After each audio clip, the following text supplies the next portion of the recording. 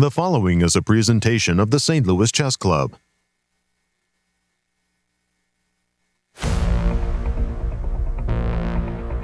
Unexpected results are becoming the norm at the SuperUnited Rapid Blitz Croatia in Zagreb. Time pressure affects everyone with heartbreaking blunders, leaving ardent chess fans on the edge of their seats. Fabiano Caruana is still in peak form following his recent success in Romania, winning 2 more games to jump into clear first. Former GCT champ Wesley entered the day tied for second.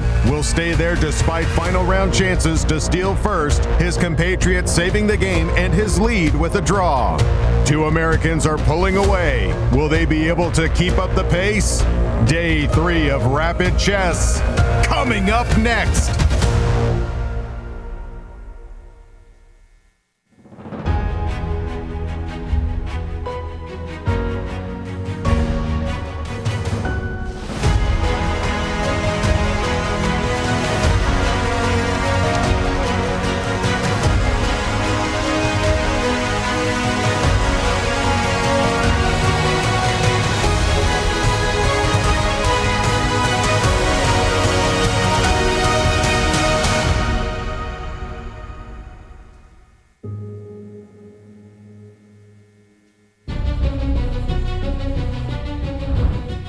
Welcome back, chess fans, to day 3 of the SuperUnited Rapid Blitz held here in beautiful Zagreb, Croatia. Just an amazing event up to this point, but more thrills and spills are about to be on the horizon. Let's go to the studio and start day 3 action. It's the last day of Rapid Chess with time running out. Can the leaders hold on? Day 3 is coming up right now.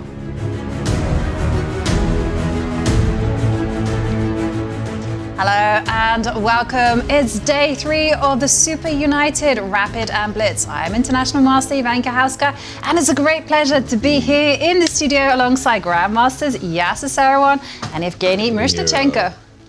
Thank you. It's my pleasure to be with you both. Hello, everyone, and welcome to our show. Indeed, after 6 rounds of Rapid and Blitz, we have been excited by the players, but the expression is defense wins championships, and it was the defense from an incredibly miserable position by Fabiano that propelled him to first place. Jovi, do the honors and tell us the standings. Absolutely. Fabiano put on a powerful performance, 2 victories and a draw. Those 5 points actually enabled him to jump to the top of the scoreboard with 9 points out of a possible 12. Wesley is 1 point behind him with 8 points. And then we have a 3-way tie between Gukesh, who had a spectacular day yesterday, Maxime, Vachier-Lagrave, Alireza, Firouzja, they're all on 7. So still too close to call. And remember, it's not the only part of the event. Indeed, and tell us about the format. Yes, it is a 10-player round robin, and the event is split into 2 parts. We have the rapid portion played at a time control of 25 minutes plus 10-second time bonus per move, and then comes the blitz. That's played at a time control of 5 minutes plus 2 seconds. And do remember, it's the final day where in the rapid, 2 points will count for the win, 1 point for the draw, nothing if you lose. And for blitz, well, things become a lot more standard. And tell us about the schedule. Yes, okay, well, we have 3 more games of rapid, and then over the weekend, well, time gets slashed, the pressure gets increased, as we're going to see 18 rounds of a blitz. And on Sunday, a champion will be crowned, and if there's a tie for first place, there will be playoffs on that day. Fast and furious indeed. Thank you, Jovi. And Miro, as we just saw, the tournament's in 2 halves, if you will, the Rapid and the Blitz. The players who win the Rapid, they always win the event? Well, you would think so, yes. First of all, thanks for reminding me that it's one tournament, even though it's played in 2 time controls. Well, a couple of times I've got overexcited during those last rounds of Rapid and would declare the winner, the leader rather, the winner of the event, which is not the case. 18 more games to be played after today. However, leading after the Rapid is very, very recommended. So another of those if you win moments. So Magnus Carlsen, 3 times during the history of GCT, was leading after the Rapid and won the entire event.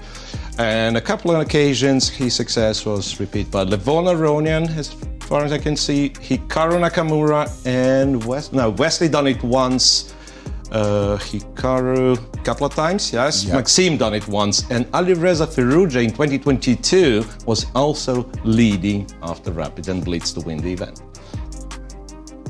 So, you would think that, so Fabi, he ends up a leader, he wins the event. However, we are playing in Zagreb, which is the capital of Croatia, and things are different in Croatia, because through the history of last 3 years, those were the leaders after the Rapid portion. So it was Nepo, Joran van Forest, and Nepo and Fabi together last year. Right. However, you know what happened? None of them ended up winning the event. So MWL done it after his brilliant Blitz performance 2021. In 2022 and 2023, something went wrong for those Rapid leaders after the Rapid, because it was the man himself, Magnus Carlsen, storming the Blitz portion and winning the event back-to-back in 2 years.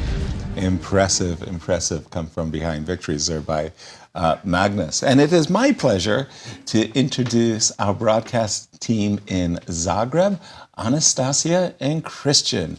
Over to you in Zagreb. Good to see you guys, and welcome back, chess fans, to the final day of Rapid here in Zagreb, Croatia. I have to say, the race to the top is heating up. So let's take a look at the leaders and their road ahead. We're going to start with one, Gukesh, who had an absolutely spectacular day 2. Anastasiya, what can you tell us about Gukesh? Gukesh, the new challenger of the FIDE World Championship match, and of course one of the biggest stars of the chess world these days. He started the tournament not so great, but yesterday had a great day, +2, winning this crazy game against MWL. So we can see that he is only 2 points behind the leader, Fabiano Caruana, with whom he's playing right now in the 7th round.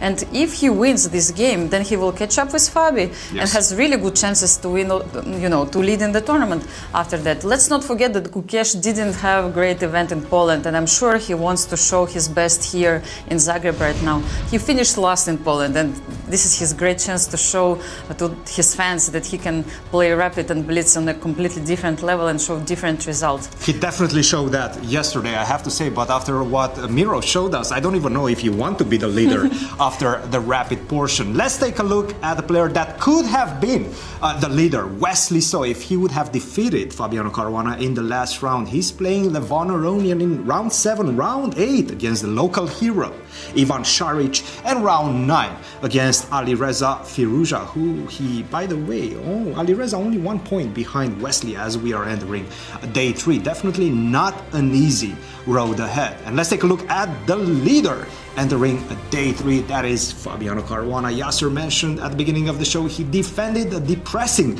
position against Wesley. And today a big test, as you just mentioned. Gukesh is here. Yes, that's going to be an exquisite matchup. Round 8 against Anish Giri. Anish defeated him in Romania. Let's not forget about that. Perhaps revenge on the horizon for Fabiano Caruana. And in round 9 against one of his good friends, I would say, Maxime Vachier-Lagrave. Definitely a lot of exciting chess coming up your way, guys. For the moment, back to you in St. Louis. We'll be here to give you all the insights. Thank you, Cristian and Anastasiya. And Jovi, tell our viewers what they can expect for the pairings in round 7. Yes, with a lot of pleasure. Here you can see local hero Ivan Saric plays white against Alireza Firouzja. Wesley So has the white pieces against Levon Aronian. Wow. Gukesh against Fabiano Caruana. That has to be our marquee matchup. And Anish Giri has the white pieces against Nepomniachtchi, who lost yesterday in the final round. Maxime Vachier-Lagrave tied for 3rd. Well, he's got the white pieces against a struggling Vidit Gujrathi. They're fighting hard for a lot of pride. And bragging rights, Yasser. And bragging they're rights. also fighting for a lot of money. First place nets $40,000. Second place, $30,000. Third place, $25,000. And look at the total prize fund, $175,000. It's incredible. Thank you, SuperUnited, as the players are taking their seats and they're getting ready for this, the third and final day of the Rapids. 6 points up for grabs in the 3 games that we will be witnessing. We see Wesley So and Levon Aronian ready to do battle, and boy, are these two gladiators. Wow. Yeah, and well, we caught the handshake just in time, and there you can see the games have kicked off. I am following the game between Gukesh and Fabiano, as we have Queen's Gambit declined, Bishop B4, which has become incredibly topical. When during my time, Bishop E7 was so much the go-to move, it was like nothing else. Today, we even see Magnus playing A7, A6, and this move, Bishop B4, has just become the fashion. There's no explaining the fashion and why things come and go, Miro, but for yourself, I mean, you've observed so many tournaments, you know the players so very well. Bishop B4, why has it become so popular at the highest level? For no particular reason, as far as I can tell. Just fashion. I mean, it's dynamic, right? Bishop E7 has a very solid reputation. Bishop B4, when you combine it with moves like C5 at the right time, gets very sharp. It could be, you know, the reason could be that it's very demanding.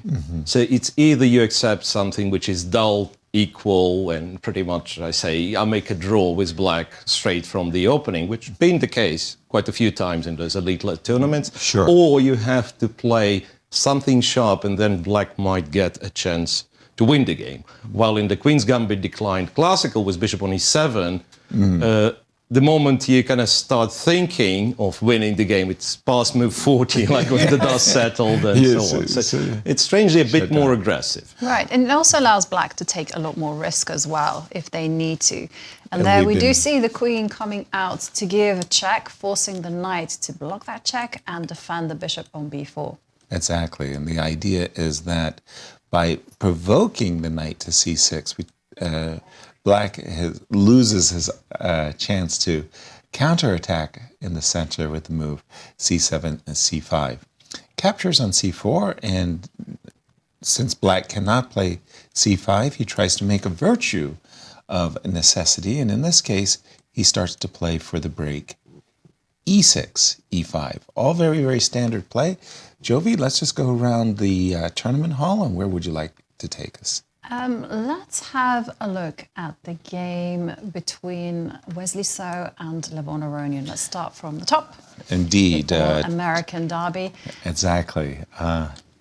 As these two players know each other well, both players are really experts in the Catalan opening, and it's always nice when you see two really great experts in a particular opening sitting down to share their thoughts. I dabble in the Catalan. I would play castles here with the idea of delaying the recapture on d4. I would like to see, most especially, the knight come to c6 so that I could capture with the idea of capturing and ruining the pawn structure. Castle was the move chosen, but not knight c6. Bishop to c5 was the response. I think knight c6 would have actually been an error, in fact. Bishop c5, knight takes d4, castles. And we've caught up to the players. And again, this is very standard Catalan waters. The idea here is this bishop on g2 has two functions. First, defend the king. Second, patrol this diagonal. The Catalan bishop tends to outperform its colleague, and that's the advantage that white It's gets. amazing how quickly black's position can become unpleasant if Yes. you do not neutralize that bishop sitting on g2. Exactly. It literally can stop its counterpart on c8 from developing, and therefore just ruining the queenside development for black. Sometimes you see these model games from the Catalan, and it almost feels like white won from opening to ending. It was like just the smoothest transition. And let's go to the game of I wanted to go to the game of Ivan Saric and Alireza, and I'm doing that for a very purposeful reason, not because of this opening, but because the AI is bugging me.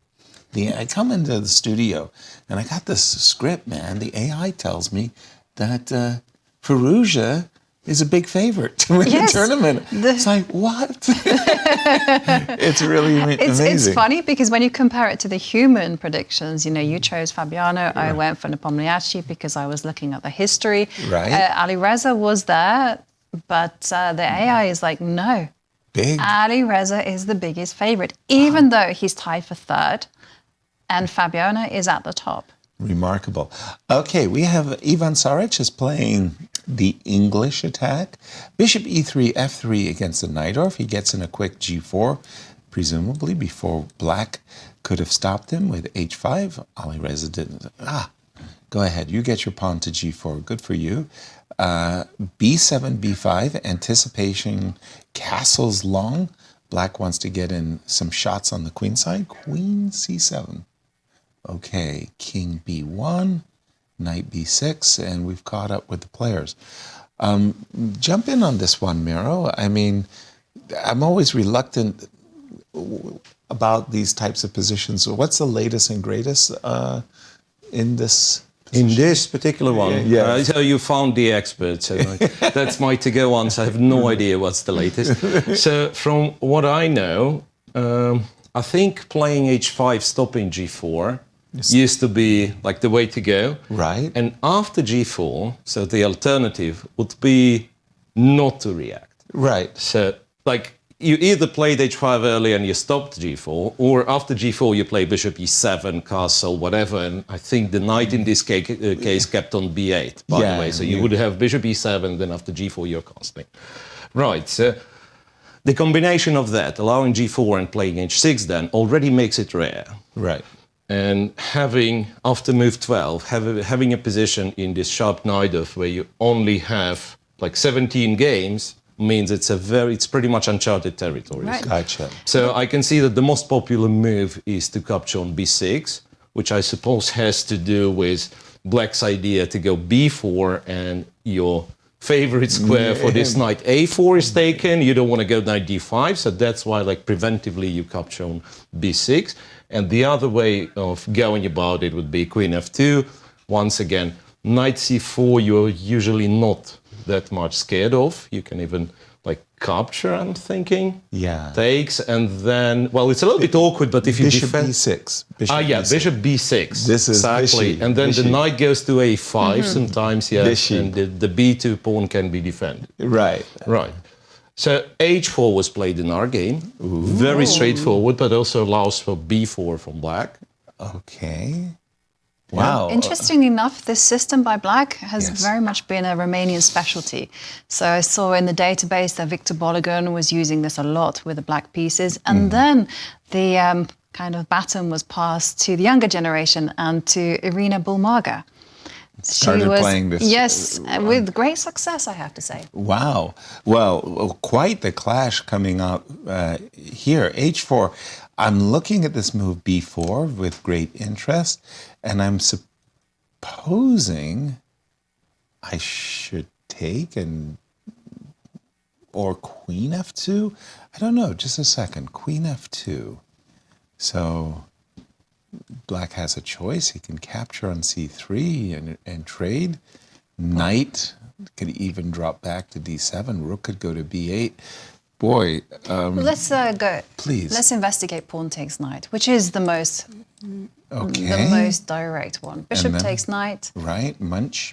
and then the queen moves. You can put her Well- on any square you like, except maybe c6 and c5. Don't give her away, Yasser. Don't get, Okay. give me a good square. Let's put her on d6. D7 allows knight C5, so I don't necessarily want that. I take advantage of the Maybe, pin. yes. Yeah. Okay. So actually, not so many good squares. I spoke too soon. Queen C8. Queen C8. Yeah. All right.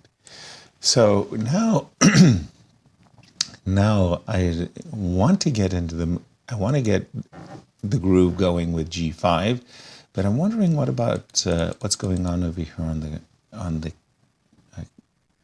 king side as well. Just a second here. These are challenging moments. I guess I have to capture. If you capture on C3, I think that's a reasonable move. I'll reroute my bishop. My bishop on B6 hits this queen. Maybe on a good day I can drop in on B6. I don't know. It's a double-edged position. What does the computer think of this move H2, H4, and the position in general? So it's tricky because computer's very happy with white's position, and once again I have to tell it's our computer, which is not very deep, right? Okay. And it's all based on this variation, which looks like it should be favorable for black. Again, like on a surface. So B4, and then queen F2 does not quite work, I have to say, because black captures, and there is, like queen C8 was good, but queen C6 might be even a bit stronger. Okay. And there is no comfortable way to resolve this thing. It's just that, you end up with like somewhat weak king, and we play on. We're not happy. Right? Yeah, so after B4, the move is to capture on B6 immediately. Okay. Which means if you capture C3, we take C7, it's just better for white. Yeah. We win a pawn, Therefore, queen takes, knight to A4. But then, like if you do not have a computer telling you that this is good, like after, say, queen B8, you have to go knight A5 and so on, because the knight is in danger. One of the things that black's threatening is bishop D7, trapping the knight on A4. Sure. Yes. And also, I was thinking something like this is very typical to Mars. Like queen b4, we just go bishop e7, you castle, right? Yeah. And then you have these two open files. And maybe, once again, in this particular case, maybe white's in time to trade the queens, because otherwise, if you let black castle and put those rooks on b8, c8, no one's going to care about your extra pawn anymore. So the king will be certainly in danger. So, yeah. So exactly why after b4, bishop takes, queen, and we have b4. B4 was just played. Yeah. Go ahead. So bishop takes, queen takes, knight to a4, queen to move b8. to Queen to b8. b8. And now kind of, wow. Queen e3 is one move, but knight a5 computer turns to like the most. Knight a5, and if you go bishop d7, b3, which is once again not that trivial, right? Okay. Not that trivial. So if you take on a4, ba4, you would think, you've ruined the pawn structure, but computer's very happy for white. For guys, this position looks like it's a sizzler, but there is one game that is looking like it's going to be a fizzler. A fizzler. And let's head to the game between Anish Giri against Jan Nepomniachtchi. Because this one could finish it looks like one of those quickly Queen's in a very peaceful result. Queen's Gambit accepted kind of ending positions where, well, why is it a fizzle? I'm happy with white. I've got a square. I mean, well, I was just given the call I'm that ready. this game could just fizzle out any time now, so get to it. Wait a minute, knight to c6, plant. I feel like, it's taking a step on the moon. Once I put my knight on c6, it's a great step forward for mankind. The knight on c6 will be... I can't believe I interrupted you. Sizzling. to a fizzling. Boy. Okay. Thanks, Juvi. You're welcome. You're losing your driving privileges. Just a second. What happened here? I actually like white. Well, very quickly, Miro, at the engine's perspective, does the engine see it as a fizzle or as a sizzle? Agree with you, 100%. And not only the engine, but I think it's like in those old books before the engine, they would tell us, and you would get this structure from, let me think, the Queen's Indian. Yes. So black would develop the bishop on b7. Later on, the bishops would be traded because white would play the g3 line. And something like that, where like it's symmetrical, identical pieces, everything, but white has the best thing according to Yasser, the anchored knight. Right. Yeah, the anchored knight, which blocks the c file and also controls the D line. file. So you have two open files in the position, and potentially white is the one who operates on both of those. Of both, yeah. So it's not much. Once again, don't get me wrong. It's not like white is winning or something, but the game goes on. But white it's unpleasant for black, I right? live for this position. Back in the day, Anderson would be back in the day, you'd call it a great success, right? That's the maximum you could get against the Queen's Indian. Absolutely. And Well, okay, we look forward to seeing how Anish can maintain the pressure against Jan Nepomniachtchi. And as we saw, black was feeling the heat, so they went h5. H7, H5. So normally speaking, these types of positions, what you try to do is slowly take more space, and especially from this knight on f6. So in my mind, an ideal setup before the move f2, f3 was played, by the way, would be something like e4. E4 and f3. Once you see the pawn, I'm just going to put a move on the board. It's not that good. But once you see this pawn on e4 as well as the pawn on f3, then you say to yourself, my knight's stuck. Yeah. My knight's just stuck. It's just not going anywhere. How do I get that into the game? The white queen would drop back to c2. And as we were saying, the knight on c6 does a great job at blocking the c file, but also giving white the opportunity to take control of the d file. And we see this awkward move, rook a8 as well. This is the thing, it was played very quickly by Jan. He doesn't seem flustered at all. He's got this idea of going a6, challenge the b5 point.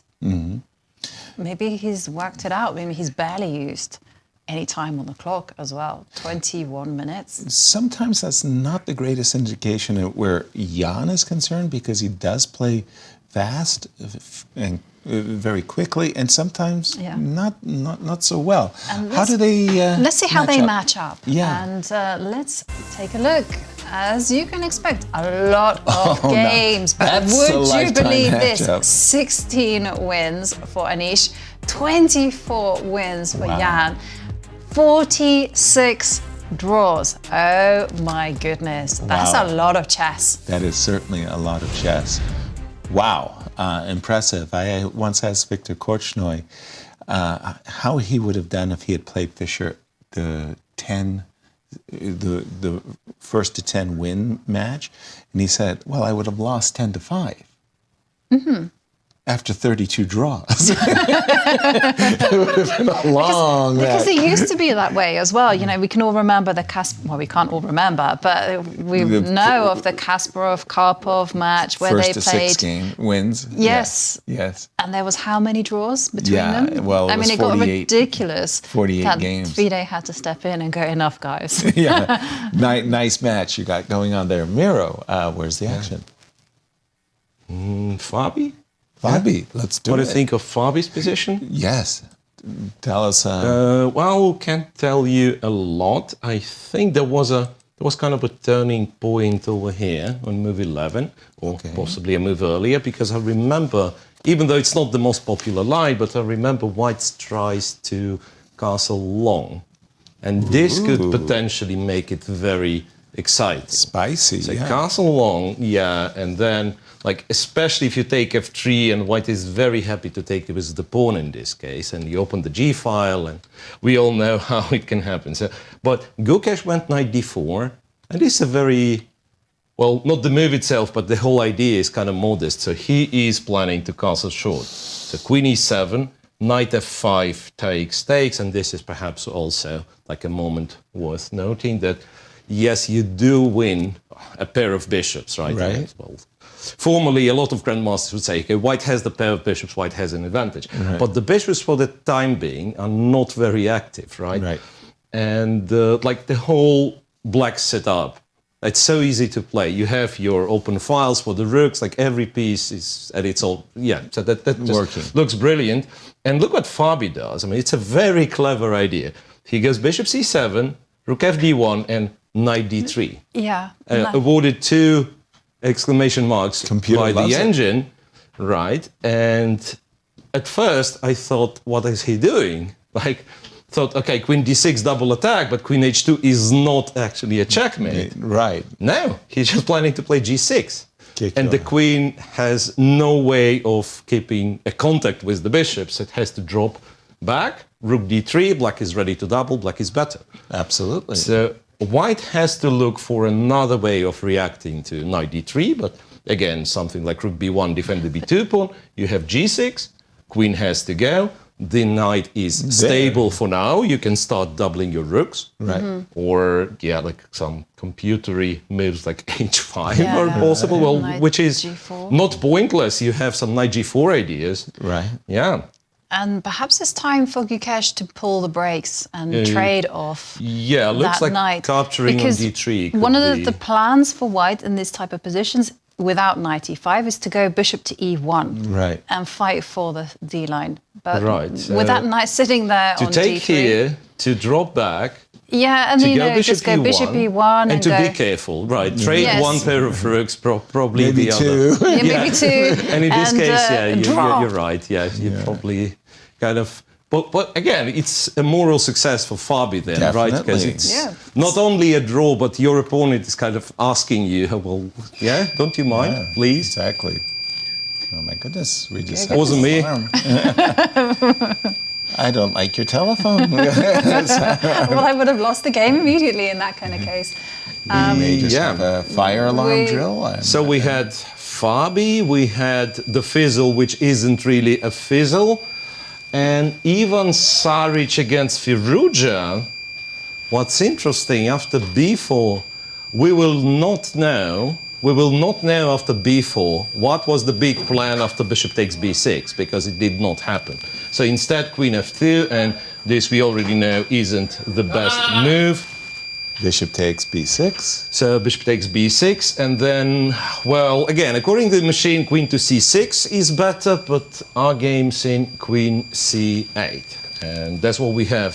That's what we have right now.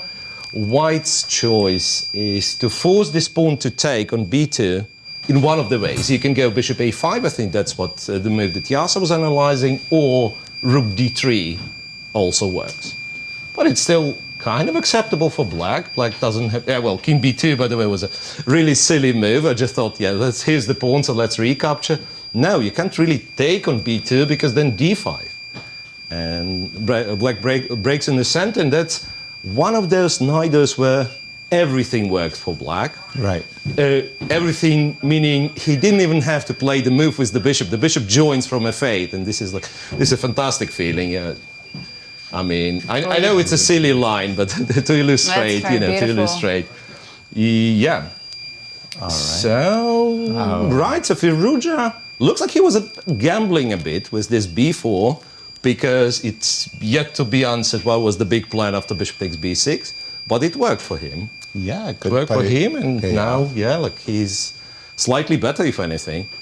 Thank you, Miro. Our apologies as we're just getting a technical detail fixed. I'm sorry to say we haven't looked at the game between MVL and Vidit. Shall we drop in? We can perhaps drop in and take a look at how the players are doing. Maybe we can pull up their cameras. It's After Bishop. well, we are going to go to Croatia, where we can have a chat with Cristian. Thank you, Jovi. Yes, apps.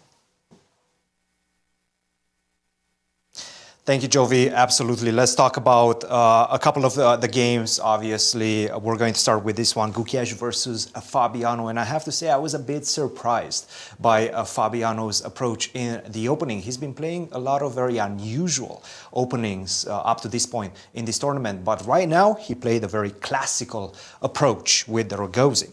Now, bishop takes c4, and I have to say, where we are right now, it seems like Fabi is perhaps even better. This is the current position on the board after the move queen to e2. I'm expecting a simple rook to d7, perhaps even rook to d8. I'm seeing this pressure on the d file, and I'm seeing the majority on the queen side as well. So any sort of endgame is going to favor Fabiano. Definitely, I think Fabiano is in pole position to maybe even try to squeeze more than just equality out of this game. At the same time, look, he's in the lead, right? He knows that with the black pieces, there's absolutely no problems if he makes a draw. So Fabi definitely looking good out of this one. Let's take a look at Alireza.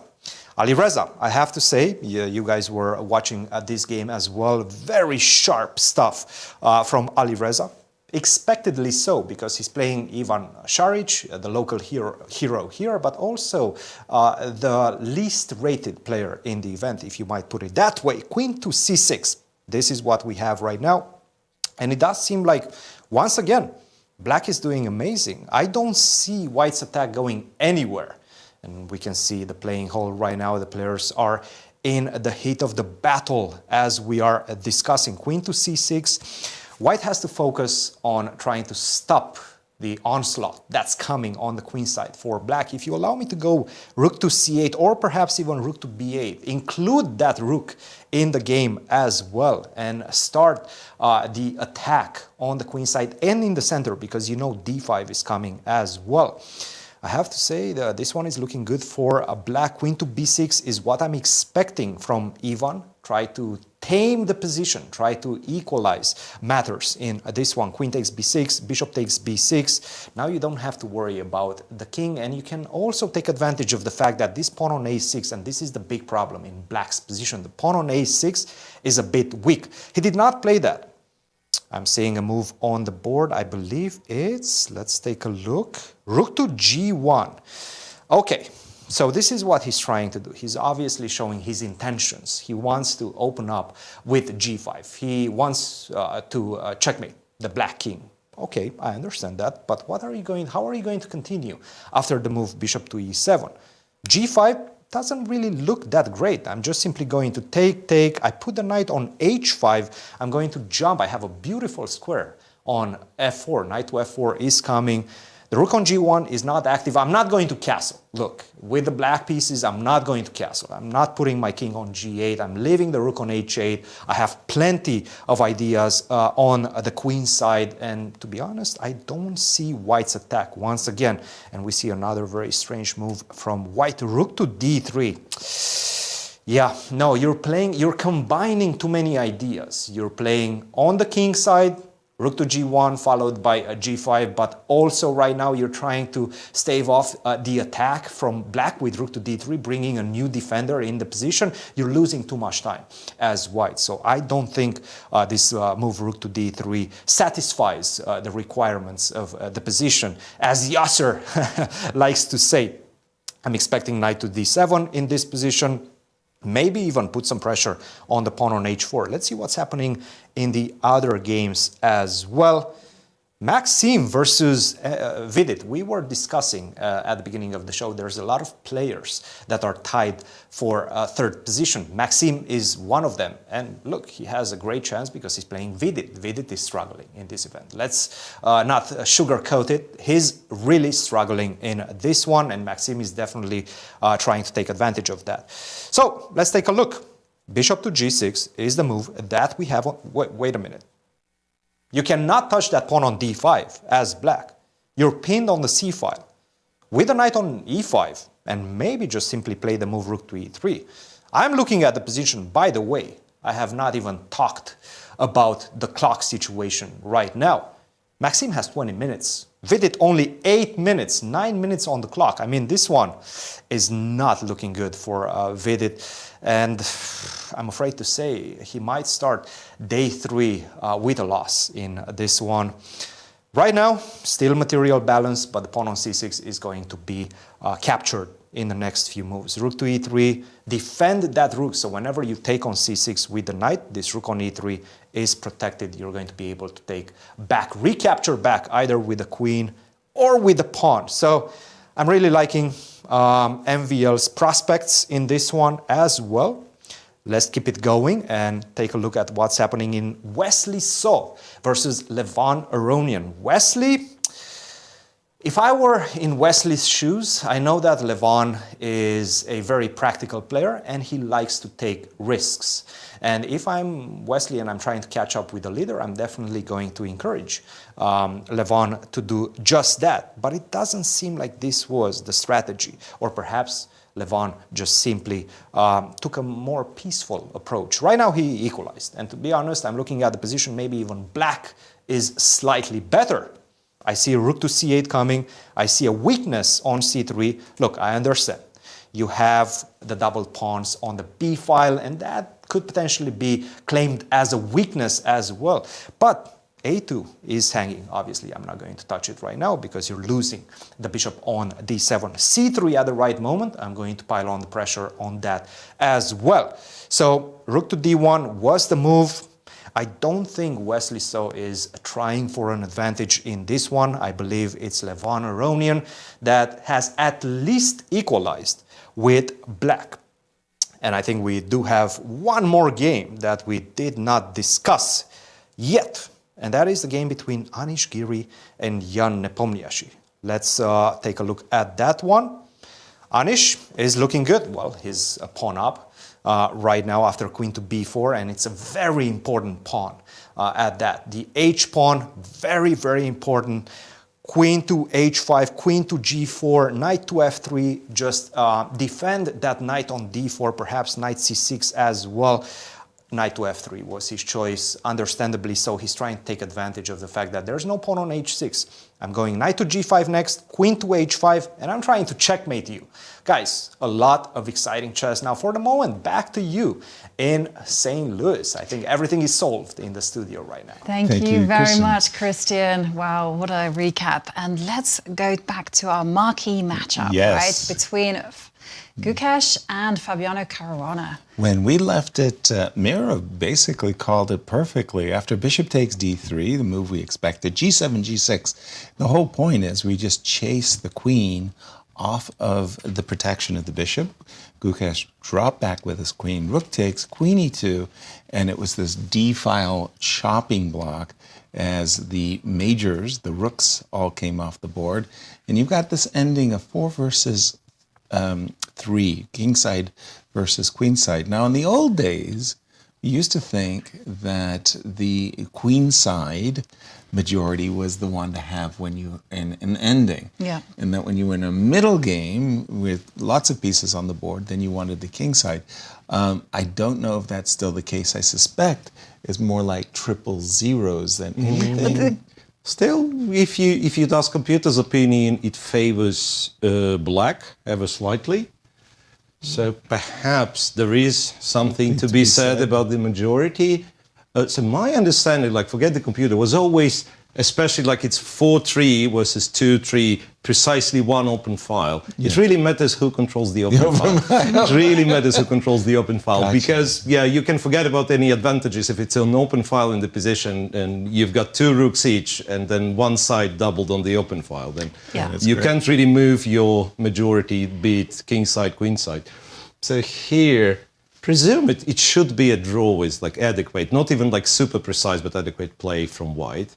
But still, it's a successful There's a file. potential to grind, actually, for black, because it's easier to move the pawn majority there on the queen side. There is a bit of a question, right? I mean, what do you do about these guys? How exactly are you planning to move your kingside pawns? G3, not very comfortable, right?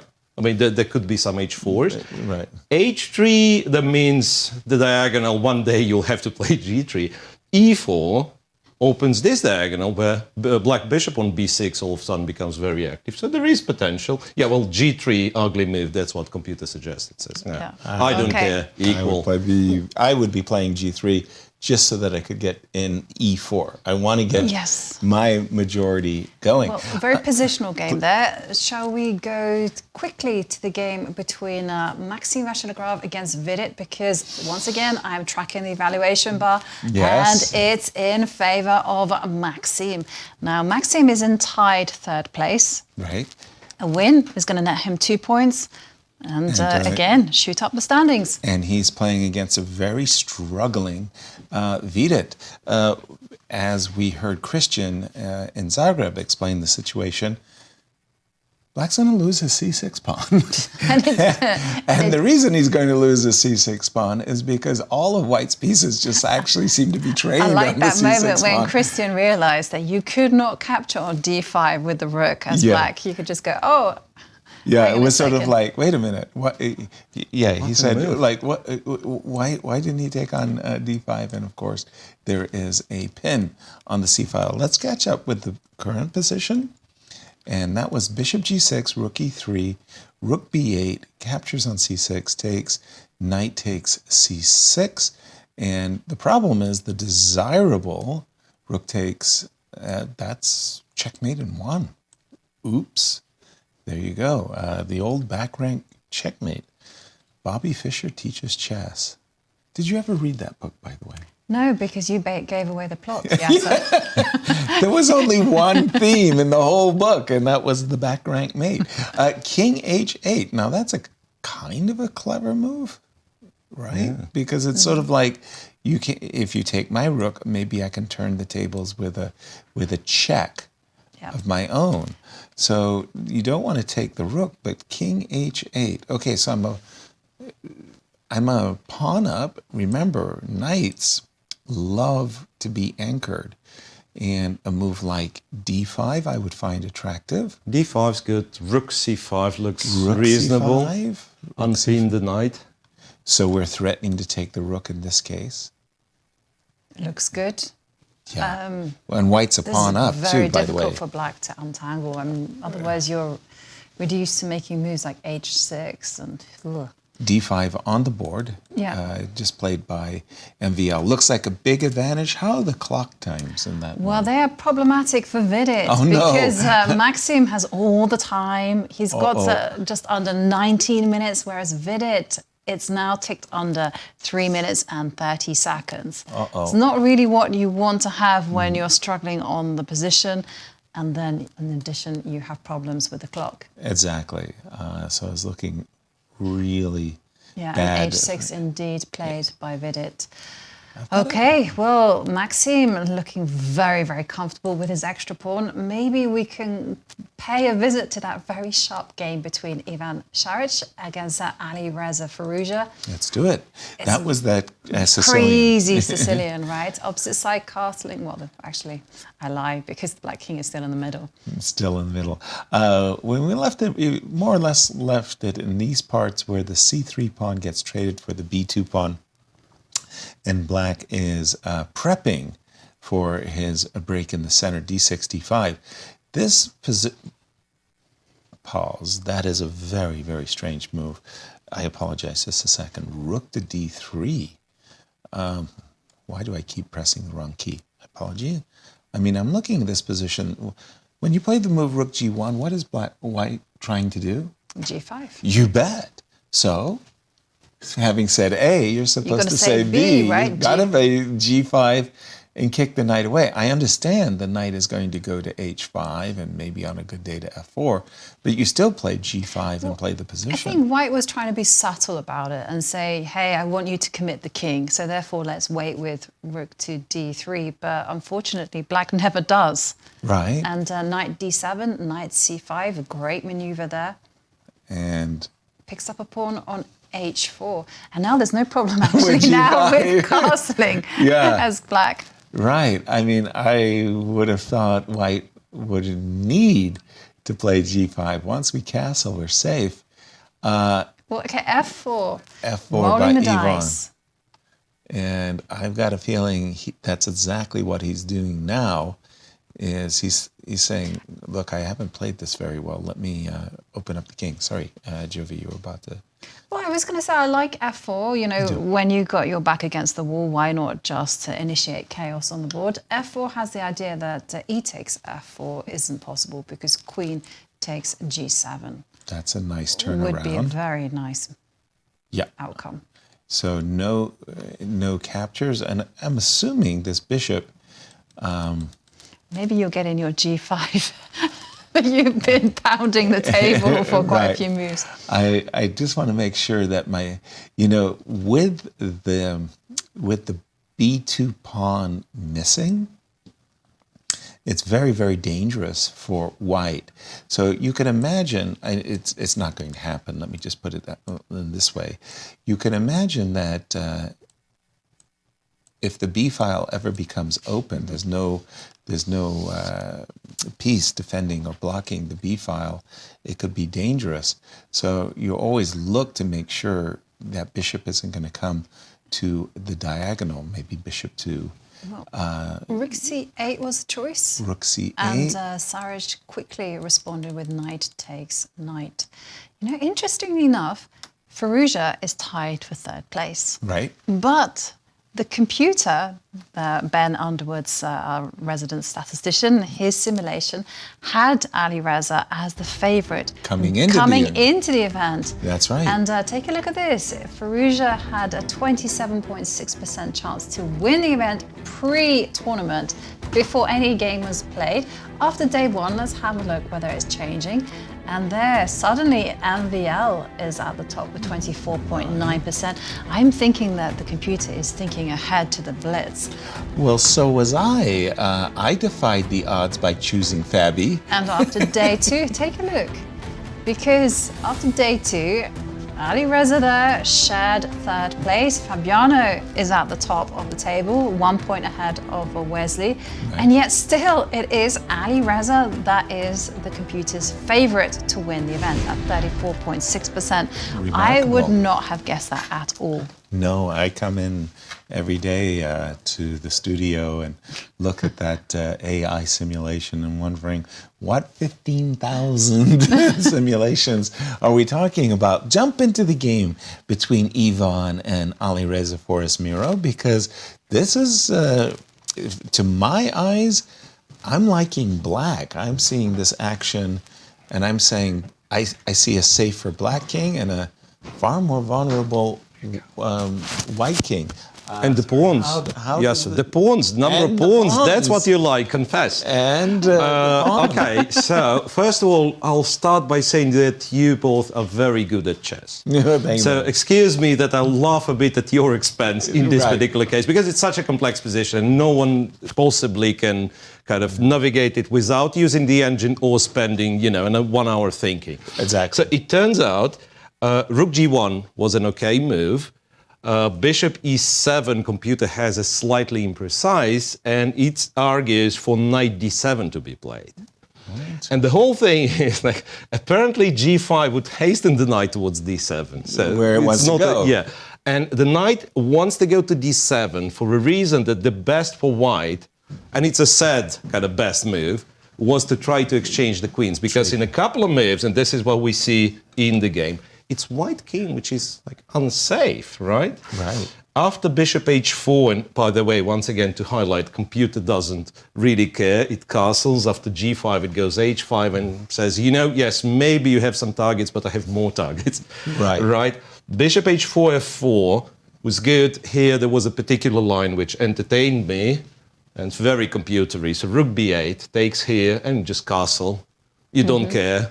Then if the pawn takes, you go rook c8 and it's +2 something, -2 something, meaning black is winning, decisive attack. And also something like that starts to happen. You lose a knight, but you win the game. Bishop b3, a b3, rook b3. And then queen a4 checkmate if you go to the a file, or the bishop, the sneaky bishop, goes to g5 if you go to c1. So it's a forced checkmate.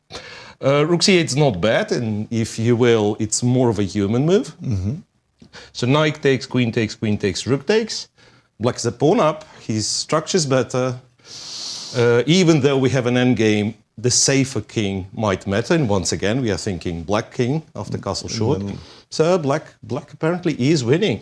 Now, the best line computer has is to go f5, after which you can pick up one more pawn with the check. Fantastic. King b2, king e7 in this case. You no longer have to care about castle. Is there any salvation in a rook and bishop endgame as opposed to a double rook? So I'm thinking rook a3.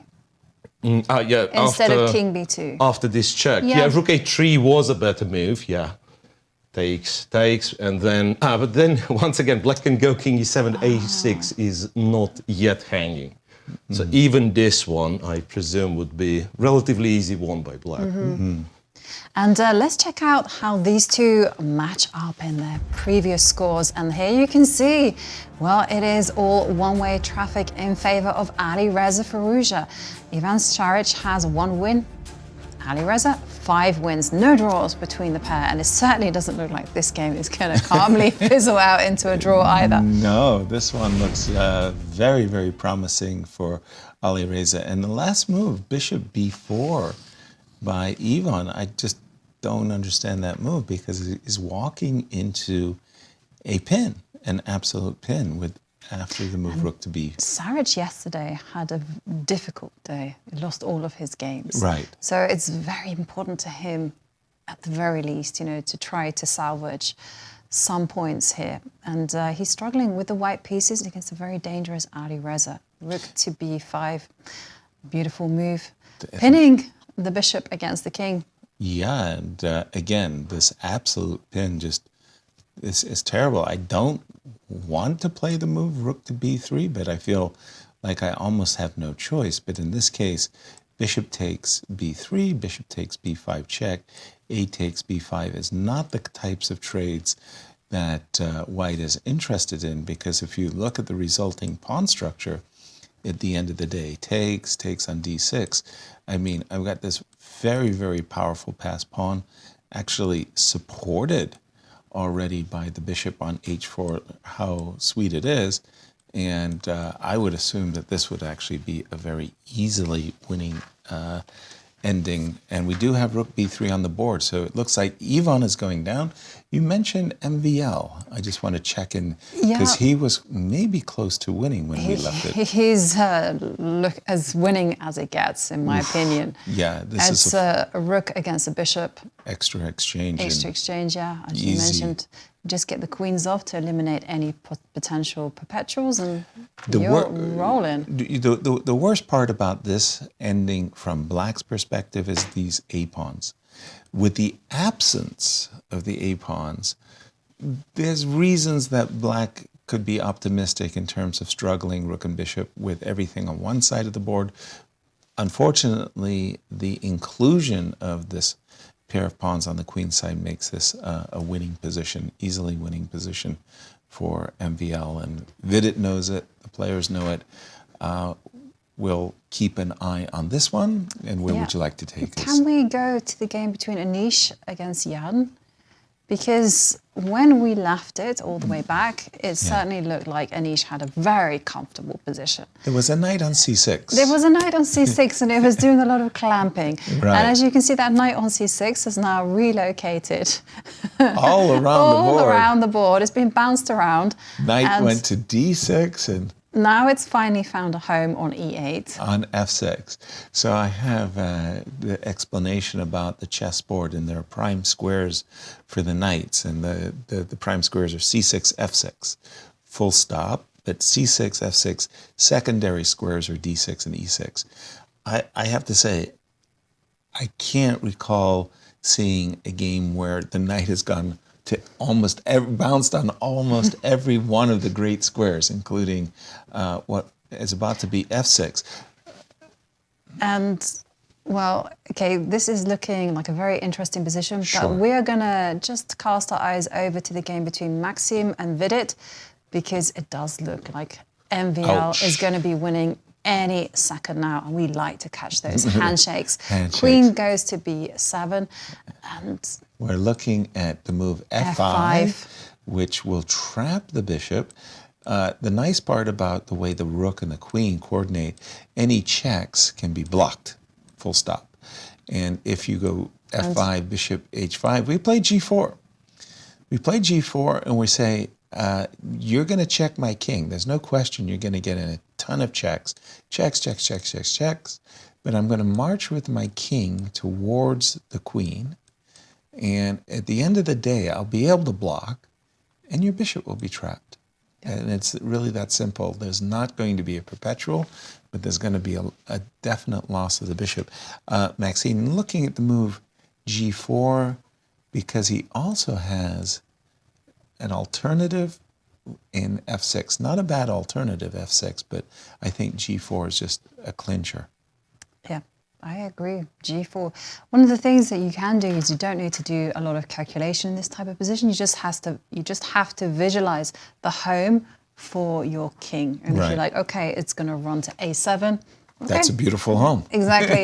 Yeah. Run for the hills. Exactly. Just make a K for yourself. So time is a factor in this one? Well, I mean, the position is pretty critical. Yeah. So in terms of time, Maxime has just over 12 minutes and 30 seconds, whereas Vidit is on 2 minutes and 13 seconds. So it would be a problem if the position were a little less lost for Vidit. That looks dead. I want to go to the marquee matchup between Gukesh and Fabi, because when we left it, we were in a kind of an awkward position for White in terms of how he was going to complete his structure, kingside structure. Should he play g3? Should he play h3? Well, Gukesh bit the bullet and played the move g2, g3, a move I approve of. I must say, I strongly disapprove of these pieces on the first rank. Time to get them into the game. Knight b2, very good. Knight c4. And now Fabi, he's sitting there saying, you know, this knight is a little bit off sides. Knight f3, knight e4 would make more sense. And we've just caught up with the players after h4. I feel more coordination for the black pieces. And how are the clock times in this one, Joe? Very balanced. We see Gukesh with 4 minutes and 42 seconds, whereas Fabiano has 4 minutes and 30 seconds. H4. I like H4. You know, getting ready to go E4. Yes. One fine day. One fine day indeed. Jump in on this one, Miro. We thought with correct play, the game was probably going to be balanced. But on the other hand, we thought that maybe black was the one who could push. Is that still the case? Well, that's what he does. He pushes. Yeah. And the game is still can be balanced with the correct play. So that's the feeling of it. And now after a6, the move he just made. What? Apparently e4. Apparently e4 is what White's doing, and he's okay. The move a7, a6, a6, too slow, too slow. But it will be very hard to guess what had to be played instead, because b5, b4, which looks like, you know, you didn't study positional chess, I'm sorry, but that's what computer advocates to be the best move. b4, yeah, followed b4, by knight c3, maybe, or... Well, after knight c4, it actually goes knight b6. Just wants to get rid of this knight. Yeah, and my question, though, to our dear friend computer is it sure that, say, some bishop's endgame will be winning? It's not clear. Even this one's not clear. And by the way, we have a draw between Anish, Giri and Jan Nepomniachtchi. That was, again, the very strangest game where the knight just bounced all over the place. And when we left it, he had just traded queens, but lost his b5 pawn. He soon lost his e5 pawn as well. That forced Anish to go for the repetition. And there you see it's a draw. Well, in the end, I think that Nepo just played that position very well.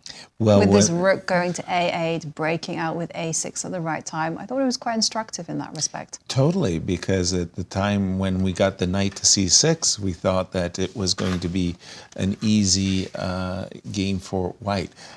Jumping back to the MVL game for just a moment, because I did see that MVL did not play the move g4. But his weapon of choice was f6. Yes. That was a strikingly good alternative. But check this out. Captures. Would you like to take the bishop? No, he decided not to. I know. Isn't that intriguing play? He killed any form of counterplay, any hope, by going queen to d6. But bishop moves back. But now, I guess we're taking the a pawn, and thanks to the fact that our queen sorry, is patrolling this diagonal. There's no checks to our king, but there is a passed a-pawn. There's also rook b6, rook b8 as well in the air. After rook takes a6. Yes. Yes, exactly. MVL looks really good on this one. Where would you like to take us? Yeah. Whoa. We did just have some moves there. It happened just as we were going away. Yeah, bishop e2, rook Pardon me. f5 played. Bishop e2, good move to try to defend the pawn on a6. Rook f5 instantly played, by the way. The problem is, now it's black's king side Yeah. that is under fire. I mean, this also just highlights why the rook is so good in open positions. It can just dance around the board, move to the left, to the right. And there you can see rook takes f6 being played, and now we are going to see resignation. Yeah. You can't prevent the h-pawn from falling off. This is why I played so much in my career. And there we see it. A win for Maxime Vachier-Lagrave. Pawn structure. Exactly. And very important 2 points. Moving up the standings. MBL.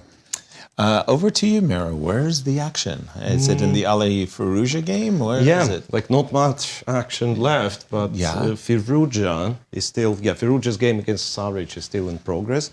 Looks like he's winning still, but I'm honestly surprised with Saric still being in the game.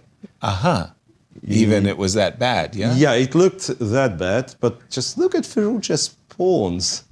Like, it's a huge mass of pawns. Yeah. Whenever this h6, h5 is getting played, and computer suggests the time is now. To play h5. Yeah. Bishop f2 is not bad, but like he could just play h5 and not even recapture the pawn, but just go forward f3, g4. F3, and so on. yeah.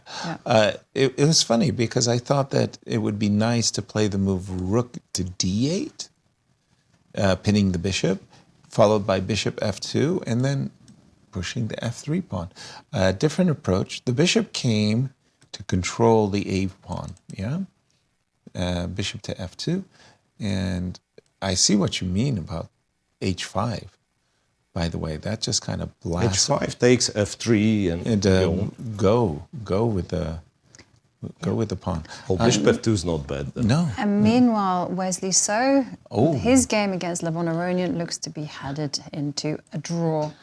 Okay, that is 3 versus 3. But have you ever seen an endgame where white's pawns are on e2 and f2? And g4 like this? No. When I've seen 3 versus 3, this is unique. Seriously. Yeah. And I'm not used to seeing e2, f2, and a g4 versus e5, f4. That's funny. If we took the e pawns off the board, that would be the most common kind of endgame we could have. With the e2 pawn on the board? No. Going to go to the game of Gukesh because, again, reminding everybody that these two players are tied for first. Well, tied for first and second. Fabi's in first. Fabi blundered. Blundered. a4. Allowed a4. Gukesh is better. Gukesh is better. Okay, so b4, knight a4, a5, oops, a4. Now suddenly the a pawn, which was on a2 and a big target for the knight, is no longer a target. And you can't play en passant because the knight is hanging. And the clock situation is very relevant here because Gukesh has just over 3 minutes, while Fabi, he just has 31 seconds and is ticking down. He's going to be very reliant on the 10-second time bonus that he'll get per move. It's worse than I thought. A moment ago, the black knight was attacking the a2 pawn. It's not. But now the white knight is fixed on that a5 pawn, and suddenly I can see a very clear path to significant advantage for white. Play the move f2, f3. Defend. By the way, the game between Wesley So and Levon Aronian did finish in a draw as expected. Yeah, that was 3 versus 3. f3, bishop f2.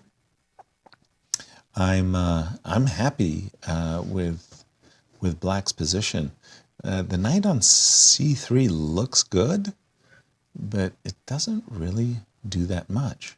Maybe it's time to mobilize the queen, improve her to d3. Now, funnily enough, we usually see Gukesh surviving on seconds left on the Right. clock. And this time he's in the other foot, he We have has to more time. We have to remind ourselves of how very, very young Gukesh is. And it's like he's improving with each and every tournament experience he's having. These grand chess tours, they really bring out, I want to say, the best in the players. And It pushes them to the max, Exactly, right? exactly. You have different types of events. You have the classical events, which is all about preparation and just showing that your Challenges, calculation is up to scratch. And then here in Rapid and Blitz, it's all about having those good instincts and being able to calculate quickly. And when we get to the Blitz, it'll be calculated and You won't have time. tactics. It's going to be intuition. Yeah. And meanwhile, whilst this game is still progressing Queen with D3 Gukesh improving the queen and a very quick knight Knight A2, two. that doesn't change too much in the position. White You is can still take the better. pawn. Take the pawn. Take the pawn. There's Knight A5. a pawn hanging on A5 because the queen did saddle up to the bishop with that last move. Knight takes A5, bishop takes F2, bishop takes F2, and that's a king all by himself. Is the idea after knight takes F5 just simply to go bishop C3? Yeah, this should And- be the idea. And then white takes. And then I take with a Probably, pawn. yeah, and then I come back. Quickly, come back. So Not so easy. Not so easy, right? To cross. And there you see Queen Gukesh decides not to go C2. for that. Queen C2. C2. Fabi Nice. is going to be happy to go back to C3 after And now He did. both players under the minute. Oh my goodness. Okay, now it really is about Shall- instinct and nerve. Sorry. Shall we? I'm wondering whether we should just quickly pop into the game between Ivan Saric and Alireza. When we Alireza on the verge of winning. by Okay, the way, maybe- F3 knight to D5. Whoa! No, this game is too exciting. Yeah. It's full of That's a unexpected big blunder. moves. Knight to D5. Uh-oh. And there we can see on the camera that Ivan Saric is on the verge of losing against Alireza Firouzja, another one of the players on shared third. Maybe And that. again, that means that they're going to tie for second alongside Maybe the Wesley. AI knows something we don't. The AI Okay. is predicting Saric. Predicting Alireza to win. Yeah. Rook Okay. H5. That looks winning. That's just Totally winning. Totally winning. Wesley is drawing. Okay, let's go back to Gukesh against Fabiano. And again, Fabiano now under 30 seconds, Gukesh 40 seconds. And Okay. still. And Firouzja And by just the way, won. Firouzja did just win. Yeah. Here, can I win a pawn somehow? Knight to E3? No. He captured on D4. So we can go knight takes A5. He did go for the win of the pawn. C5 instantly. Okay. But this is, now it's white knight, which is getting stuck. Yeah, exactly. Wait a minute. Who put the knight over there? I'm a pawn to the good, but again, Miro just pointed out the drawbacks of the situation. Can I go knight You can go to knight C6? B7. Knight to B7, C4, or Queen C3? I'm a little bit Yeah, worried. C4 is scary. Yep. 10 Oh, not so much seconds. time on the clock. Queen Queen F2. Yep. Queen F2, Queen C3. Played quickly.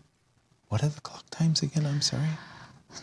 They're on seconds. Seconds. Yes, so Gukesh has 25 seconds, Fabiano Here we go. 42 seconds, and now gaining 10 seconds with that move. C4, It's all and about- suddenly Gukesh is on the back foot. A moment ago, I thought that Gukesh was doing great. Now I'm less sure. He's taken B3. But then How black are is we- just winning. B3. B3. Knight A4, the best move. He played it. Yeah, now it's all about the B pawn.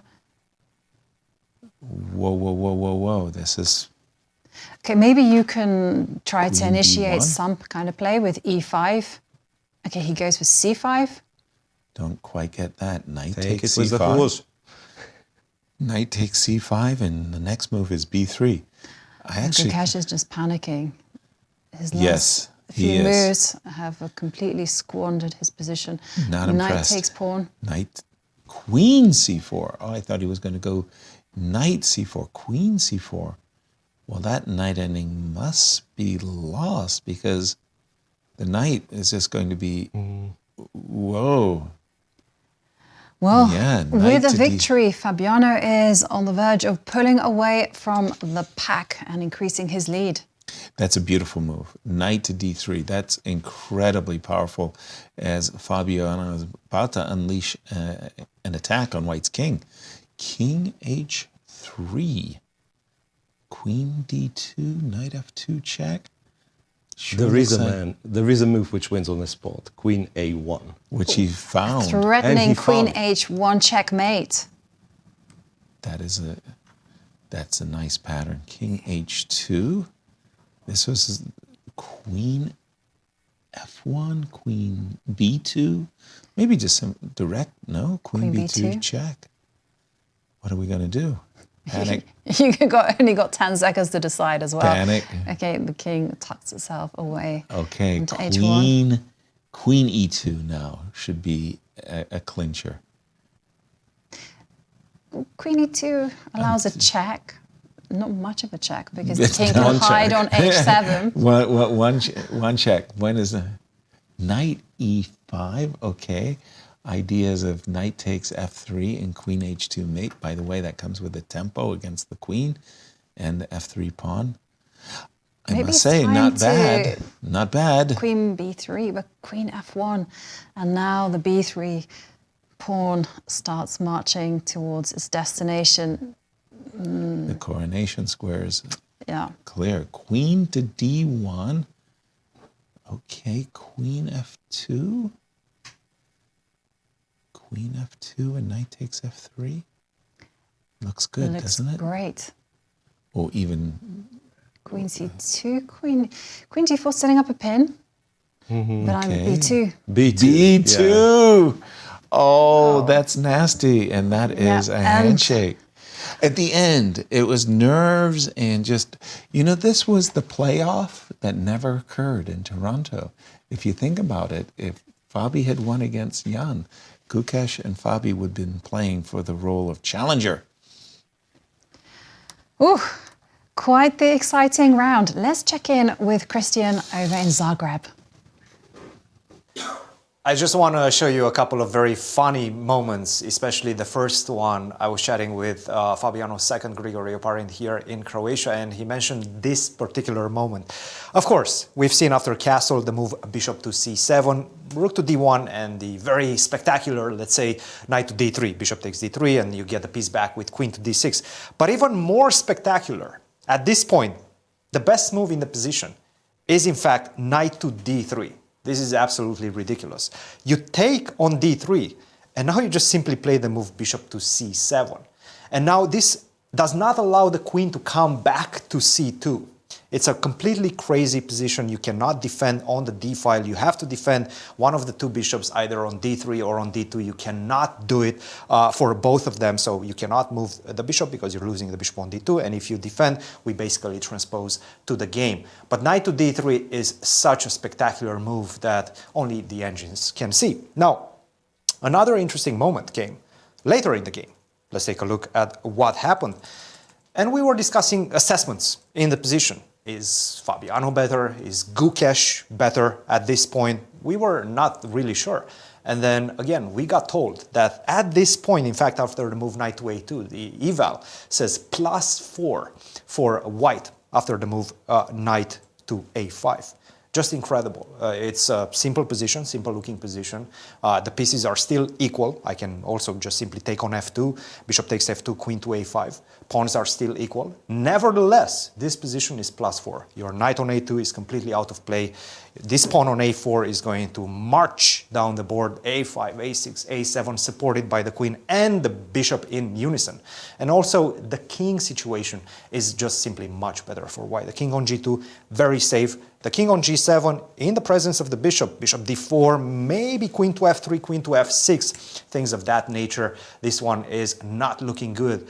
An important situation, important opportunity for Gukesh. He did not take advantage of that due to the lack of time. They were both playing on their last few seconds, and Fabiano, in the end, came out on top. Fabiano right now leading with authority this event. Guys, did you guys spot that knight to d3 in the studio? No, we didn't. That's very, very funny move, I must say. It looks like a complete blunder. Turns out to be genius. Well. Yeah, bishop takes d3. We've reached that point in our broadcast. We're ready for a break? Yes, but I'd like to before check that, in. before that, let's have a look at the standings because Indeed, we let's had do it. 3 decisive results, and let's see how they've changed. Wow. Fabiano Caruana remains at the top, but guess what? He's pulled away from the pack with that victory at the end against Gukesh. 11 points. Wesley, Maxime, Vachier-Lagrave, Alireza, Firouzja, the AI's favourite. They're all there sharing second place with 9 points. Nepomniachtchi is there with 7 points alongside Gukesh and Levon Aronian. Nice. Nice 3 decisive games. We are ready for our friends at Q Boutique. Let's see what what their special is for today. Experience the ultimate chess fan accessory with this official 2024 Grand Chess Tour green cross body bag. Show your support for the legendary tournament with this iconic logo and durable 100% polyester material. Stay stylish and organized at your next competition or event. Own a piece of history.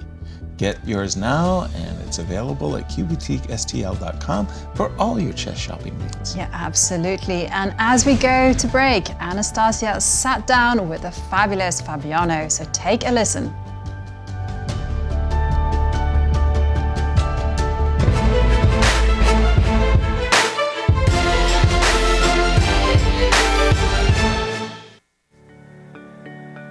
Fabi, welcome to Grand Chess Tour, welcome to Zagreb. We all made it from Bucharest here to Zagreb, but I still wanted to speak a little bit about this last day, what happened in Bucharest. It seemed like you had really mixed feelings.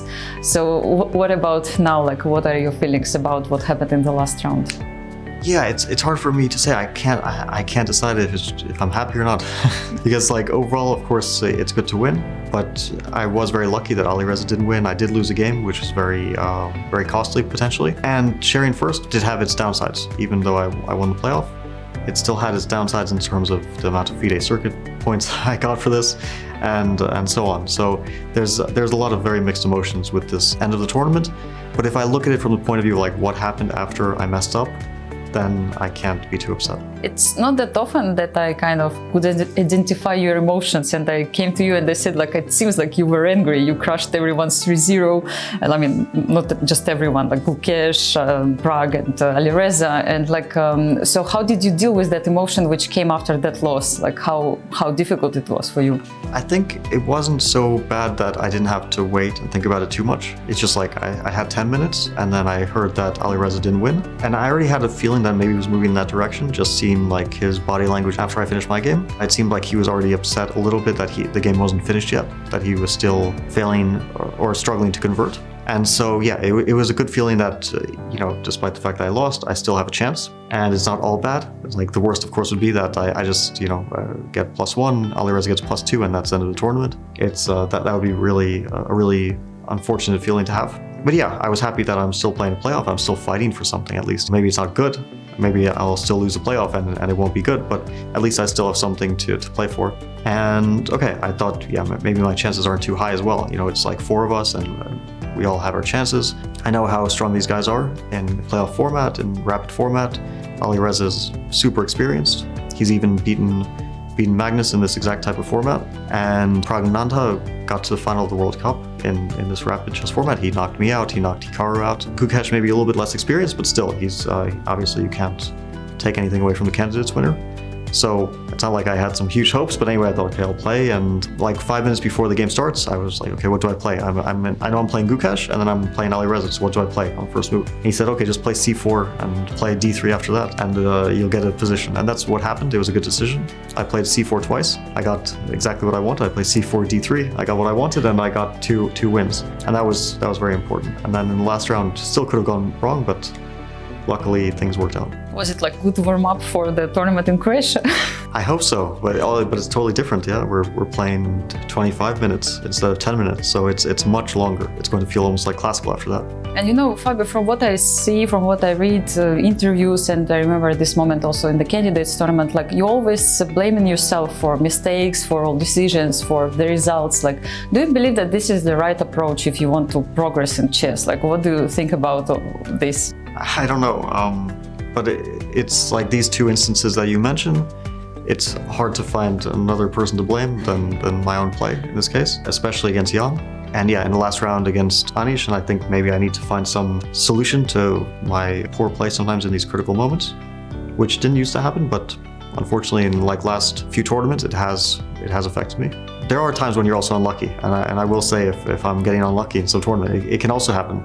I think luck does balance out, like you sometimes get lucky, sometimes get unlucky. I can't complain about the end of the tournament. I think I got more luck than bad luck if you look at it from the whole point of view. And in terms of the candidates, of course, you can look at it like maybe I was a bit unlucky at some moment, but in the critical moment, it was my responsibility to try to win this position. Yeah, and my last question, Levon Aronian was here before you came, and he said that for him the most important game is the game against you, because you're competing for who's the champion of St. Louis Main Street.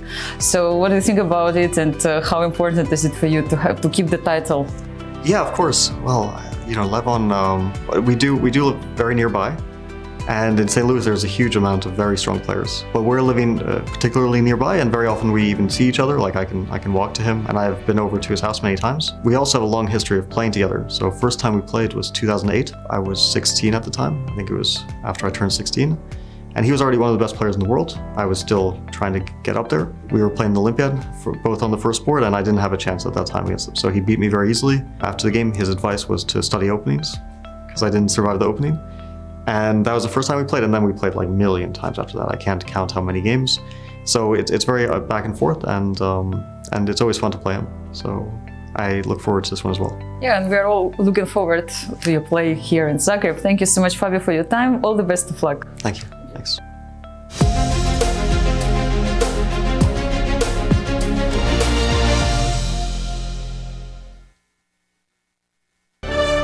National titles are on the line as young phenoms and established legends convene in the chess capital of America, St. Louis, Missouri, for the 2024 U.S. Junior Girls, Juniors and Seniors Championship. Beginning July 16th, 30 players across 3 fields will compete for over $130,000 prize fund. Returning champs Melikset Katiyan and Alice Lee will look to defend their title, while Christopher Yu looks to reclaim his title after missing the event last year. Catch all the action on the St. Louis Chess Club YouTube and Twitch channels.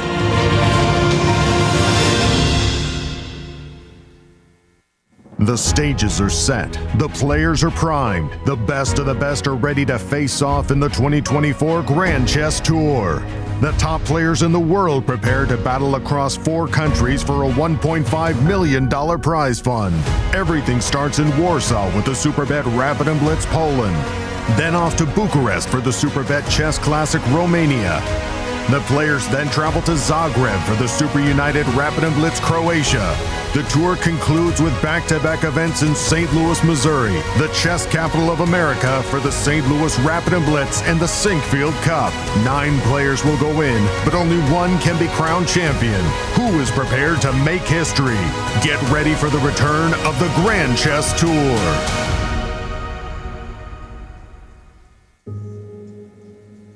We are here to celebrate what the Chess Campus does and collectively make a difference to St. Louis through the artistic, cultural, and educational endeavors of chess. The St. Louis Chess Club and World Chess Hall of Fame make such a significant imprint throughout our community, and with your help, we will continue to grow opportunities of outreach and engagement.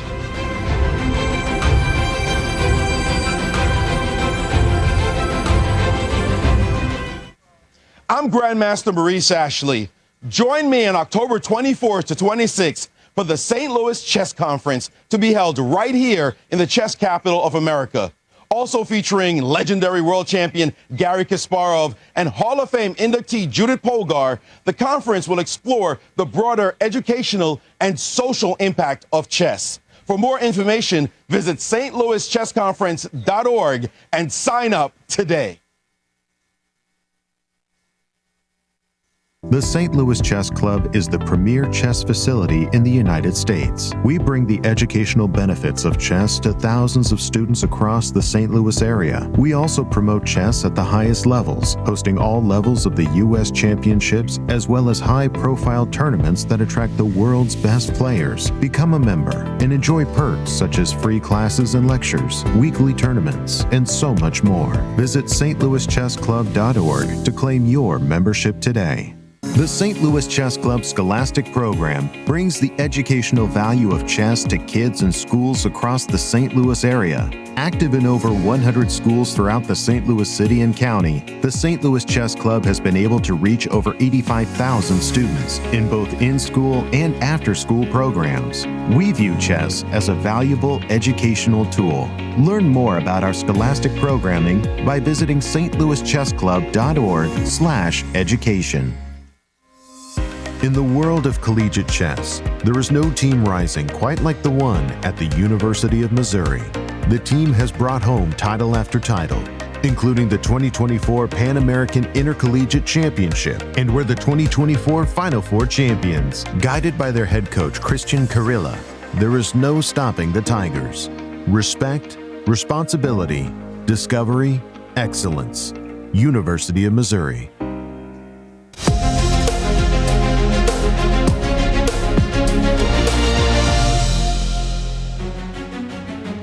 We are back, and it is the third, and it's also the final day of Rapid. Well, we just saw all the action in round 7. So let's remind ourselves of the standings after 3 decisive results. Well, Fabiano Caruana, it took him a while, but he did clinch those 2 points against Gukesh, and now he really is at the top of the leaderboard. 11 points, 2 points ahead of Wesley, Maxime Vachier-Lagrave, and Alireza Firouzja. Well, they will be looking for those victories as well if they want to climb up the standings. Nepomniachtchi, Gukesh, and Levon Aronian are there on 7 points. I can't emphasize enough that victory there by Fabi, because Gukesh could have had his chances. And the pairings for this round 8. Yes, it is the penultimate round Isn't for it? Rapid. It happened For fast. the Rapid, though, Alireza Firouzja has white against Vidit Gujrathi. Nepomniachtchi has the white pieces against Maxime Vachier-Lagrave. Fabiano Caruana has white against Anish, Giri. Levon Aronian has the white pieces against Gukesh, and Saric plays Wesley And we did see in round 7, Maxime Vachier-Lagrave beat Vidit. So let's have a look at, well, let's not have a look. Our very own Anastasiya caught up with Maxime Vachier-Lagrave. Take a look. Maxime, congratulations. You just won a game against Vidit, but is it possible to kind of forget about the fact that he's suffering this tournament and just play a game normally, or you still kind of remember about that? Well, I mean, in general, of course, when player is not having his best tournament, we try to take advantage of that. This is clear, but at the same time, I wanted to play a normal game. I got a position that was extremely pleasant, and things went very nice, and I needed that after yesterday, where first I missed a win, a sure win against Gukesh, and then ended up blundering mate, basically in one. And then I couldn't focus on my last 2 games. I made 2 draws, but those were horrendous games, so it's good to be back on track. Yeah, exactly. Whom are you playing the next 2 rounds? What's the plan? I play with Jan, with black, so a tough game for sure. Jan is always extremely well prepared. And then Fabi was leading the tournament with white.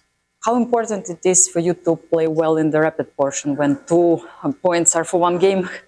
It gives a good head start, but of course, in Blitz anything can happen. So, I've had good days, I've had great days, I've had worse days in the past. So, and also, like people play so much Blitz nowadays, especially online, that, there's no more margin for error, basically.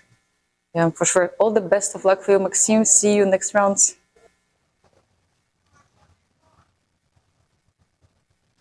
Thank you, Anastasia. Nice to catch up with MVL. We heard MVL's thoughts. In Blitz, there's no margin for error whatsoever. Yeah, well, we still have 2 rounds of Rapid to go, but I was going to say that game between Gukesh and Fabi, for me, was just huge.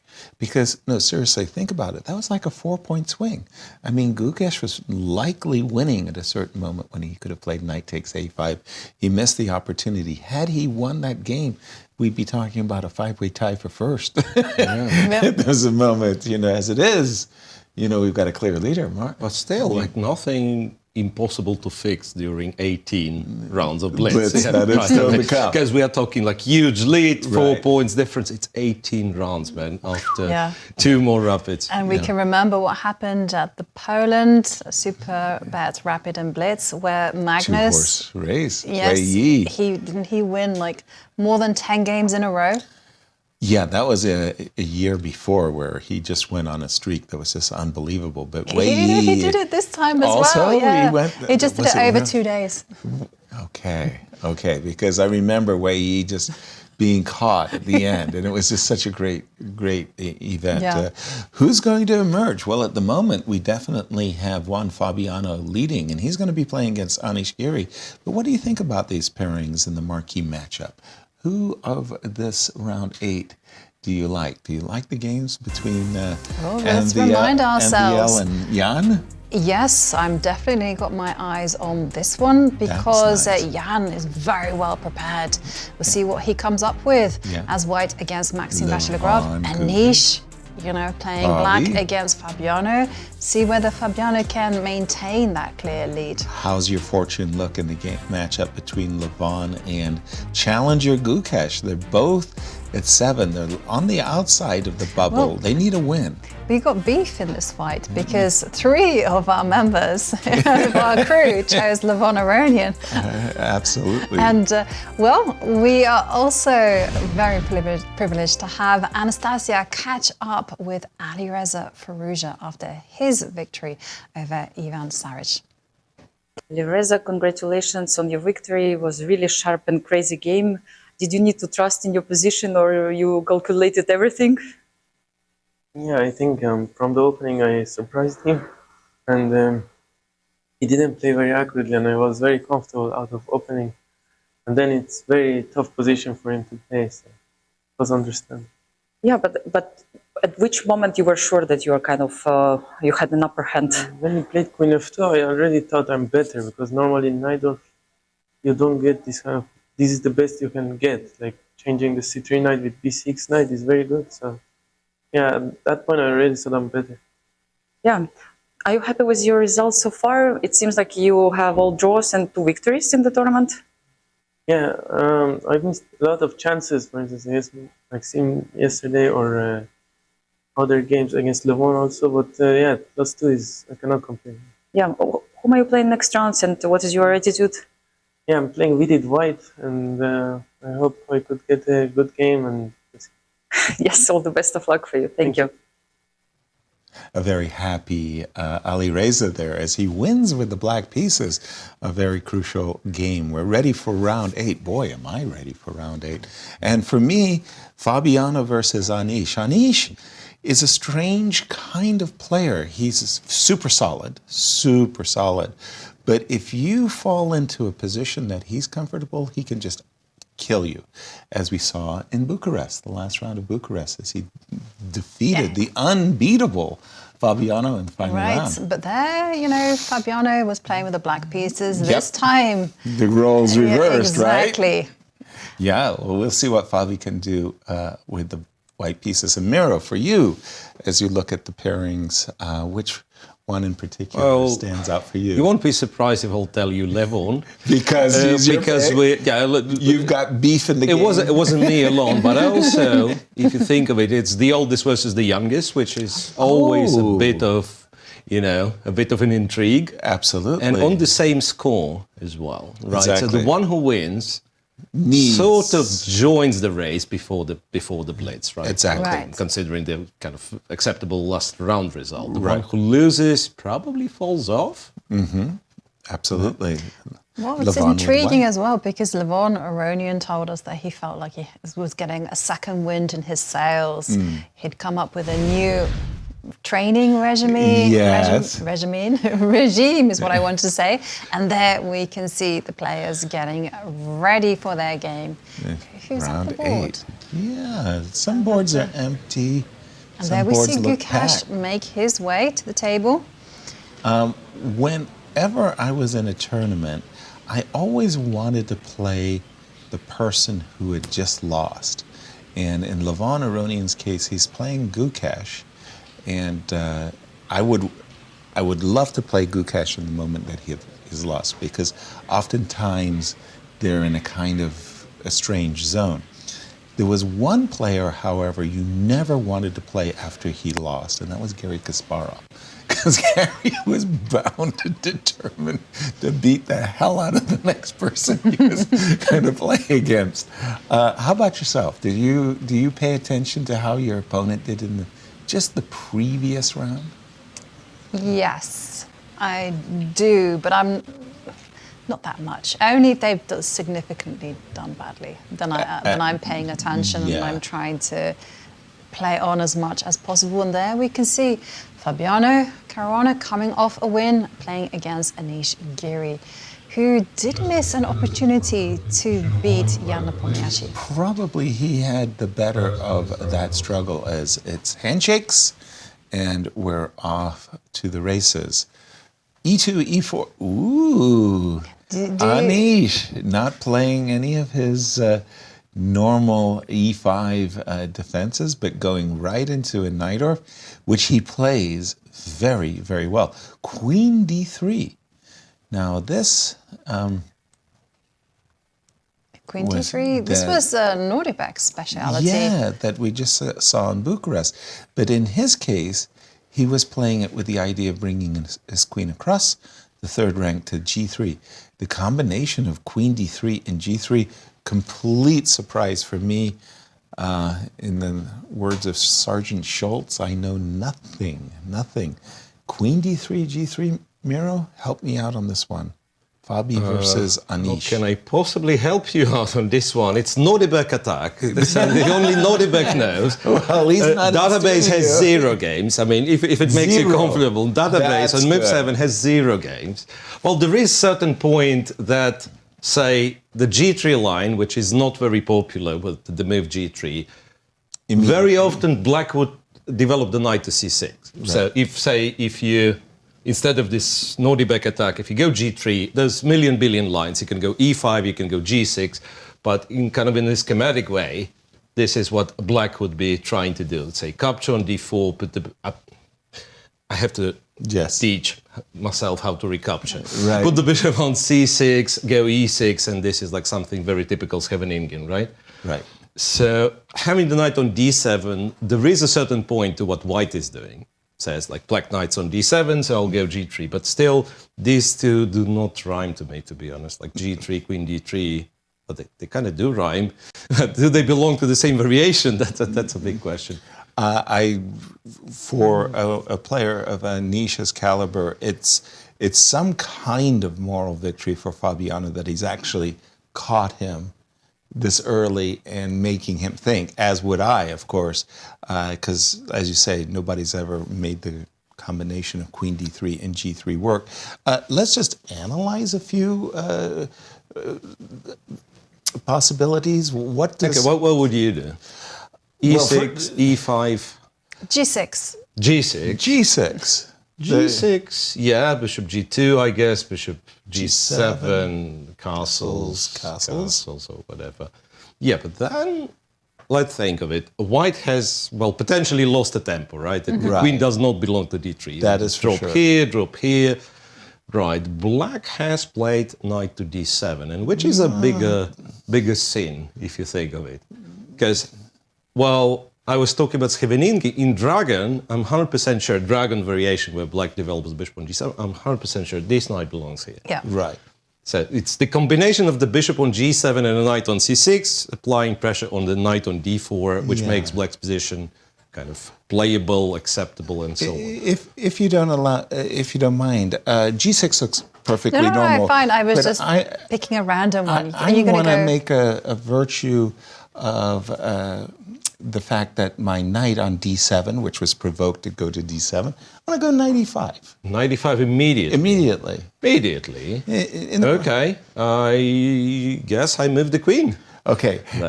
Now the question was queen e3. Queen e3, yeah, Because that's I was what thinking the that robot you wanted says. to play queen e2. Then you would come up with a brilliant Queen sacrifice. Queen sacrifice. I don't know what you're Bishop to talking g4. about. Okay, let's show Yasser's line. F3. Queen e2, which was never on my list at first Queen place. b6.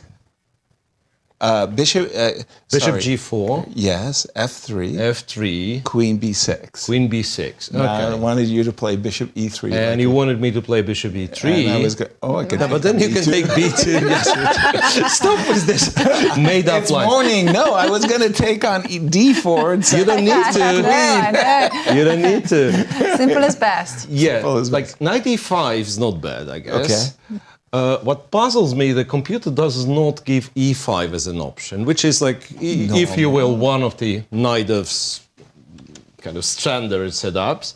Because of knight f5, knight c5, queen f3, and it likes white a lot. Okay. In this case, it likes white a lot, so the knight on c5 apparently is not where it has to be. And you're going to have to play knight c5 with the tempo, but if you didn't have to, you'd prefer knight b6 controlling d5, d5 right? square, So yeah. knight c5, queen f3, the knight on c5 is misplaced.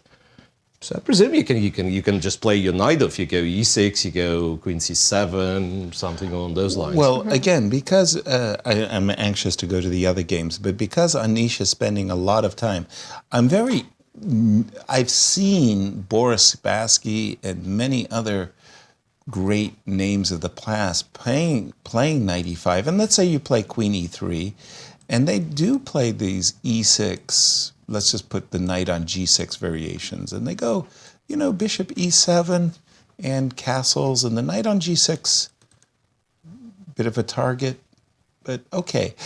By the way, after a great think, at least from the rapid chess point of view, not b7, b5, B6. b7, b6. So ready to neutralize the long diagonal by putting the bishop on b7. And Nice choice as well. I think so like as well. it. Can we Please, move where on? would you like me to go? Well, you mentioned the names of the past. Yes. And immediately I just Levon? have to kind of, no, I wasn't thinking like that. I was thinking, if we go to the Ivan Saric against Wesley So, and the Okay. reason why is because when I see this particular opening, I'm just thinking of one name, Bobby one name Fischer? only. Yeah, Yeah. Bobby Fischer. The Fischer, And I King's remember Indian attack. teaching people about what to do with this against it, Mm-hmm. and I remember they all being like really like impressed when I said, "And now here, white went knight h2," and they're like, "How did you know?" Right. And it's just really a schematic way of attack from white. So, what do we think about this particular position? Well, at one time, I thought it was a great attack. And I saw the games of Bobby Fischer in my 60 memorable games, and he impressed everybody. And then I talked to the modern day grandmasters, and they keep saying to me, "What attack? White has no attack." And they don't. Their chess engines say there's no attack. I always thought it was dangerous, but the modern chess players don't. Wesley is saying he clearly thinks it's not dangerous. He's gone for this very expansionist plan on the queen side. Yeah, with b5, pardon me. Even pushing, the pawn up to a4, because normally I've been seeing ideas of rook coming to d8 and then a minor piece finding itself on f8 in order just to hold the king side together. And there's only been 6 games in the database like this. Bishop a6, a kind of a prelude that I want to play the move c4, and kind of a French defense where, again, white is getting a lot of, a free hand, yeah, but a lot of play on the king side. Now, wait a minute. Whoa. Move h6 has just been offered. And this is queen d2, knight g4. This is like the red flag to the bull. Right. To the King's Indian attack players. Exactly. It's like you could just go knight g4, and you get ready to sacrifice on h6. h7, h6, well, it does prevent h5, h6. But Miro, I see that move h6, and very much like Jovi, I see that as... an invitation. An invitation to attack. Well, it could be. So, the story about this position. Please. Because, I also associate one name with this one, and it's Fischer, and I've played it, and very often it would just work magic. You do your moves, in something like this, you go knight g5, you never leave. That's very important. So after h6, you deploy the queen. Okay, it's probably, even computer agrees. You deploy the queen, you go knight g4, it's a checkmate, not later than move 25. Right. Yeah. h5 happens to be a new move. So we do not know in practice how people are supposed to react to h5. Computer's reaction, first line, is h7, h6. Which so if was we trust the computers, played. we trust the computers, right? So queen to d2 and give me the pawn. There'll be some questions. Right. Well, apparently queen d8 defends against the sacrifice, which is... Crazy. So computer either goes queen d8 or first queen a5 offering the queen trade and goes to d8 after queen c1. But since we are interested in the sacrifice, right? Let's go. We can try to do it immediately. Well, I'm not sure if I trust this engine because when it says you can play rook b8 in this position and be relaxed, like nothing is threatening. Wow, that is chill. Maybe is right. I mean, how do we attack here with white? Exactly. Knight g4. Like knight g4. Knight g4 and then f6 protected. Right. Knight g5 is not a move. Strangely, we might be getting stuck after knight g4. Right? I'm thinking I would love to play the rover. Rook to e4 to g4, so I've got to get rid of the d5 pawn. So some c4 move, yeah. Not to mention that there is this knight e5 capture, knight to e5, which looks terrible because bishop g5 and then knight c6, attacking the queen, and bishop h6 and knight d8, rook fd8. Which leaves white a pawn up, but somewhat disappointed, I believe. Yeah. Because there is no attack, and potentially these guys are weak. Rook c8 on the board, Rook by the way. C8, and, another way of just now completely... there's a massive invitation to attack, to sacrifice on h6, and incidentally, one of the world's best attackers, the former world champion Garry Kasparov, will be joining us very soon. So knight g4, I mean... telegraphing the threat of sacrifice. To my eyes, this looks awesome for white. Is it time? I mean, does black have time to defend on the king side, queen d8 or bishop f8? Miro, what say the computer after Well, knight computer g4? says you could sacrifice already. Immediately. And knight g4 is not bad. But not necessary, maybe. Well, it was going knight g4 after bishop takes, pawn takes. So in fact, it's part of the plan. Okay. Pizza. Move orders issue, and then you don't really know if it's important or not. So queen a5. I'll just cite the main line of the engine. Queen a5. And then it goes back to d8, bishop h6, gh6. Yes. c4 white is better. So that's how you play chess. Yeah, Now, yeah. I wanted to You play were absolutely right. So if this pawn, the D pawn disappears, Yes, what are you doing No, here? it's Bobby Fischer. I mean, look, I read his book. Come on, give me a break. I mean, so C4. if the D5 pawn disappears, then you have the E4 square for the rook, Bingo. potentially the bishop, and so on and so forth. Life is good. Yeah. Wow. Okay, but knight G4. I'm looking at your monitor thing, and it gets a The question mark. no, not a question mark. It just gets a red X. Yes, it did. Knight to didn't G4. No, but it was just advertising. Bishop takes So pawn. we could check the line that computer insists on being Right. the best. So you take, you go knight G4, but it's kind of the same, or not really. I know, because now Queen A5 would be like terrible. You take and you have Queen F4 then. That's clear. Yeah, so Bishop H6 arguably was more precise. Okay. Is there a way out of the knight G4? Well, not necessarily. The more it kind of keeps thinking, it's not very happy. So Queen D8, indeed C4 is the move still. Okay. And puts black in a sort of a 2-1 situation, if you like. Because you don't like to take, right? So No. that we kind of feel intuitively. Yeah. Moving this knight leaves F6 unprotected. Moving this knight doesn't make much sense.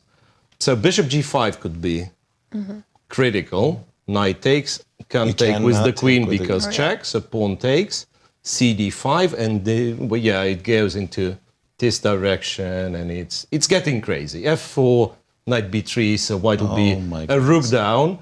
Knight A1, and then you don't care, you take this guy.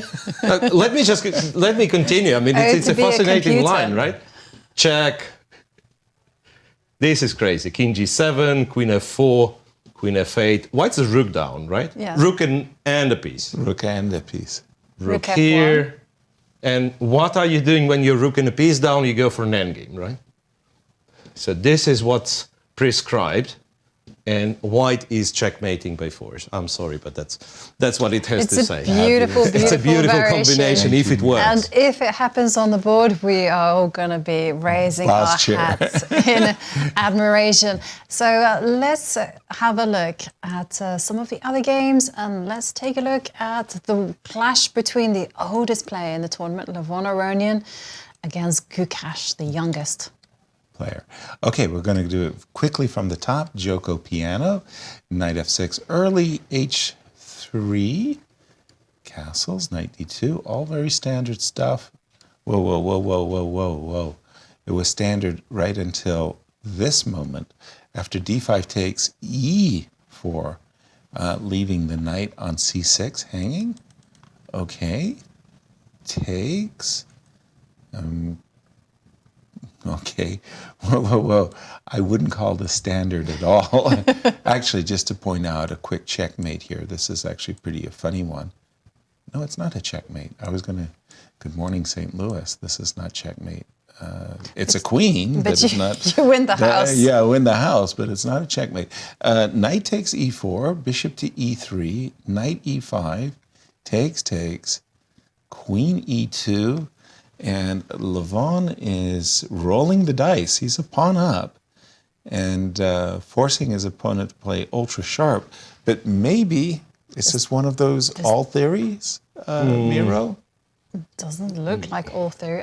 I can also check. It's not one of those theories. It's a unique one. It looks bad, and it is bad.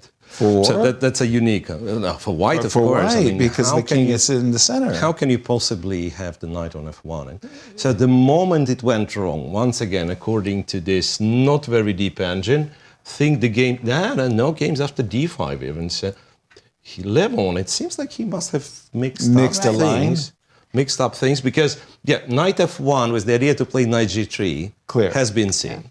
Yeah, so the point is they're trying to save up on rook e1 move. So if you castle here, well, here, like if you castle, then in order to get the knight on g3, you'll have to move the rook first, right? So he's trying to save up on this rook e1 move, but apparently it's not the time. Because d5, and then the best computer has to offer is to drop the bishop here, because you have knight g5. It's not as terrible as you would think, guys. Okay. Bishop e6, takes on e6, takes on e4. and you play this endgame being a pawn down, but having kind of a better structure. Gotcha. So Right. on move 13, white is fighting for equality, which is not great. And the position we have, or rather had, was like really favorable for black after queen e7, but knight d6, yeah, seems to be okay nonetheless. Yes, Yeah. knight d6 is not the most precise, computer criticizes it, but after, say, bishop d3, bishop d7, it's still like compensation at the very least, and beyond that. Well, And there's a king in the center for Right, and a win for either of these players is going to be very important for the standings, because both of these two, they are there languishing in the middle with 50%. Gukesh, as we remember, lost to Fabiano Caruana in round 7, and Levon Aronian, you know, he's been drawing a few games and left a few points on the table. So a win will definitely be much needed for the pair. for both of these players. And after the move knight d6, any edge on the clock for either of the players? Because this is a fresh position. Right, Levon, I've noticed over these last years has been playing very confidently, even sometimes when it's absolute nonsense. Right. He just does it with style and grace, Elan. and somehow kind of bamboozles the opponent. Nepo's my guy. Nepo has been doing that for years. He just kind of plays with ease. Right. So I was actually shocked that during the break, because I thought that Nepo had very confidently drawn an inferior position against Anish Giri in round 7. Yeah. And Miro was like, no. He might have played confidently and quickly, but he was much worse. At one point losing. Right. Knight back to d6. We're going to keep an eye on this game. We're going to jump to the game of our tournament leader, Fabiano versus Anish, because a very unique development in the world of the Najdorf occurred as we saw a combination of queen d3 and g3, never before seen. So we'll keep an eye on that. Bishop g2, bishop b7, and we're catching up quickly to the players, but we're going to jump to Zagreb as Cristian is with one and only Garry Kasparov. Thanks, Yasser. We are indeed with the 13th world champion and the visionary behind the Grand Chess Tour, Mr. Garry Kasparov. Garry, welcome back to the show. First time here in Croatia. Your home base, let's say, almost feels like it. It is. So after all, I'm a citizen of this great country, and I was around for the last couple of days. But it's the first time I entered the studio, I think they're really satisfied that it's a lot of fighting spirit, and not all players are just in the best shape. But no one can blame them for not trying. We saw you with a lot of talents with the Young Stars program. You were mentoring some of them. We extended a few years ago. We extended our program that we started in American Kasparov Chess Foundation back in 2005 for young stars, and now we do European session. And it's always we coincided with the Grand Chess Tour in Zagreb. So we had 6 young talents. We had 2 Ukrainians that already visited us a few times, a boy and a girl. So we had a German kid who just was here last year. An English one, and we have 2 newcomers, one kid from Romania actually. Yes, Henry Tudor. Yes, very interesting. Knows very little, plays very aggressive chess, so good potential, and another boy from Austria. So it's I think it's important that we offer our advice and cooperation to sharing our experience with Europeans, and everything should work together. So this is the programs of Kasparov Chess Foundation. They are most naturally placed at the events of Grand Chess Tour. Absolutely. Is it important for them to be in the presence, let's say, of these top players as well? Motivating for them? Absolutely.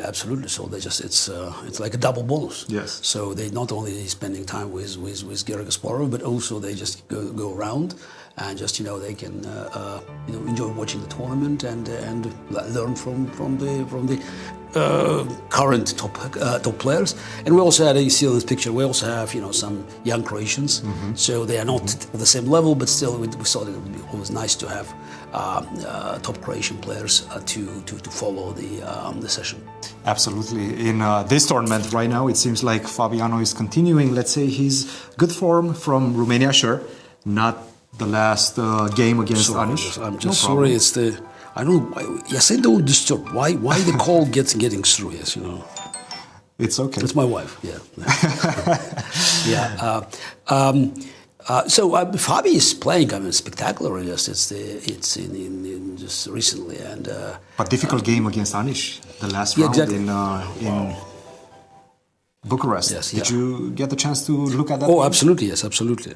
I have to say that as we can see him making his way through the playing hall, right there. Yeah. It's the.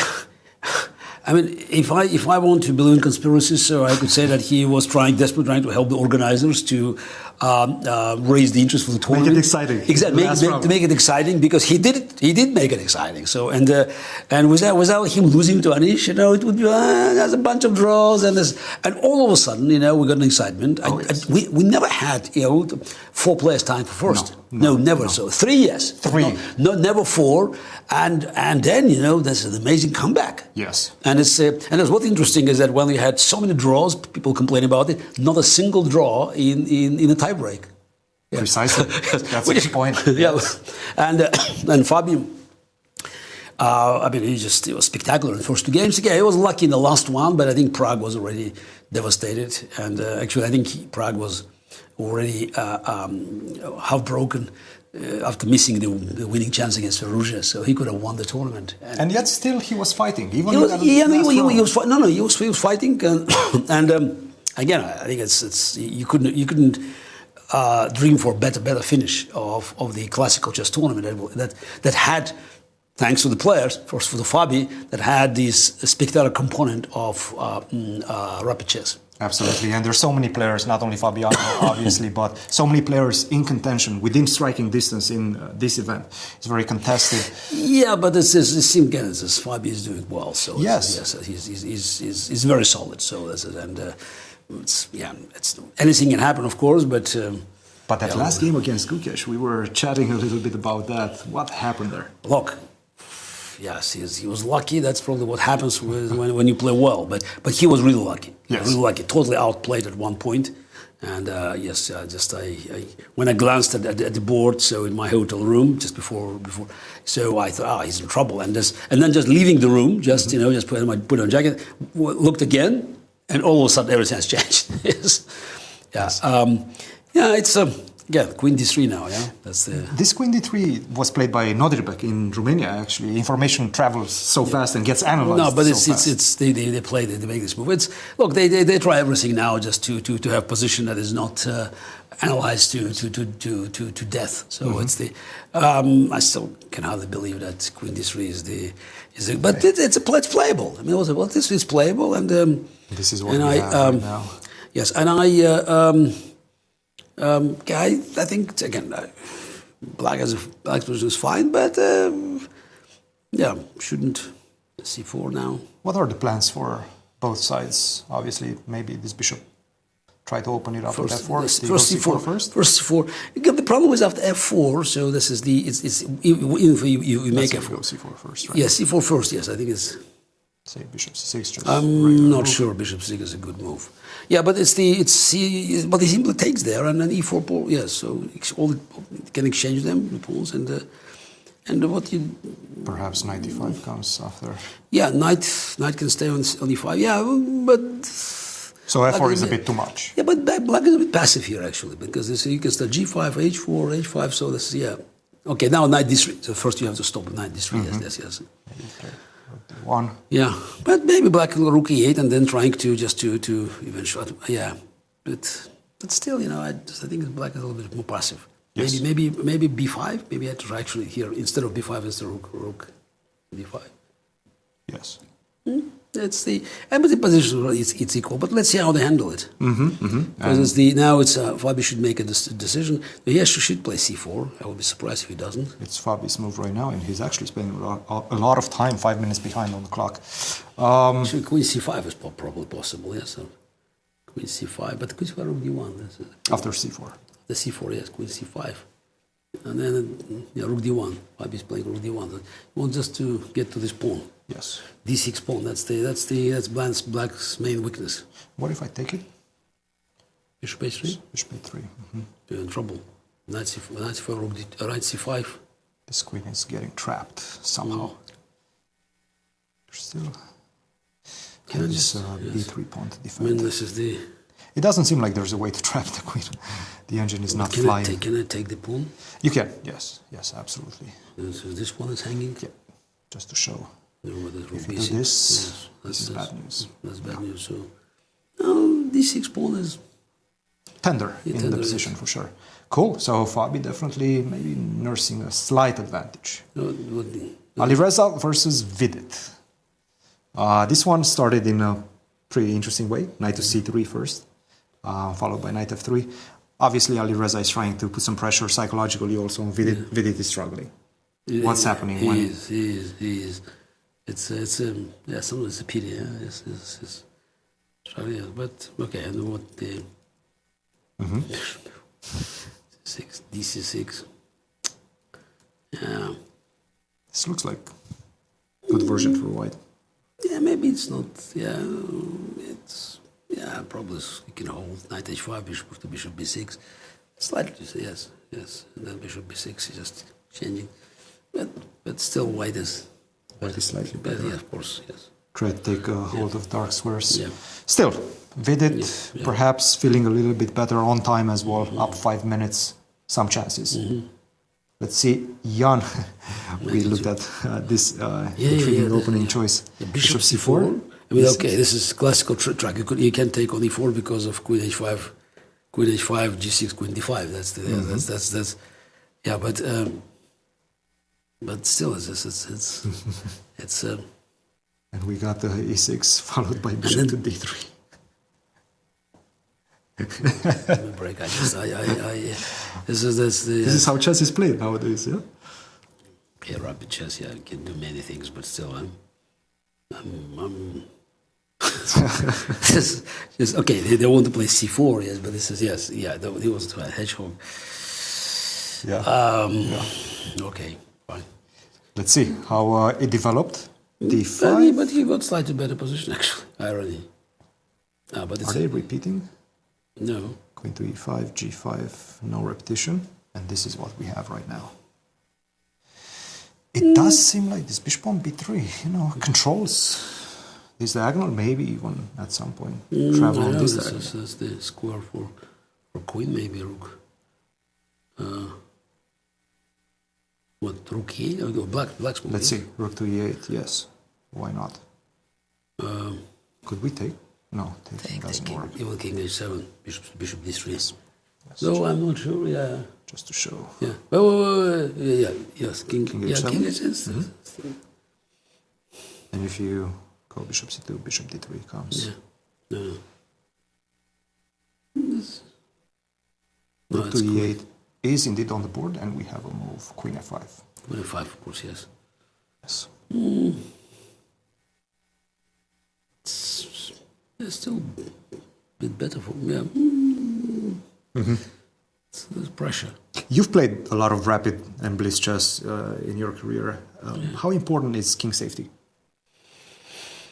King safety is important, period, not only rapid chess, but naturally, so the exposed king, this makes mistakes more. I mean, every mistake could be of great value. So it could be the last one. So I think statistically, when you just look at your chances, so you don't want to expose your king, because then again you can't expect perfection or even great accuracy in rapid chess. So that's why just having your king as a potential target could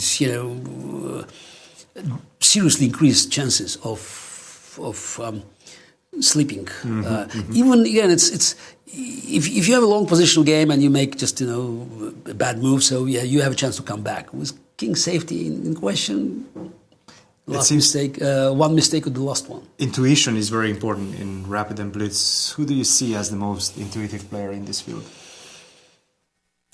It's not only in this field. Is it Jan? Intuitive. It's Nepomniachtchi is a very intuitive player. Yes. Fabi, I'm not so sure, but Fabi somehow he found the right algorithm. So it's not about the patterns, the being calm, it's again always just by the king safety, so it comes in mind. So it's most balanced game. That's and they play many games now, so that's why we could see that his policy of trying to to be in control. This it's phenomenal. That's what he shows. It says that he's in control. It's definitely working for him. But just look at it with just the body language. This is I think that Anish is nervous. The way I see it, and Fabi is enjoying himself. He's a bit on the defensive end. Yes. That's the one. Let's take a look at Levon versus Gukesh. Gukesh had a great chance against Fabi last round. Right now, once again, it seems like he got something out of it. What is a queen? There's no more queen. There's one queen. No, there's one queen on board. One queen aboard. Yes. Is this but enough at compensation? night of one, I walked into the playing. It's in the hotel, in Westin Hotel, and I looked at the screen. I said, "This night of one." I said, "Wait a second. This is D5, ED, E4. This is first thing you just think is because Rook is only 8, King is only 1, and D5, ED, E4 is I don't know what he was thinking about. A bit provocative from Levon. A bit, yes. Okay. A bit provocative. It was not needed. I mean, just to play knight. Of course, ideally, knight goes on F1, knight goes on G3. You can just save time, but I mean, if Black played H6 and the Rook E8, that's one story. Then playing knight F1, I understand.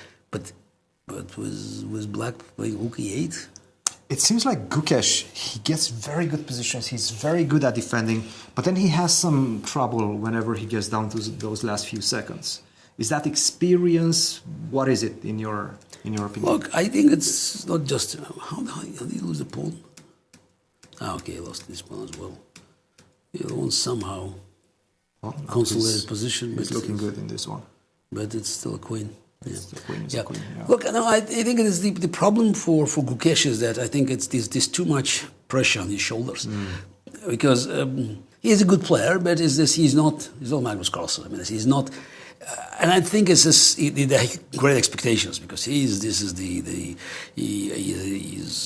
contenders for the world title, the youngest challenger, and I think he's trying to figure out. So this is the. So, to find this kind of the balance between high expectations and his real abilities now, and obviously he wants to preserve, his ideas and knowledge. So this is just the big match is in November, I think. Yes. And also it's clear that in Rapid he's better when he has more time. Absolutely. Yes. So we get some players are clearly, they actually Fabio also had this, but with age, he improved. So Gukesh is very young, so and he has the same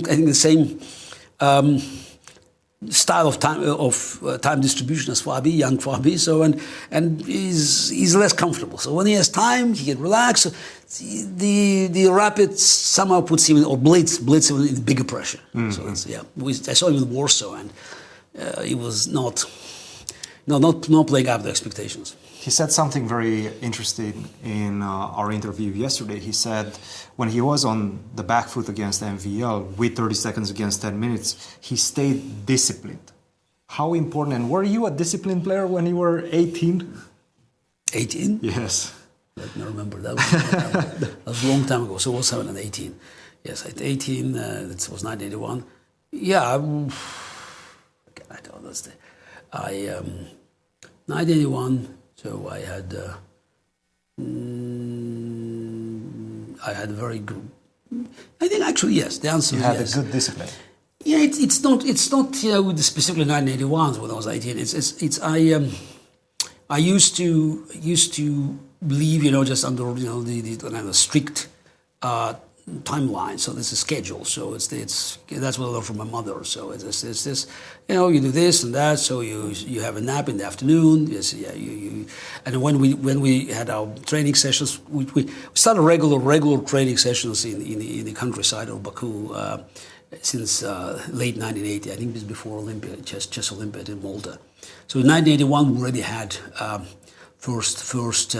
It's like my mother. I think she stopped working. I think in 81. Mm-hmm. So she quit her job and became manager of the team. So in 81, I already had the working routine that worked in this actually same place near Baku for next 10 years. Absolutely. And I always had the same kind of concept, as much as I could to exercise during the tournaments. So it's in the 80s and then in the 90s. So this is especially when just work with Yuri Dokhoyan, who was also a very late. Yuri was always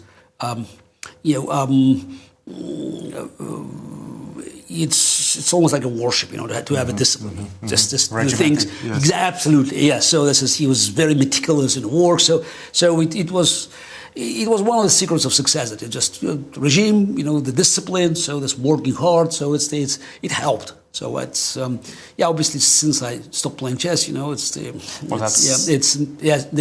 routine has changed. That's great that you emphasize that and its importance, for young up and coming players. So but I'm not sure that it's easy. It's easy. Yes, perhaps not. Queen is a queen, but white position is very solid. I mean, to break it through with many pieces, because it's the queen advantage grows with with the board being open. If you look at this board, so the board is quite crowded, and white has solid position in the center, and how to break through. I'm curious. It will be interesting to see how he will do it. Yes. So I think Levon, what's the timing? By the way, you spotted it correctly. He's spending a lot of time right now trying to figure things out. Exactly. 8 minutes. Because it's easier for white to play. I mean, you just wait for black to show the plan. For instance, one of the things is he has to decide.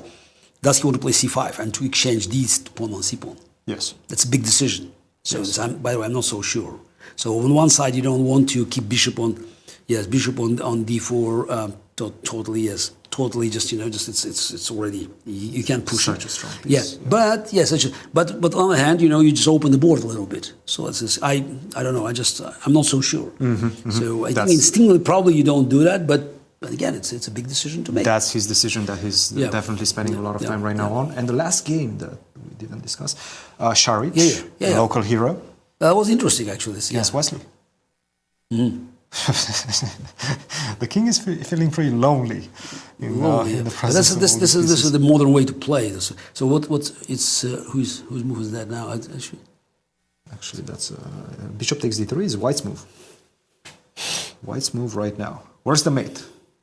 By the way, the engine is saying zeros, so equal at this point. Which very often happens, when you have such a complicated position. What's knight g5 now? That's a very good question. Maybe queen f8 or something?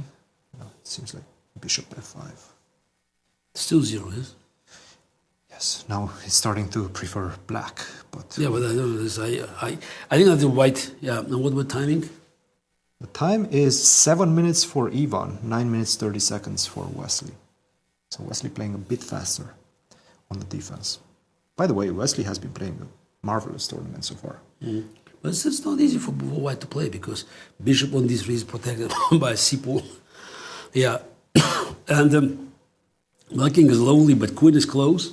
Bishop is there. This bishop is very important. Came to defense. I don't know. This is the I'm not sure why. Something was wrong. So what's happened? This is the classical. This is new, modern now. This is, as you see this.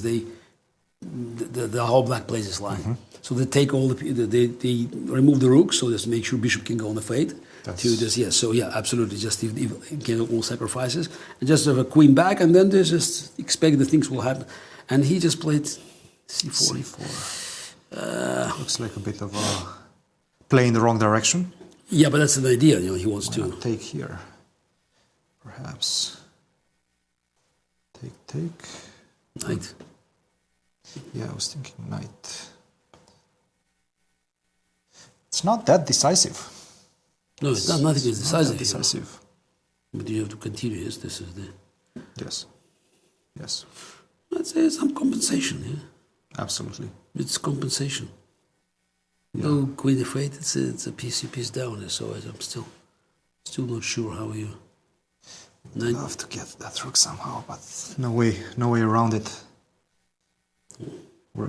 What's the next piece that comes into play? I guess. That's bad news. Yes. Oh. Perhaps it says just take and then queen goes on g7. Yes. Yeah. So this is. Maybe that's why he played c4. Try to get the e4 no, exactly. Yes. No. That's clear. That's why he played c4. Bishop a6. But now all of a sudden. Great move. Yes. And now. Yeah. Well, Gary, this seems to be the situation right now on the ground. So what else is this? Yeah, let's go. How's Nepos doing? Let's see. Let's take a look. Okay. No, not good. Pawn up, but it seems like somehow the king is a bit more safe. There's more activity for black. Yeah, but pawn is a pawn. Hell, it's a pawn. Yes. Pawn is a pawn. So you're feeling maybe this one will go Nepos' way. He's exchanging queens. You see, it's just Take. Should be b3. b3. Knight d3. Maybe not. f1, I think this. Yeah? Yep. Close to home. That's a pawn. It's going to be a grind. It's a pawn. Let's see if he can survive.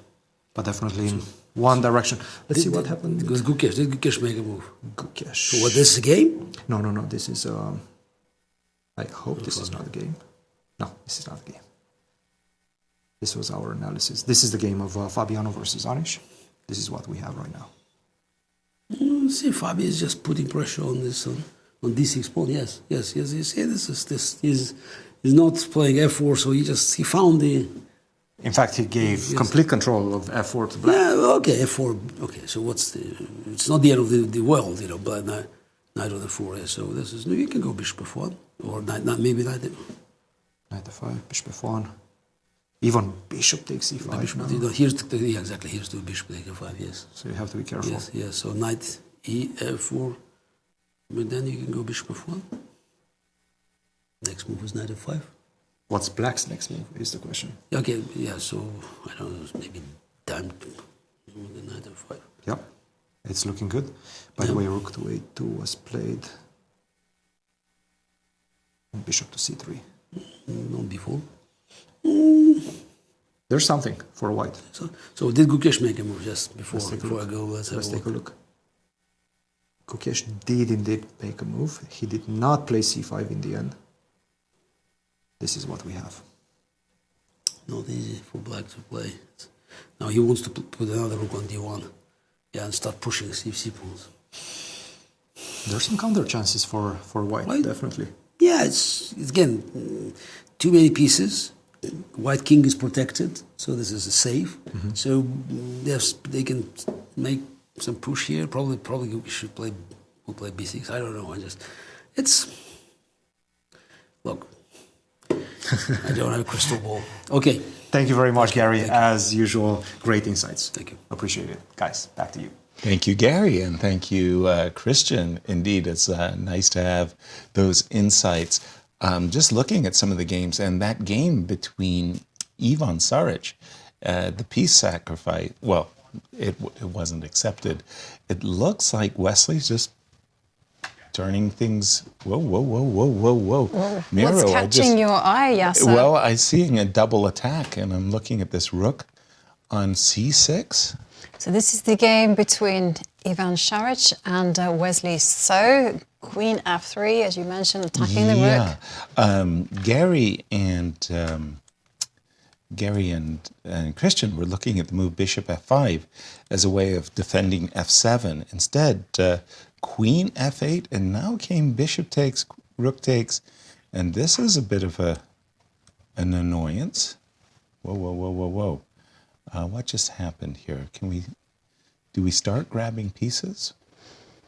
How do we grab pieces? Well, it's black to play. Yep. So you can just step back with a bishop to b5. That's one way to preserve both pieces. So that's just something I want to make clear. Right. There's also pawn takes bishop in the air. Yes, always. Always with bishop takes knight. So maybe let's have a look at the... I was going to just continue to the line for the briefest of moments. Rook here. I don't know. I don't know if I'm ever winning control over the f6 square. It doesn't. Miro, jump in on this one. Queen f3 visually looks impressive, but Jovi just says bishop back to b5, and she's a happy camper. Is it your move and the move played in the game? Queen f3 was played. Queen f3 is played, bishop b4 is not played. No. Okay, let me start with one thing. Sure. So, well, our young audience who plays a lot on internet, they would probably know that the platforms mark moves. Like the good move would be a green move, right? And the suspicious suspect move would be like a yellow move, and I don't know, good defensive move would be a blue move. So here, this game, we have like a Christmas tree. Every other move is either bad moves. Suspicious. Anyway, so apparently Queen f8 was not great. Okay.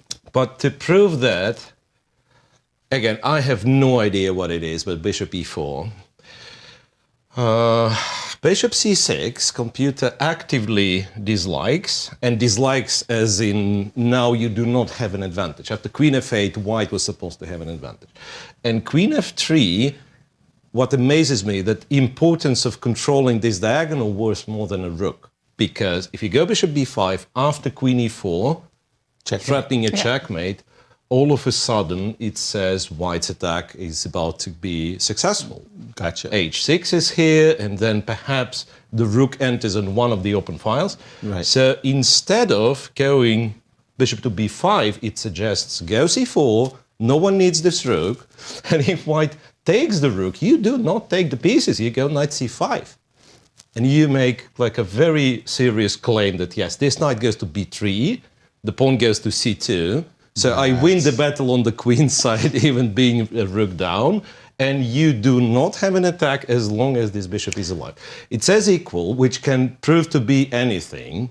That's remarkable. But yeah, but that's the way to go after queen f3. Wow. Otherwise, yeah, and different white is moves just like better. bishop to f5, Bishop f5 is possible, and then, well, but strangely, then I take. And bishop takes knight, yeah. Apologies to interrupt you. He did take on h6. He did take on h6. Doesn't that allow knight takes f7, followed by knight takes h6? Check. You can take on h6 immediately. Immediately. Right, and white is probably winning because queen takes h6 is the only move, and then you take f7, you take e7, you're threatening a check here, you're threatening the knight. So white is a piece down for a few pawns, I would guess. Yeah, a few. One is a few, technically. It's only one pawn for white for the piece, but knight f7 is a big threat, and queen d7 is a big threat. After this, for instance, queen g7, kind of protecting against both threats, but not really. Queen d7, again, pieces starting to hang. Again, yes, back to your theory that good pieces equals anchored pieces. c4 was the move. Exactly. We've got a version of what you've suggested, but probably in a way that Wesley's not going to be happy with. He sacrificed his kingside, essentially, to get the same setup. Knight f7, but knight f7 was a mistake, and then Wesley's back to making brilliant moves. Yes. c4, check, King h7 takes, knight c5, back to being almost equal. Again. Remarkable. It's incredible. G4 on the board. Yeah. G6, G7. Well, I get the feeling like it was the case with those old engines where it would say, okay, it's okay, I'm sorry, you are checkmated. I was wrong. That might be the case because, I look at it and I find it hard to believe that. It's a strong bishop on d3, Yeah. but that's a lot of attackers. But if black gets a pawn to c2, this and then this rook right? on a1 is going to be out of the game.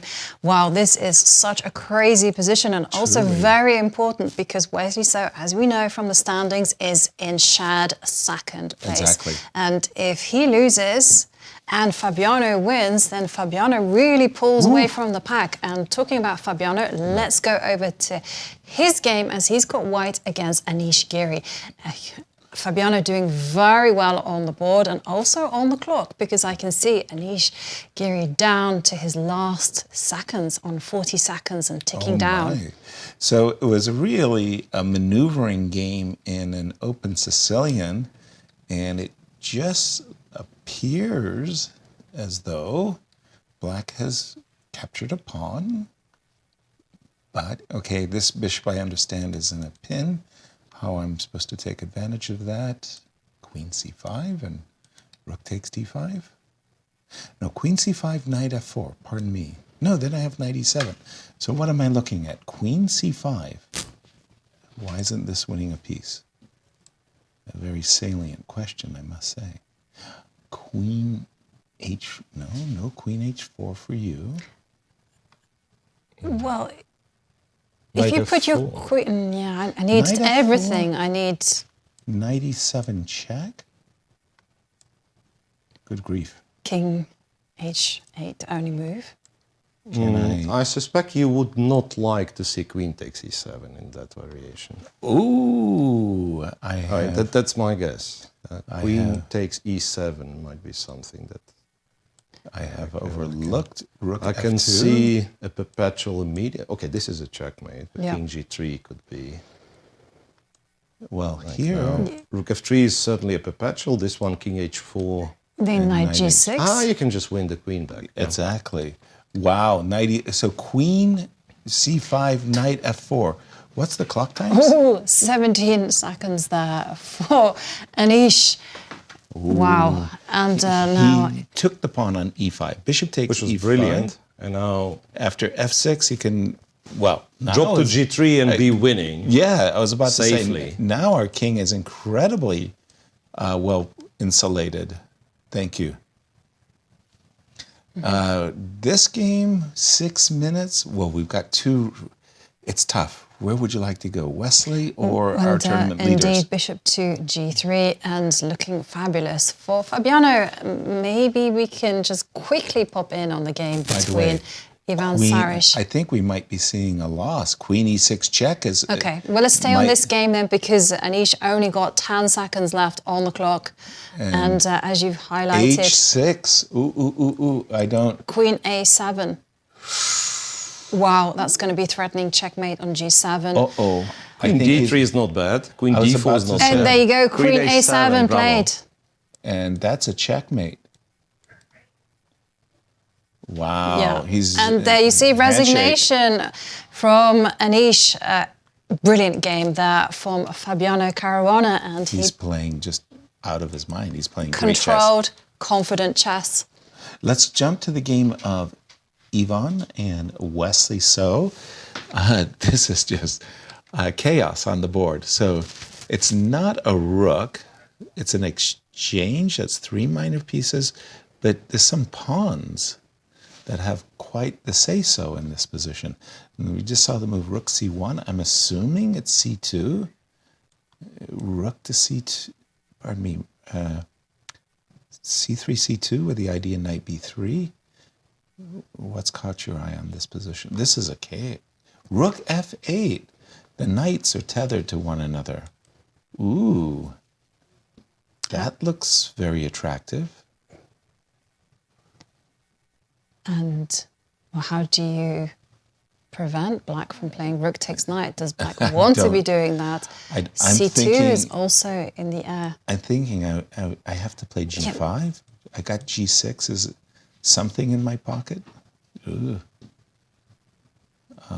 Again, this complex on the queen side makes a scary impression. Right, since I'm thinking this bishop on takes d3, it can go bishop takes g6. Yeah, but you've also got bishop takes g5. Isn't that a crazy move?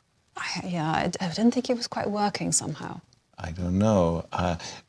Clock time's a factor, Jovi? Yeah, absolutely. We've now reached critical stages in the games where Evgenij Saric has 1 minute and 12 seconds. Wesley so 2 minutes and 30 seconds. Wesley always seems to have just the right amount of time when he needs it. More often than not, he's ahead on the clock, and especially in those key moments. This is a critical moment. I think Ivan has to play the move g5. Rook takes c3, rook takes f7. I just don't like it. I just don't like it. The three minor pieces will dominate the rook. Ooh, bishop g5. Bishop g5 is that even brilliant. stronger? Brilliant. Brilliant, you say. Yes. Ooh. Well, how do you rescue the knight on h6? Well, guess what? The Why do answer I is you don't. Why do I get all the tough questions? How do I rescue the knight? I don't know. I don't But think the thing I do. is, though, the queen on g2 is usefully placed to protect the king, but on the other hand, she can't go out to, say, like queen c6, because the king is just too vulnerable. Any way to... Is there any chance that rook takes? No, the rook takes, pawn takes, not allowing queen e4 check. Difficult decision when you only have seconds left on the clock. 13? No. Yeah, you're right. Yes, Really? now it's Okay. gone down to 8. F4 now. Oh, yeah. Boy. Okay, that's lifting the kimono. Wow. F4. Hardly believe my eyes. Bishop takes h6. Can you play Take bishop Cool. takes f4. Okay, yeah. bishop takes f4. Now that's the greed factor. Well, I'm a maximalist at heart. If you take f4, there is g5 though. Okay. And then, yeah. so Okay, let's not play with fire. The recipe is to take the knight. Which and was the after threat. Yeah. G5 to take the other knight with, with the rook on f7. That looks very simple. We like this bishop takes h6 just to show the variation Miro is talking about. Now we don't take on g5. Instead, we just take on... And if what's you play- fascinating, after g6, we do not take on g6. So the bishop is more important than the rook. Absolutely. We all know Yes, that. and yes, this whole setup is kind of With this, built the around. three minor pieces are just too strong against the two rooks. But also it's this fabulous bishop anchored by that c4 pawn. Take on h6, we're assuming queen takes h6. That has the benefit of, rook takes f4. Maybe even far stronger. It's a cool move. Queen a7, bravo. He spotted this one. Queen, what? Yeah. Queen a7. G5, Queen queen a7. Now there's a discover check looming on the board. Well, that's a shift. Yeah, I mean, and queen a7. White's rooks are just helpless, and there you see king h2 being played, Oh my goodness. and now Wesley seems to Wesley be in his reaching. element. He's just snapping off these moves like there's no problem. Rook He's reaching for the h4 pawn. check is on his agenda. That stops both rook h4. Oh my goodness. These moves that Wesley's, just, all the moves are just bam, bam, bam, bam, bam. Now he's he's got going queen to take h4 the check. rook on e1 as well. Well, it's worse than that. I think he's just taking things with check. Absolutely. King goes to h3. Whoa, whoa, whoa. You can take without the check. It's Even good enough. without the check, It's just good enough. take it. Queen takes Rook. rook on e1, threatening knight f2, threatening queen h1 mate. And he takes the rook. Bishop f1 in the air. Take the rook on c3. Everything. There's it's a nothing for white to check, do. G6 check, the final great act of defiance. Please go to g8 so I can go queen takes e6 check. Don't go to g8. You go to h6. You just go to h6 and March then... up the board or g7? No, check counter check. Oh, Shadoob? You go to h6, and then queen f4 check, you have knight g5 counter check. That's nice. Check, check. Yeah, and then you win. That is a nice finish to be sure. Artistic finish. So G6 check, King H6 would be an artistic finish. Wesley just keeping it cool, making sure that everything is covered before he delivers the winning move. King G7, also good enough. Yeah, that's okay. Knight F2 in the air. I mean, so many threats, you just can't cover them all. And so H6, Queen and now F1, Knight to G4. G5. Counter check. Right, check, check. And that this should is be it. That should be it. So Wesley keeping pace with a runaway Fabiano. He's trailing by 2 points, though, so he definitely needs this victory. Remember, this is the last day where a victory counts for 2 points, because from tomorrow, it is blitz time. Yeah. Here, because I'm never sure I'm going to checkmate my opponent, I'm sure I'm winning with Queen E4. Bishop E4, I'd argue a little bit stronger. Yeah. I'm never sure that I'll checkmate my opponent. But there you go. It's a handshake. Yeah. Well, okay, let's go over to the game between Alireza, Firouzja and Vidit, because Alireza had been on top for a lot of the game, but now he's blundered and is in huge trouble. Alireza in shared second place. No time on the clock, just 5 seconds. And he's very annoyed with himself. King moves backward, attacking the rook and the knight. And the bishop. Rook takes, king takes. This rook on f3, hitting both the g3 pawn, the a3 pawn. Those are connected passers, by the way, on the queen side. But are we sure that white can't get out of this with some kind of a draw? Well, he takes the pawn with check. He shouldn't be able to. He doesn't take the... Well, he will. Why is this so easily winning? I don't understand. Is it easily winning? It should be, no? I take on g3, you take on c7, I march my king forward. Well, I think if you cover the b pawn, isn't that going to be quite a simple win? Just take the other one. Take on a3. Okay. Okay, well, 14 seconds. And he's taken on g3. He's taking the other one. Take on g3, take on c7. Yeah, he's doing what I instinctively thought, that I'd march my king up the board. And okay, Alireza is doing his best at hoovering the pawns off the board. King takes e4 or rook takes a3. Rook takes a3. Okay, now you have to counterattack the pawn on c5. Now I'm beginning to think that this is a win, because I'm just going to go king to d4. I'm going to play g3, and I'll have bridesmaids. You can't defend them. Well, if you go rook c6, king attack d4, the pawn, king d4, and then you start running with the pawn. Rook e3 check, rook e3 check, and rook takes e5. Okay. So he goes after the other pawn. Makes sense, but king f4, something similar? Yes, king f4 indeed. This looks winning. Alireza shaking his head in disbelief. When we left it, we thought that he had a nice position.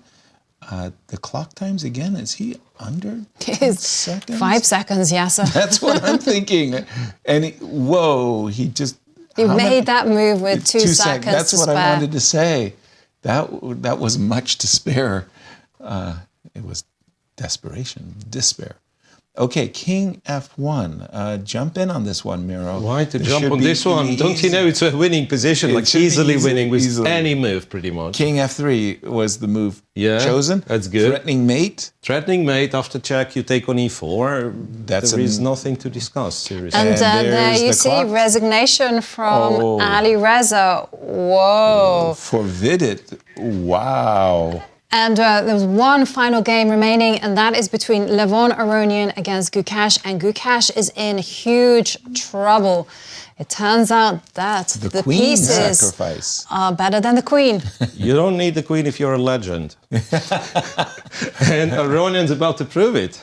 Well, you were complaining that you had chosen Levon, but I changed my mind. I changed my mind. But Levon had to keep his queen on the board. Okay, king to, and what are the clocks in this particular Both matchup? under a minute. Okay. So the pressure Oh my is gosh, bishop g7. That's checkmate to the queen.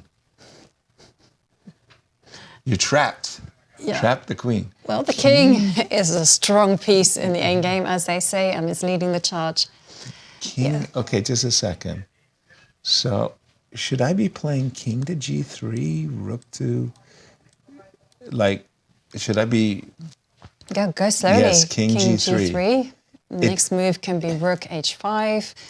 Followed by rook e5. Yeah. That looks, I like it. I like it very much.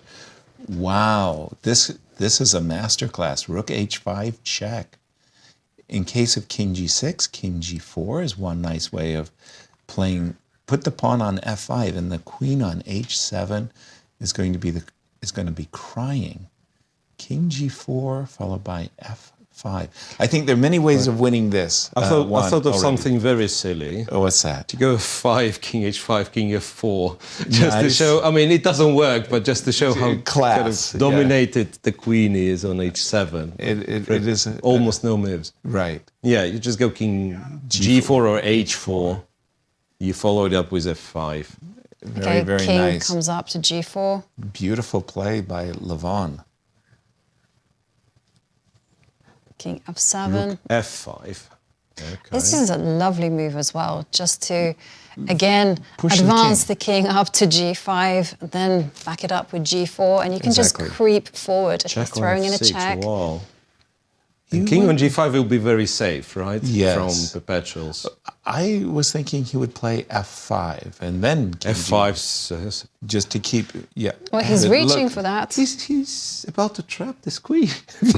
I told you it was checkmate to the queen. Rook e6 check. Don't allow this queen any activity whatsoever. I love this move, rook e6 king check. goes forward. Oh my. By the way, there might be a safe square on h7. King g6, king h7. That looks pretty funny. Queen. Okay, I'm a pawn grubber. I worked hard. Oh, he didn't save his pawn. He Wait didn't play a second. Okay, he just Did wanted Did he really need this one? Now I'm starting to doubt. No. The f pawn will do the business. You think? The Yeah. f pawn? Absolutely. What, you're going to put your king on Yeah, G8 and or let the H8? f pawn take Boom. care. And this would be Gukesh's second loss of the day. You know, he came into the day as sharing second place. He did. So sharing third place. And now he finds himself. He got outplayed by Fabi in the 50%, opening yeah. round. In the opening round of today. But this is... I just realized what's about to happen. So king goes to g8, rook to f8. Yes. A pawn to f7. Yes. And then you move the other pawn. Yes, that is exactly what Jovi was thinking as well. Put the rook on f8, put the king on h8, and start moving both pawns Rook f8. to h7 into f7, and then go king g8 and win. Yeah. Exactly. Quite the remarkable conception, and it's like Fort Knox too for the white king. Once you play f6, f7, king g8. Nobody is bothering white's king. In fact, you can put it on h8. Yes, the same. Exactly. I thought that it would have to go there after, for example, queen e4. Yeah, And king there h8. he puts it on h8.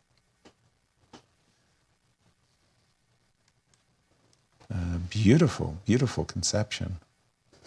One of those pawns will be queening. That is guaranteed. Queen b. Yeah, h7. There is no reason to rush. No. The bishop patrolling this diagonal very nicely, I might add. You know, I'm reminded of Levon's words when he was explaining why he gave up a queen for the minor pieces. He said, in experience, that playing with the queen is actually very difficult and requires you to use up a lot of time on the clock. Whereas playing with the pieces, you've got that extra piece to play with. Yeah, it's on the squares that they put them on the squares that they need to be. King e6, king to g8, which is what it's all about. And Gukesh this is it. You cannot stop the h-pawn from promoting. No. This is probably one of the Handshake. more ineffectual discovered checks you'll ever see in chess. 4 decisive results. What a round. It felt like it was 5. I mean, but there Maybe was a draw 6. between Nepomniachtchi against Maxime Vachier-Lagrave.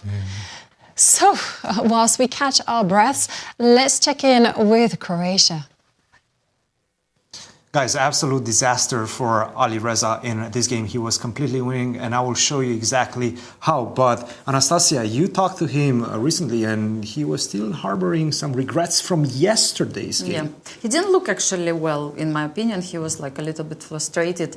Yes, exactly because of the last day, because he was really unhappy about his play against MVL. He mentioned that game, and in general, it seemed like he is not fresh. He's a bit sleepy. He's not in a good mood. You could see it from the interview I made with him. After he won a game. After he won a game. Exactly. He was not feeling really well. Now, actually, I managed to catch Vidit, who also didn't really look well. So, I don't know, there is some drama, of course, happening here in the playing venue. You know, it's really difficult to interview players when they don't do well, guys, so I'm sorry for that. Sometimes I ask such questions which are a little bit tough for them. But okay, never mind. We are trying to bring the emotions here, and there are emotions here. But take a look at this, Anastasiya. Yes. He played so well, Alireza. I have to say he was really trying to take advantage of the slump that Vidit is in right now. Bishop to g8, very good move, controlling the king. Rook to f1. There's a checkmate threat on f6, so you have to be very careful with black. Nice. g4. And all he had to do right now is continue with his plan. Rook f6. He played d6. Rook f6 was the winning move, king g5, and just simply bishop to f7. Wow. This was his whole construction. Rook to g6 is coming, the knight is arrested on g7. What I think he missed is that rook to b3, hey, sure, I made the move with my bishop, but I can make another one. And rook take. And I actually take your rook with my bishop. I think he missed that. I think he just forgot that, you know, the bishop can move in 2 directions. No, very easy to explain, because after the long game, yes, you play on seconds and you can actually forget about such stuff. Yes, but this is what actually Vidit meant. You can see his interview hopefully a bit later. Yes. He was also like couldn't believe that he won this game, and of course it doesn't mean anything because still the tournament doesn't go his way. But I hope he will recover a little bit. Yes, for sure. Luck comes his way right now. You need something to cling on to, yes. right? We're having actually a good atmosphere here next to the playing venue. Gary Kasparov is chatting with players right now. I mean, really, it's really chilly next door. Well, I'm going to go join them and try to get some insights from Gary himself. Guys, back to you in St. Louis for the moment. Thank you, Anastasiya, and thank you, Cristian. What an eventful round it's been. We're just going to check our standings as soon as they're ready. But Juan Fabiano is looking good. He is, and there you see him with 13 points. Wesley So, though, has kept pace. He's just 2 points behind with 11 points in clear second. And then we have Maxime Vachier-Lagrave there with 10 points. But for Alireza Firouzja, that was quite the disaster as he blundered away a winning position. And Levon Aronian, with our victory over Gukesh, moves to joint fourth, 9 points. For Levon, I got to tell you, that was a much-needed win, as both he and Gukesh were at 7. And, you know, winning against a challenger, Levon's going to be pleased with himself. Yes. And we are going to go to break. And, well, we had Anastasiya ask our players, with this very busy chess schedule, how do you stay motivated? So take a look.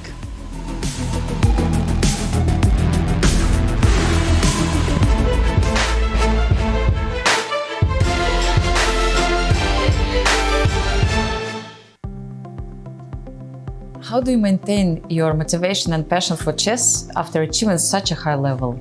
That's one thing that I'm struggling with for the past couple of months actually, post-candidates, because I was so focused on playing candidates, and after that I was like, okay, what next now? Probably it's that you have to find new goals that will like really motivate you, something which is beyond your reach, something big. I think that can motivate you to work hard. Well, there's always new things to achieve, I think, and there's always the next challenge. I mean, if you rest, because you feel like you accomplished something or you won some tournament, and then you get overtaken by some other people, it doesn't feel so good. So I always feel like there's that push to keep trying to achieve good results. Well, I don't think my level is that high. It can be higher, so I should try harder, to improve. Longer you live, it's harder it's for you to improve. Yeah, so it's quite a task. Every next tournament is what you're going to be judged by. I think chess fans have a short memory, and if you want to be a good chess player, you also need to have a short memory and to be motivated for each tournament, just to prove yourself. Yeah, this is a great question. Motivation is really very important at the top level, because the reason you play chess in the first place is because of your passion. And I think once the passion is gone, it's really hard to maintain, the level and the interest. I'm still really loving the game in a different way. It's like, like a relationship, I guess, with the person. Like first few months or few years are different than after that. Certain things I like less than before. Certain other things I like more. In particular, just the fact that you go through these different openings at first, it's really, really exciting, and it's all new, and at certain positions you haven't seen before, certain structures you never looked at before, and then at some point you've come back to them many times, and that freshness is somewhat gone, but at the same time you discover a lot of new things, and just the idea that you see the same thing in the same game but played in such a different way over time, that's also really exciting. So yeah, I think I love chess as much as I ever did, but in a very different way. Of course, it's a matter of, finding new objectives every year, basically. So of course, I've been playing at top level for somewhere like 10 years now, but every year brings new challenges, especially now you have other young players coming in. So I want to be a proud player from the older generation. I mean, it's a bit strange to say that, but at the same time, now I can actually be the oldest player in a tournament. So I just want to do well, and of course try to achieve things I have not yet achieved, even if it's becoming more and more difficult. Even though the level is quite high and I've achieved things, I am still nowhere close to where I want to be. It's very early for me to think about motivation. Yeah, there is always something to achieve in life. You have to find something that you want to achieve, and chess-wise I still have many things more to achieve, and I'm trying every day to improve. I don't think I have achieved the highest level of chess, at least what I think it should be, so I'm always motivated to play, but it's not just that, it's more of enjoying the game and playing it, so the result is now it's not that important as when I was younger, for example. So nowadays I'm just enjoying the game. Well, actually, out of all players in Grandchester, there are many other players who have achieved far more than me. So there are still many things in chess that I haven't achieved, and I would like to achieve if I can. I think you need to have, first of all, love for the game, because it requires full dedication and sacrifice to be at the very top. I mean, if you only want to play chess, that's fine, but if you want to be the very best in the world, it requires a lot of sacrifice. You kind of need to sacrifice your life in a way. Yeah, it depends per player, but I think to be able to prove to others and prove to yourself that you can play good chess is a big motivating factor. And you should also not focus on the results too much, but just focus on trying to improve and get better, and results should come naturally. Well, this year, for example, I would very much like the United States to win a gold medal in the Olympiad, because we haven't done it in 8 years. That would be one thing to look forward to.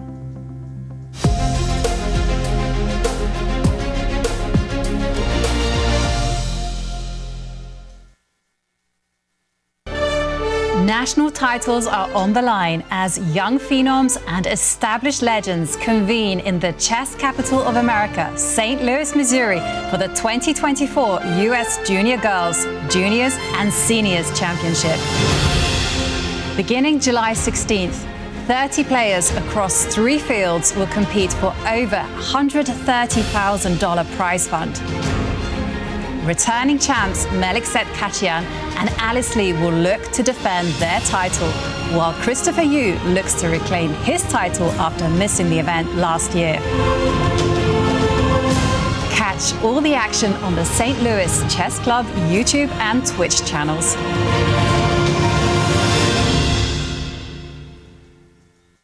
The stages are set, the players are primed, the best of the best are ready to face off in the 2024 Grand Chess Tour. The top players in the world prepare to battle across 4 countries for a $1.5 million prize fund. Everything starts in Warsaw with the Superbet Rapid and Blitz Poland. Then off to Bucharest for the Superbet Chess Classic Romania. The players then travel to Zagreb for the SuperUnited Rapid and Blitz Croatia.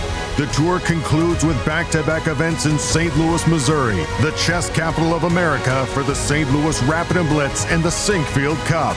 9 players will go in, but only one can be crowned champion. Who is prepared to make history? Get ready for the return of the Grand Chess Tour.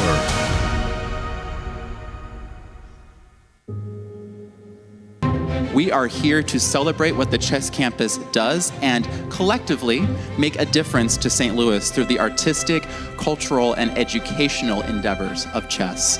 The St. Louis Chess Club and World Chess Hall of Fame makes such a significant imprint throughout our community, and with your help, we will continue to grow opportunities of outreach and engagement.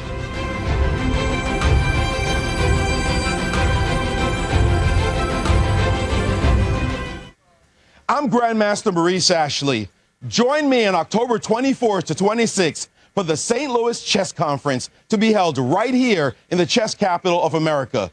Also featuring legendary world champion Garry Kasparov and Hall of Fame inductee Judith Polgar, the conference will explore the broader educational and social impact of chess. For more information, visit stlouischessconference.org and sign up today. The St. Louis Chess Club is the premier chess facility in the United States. We bring the educational benefits of chess to thousands of students across the St. Louis area. We also promote chess at the highest levels, hosting all levels of the U.S. championships, as well as high-profile tournaments that attract the world's best players. Become a member and enjoy perks such as free classes and lectures, weekly tournaments, and so much more. Visit stlouischessclub.org to claim your membership today. The St. Louis Chess Club Scholastic Program brings the educational value of chess to kids in schools across the St. Louis area. Active in over 100 schools throughout the St. Louis city and county, the St. Louis Chess Club has been able to reach over 85,000 students in both in-school and after-school programs. We view chess as a valuable educational tool. Learn more about our scholastic programming by visiting stlouischessclub.org/education.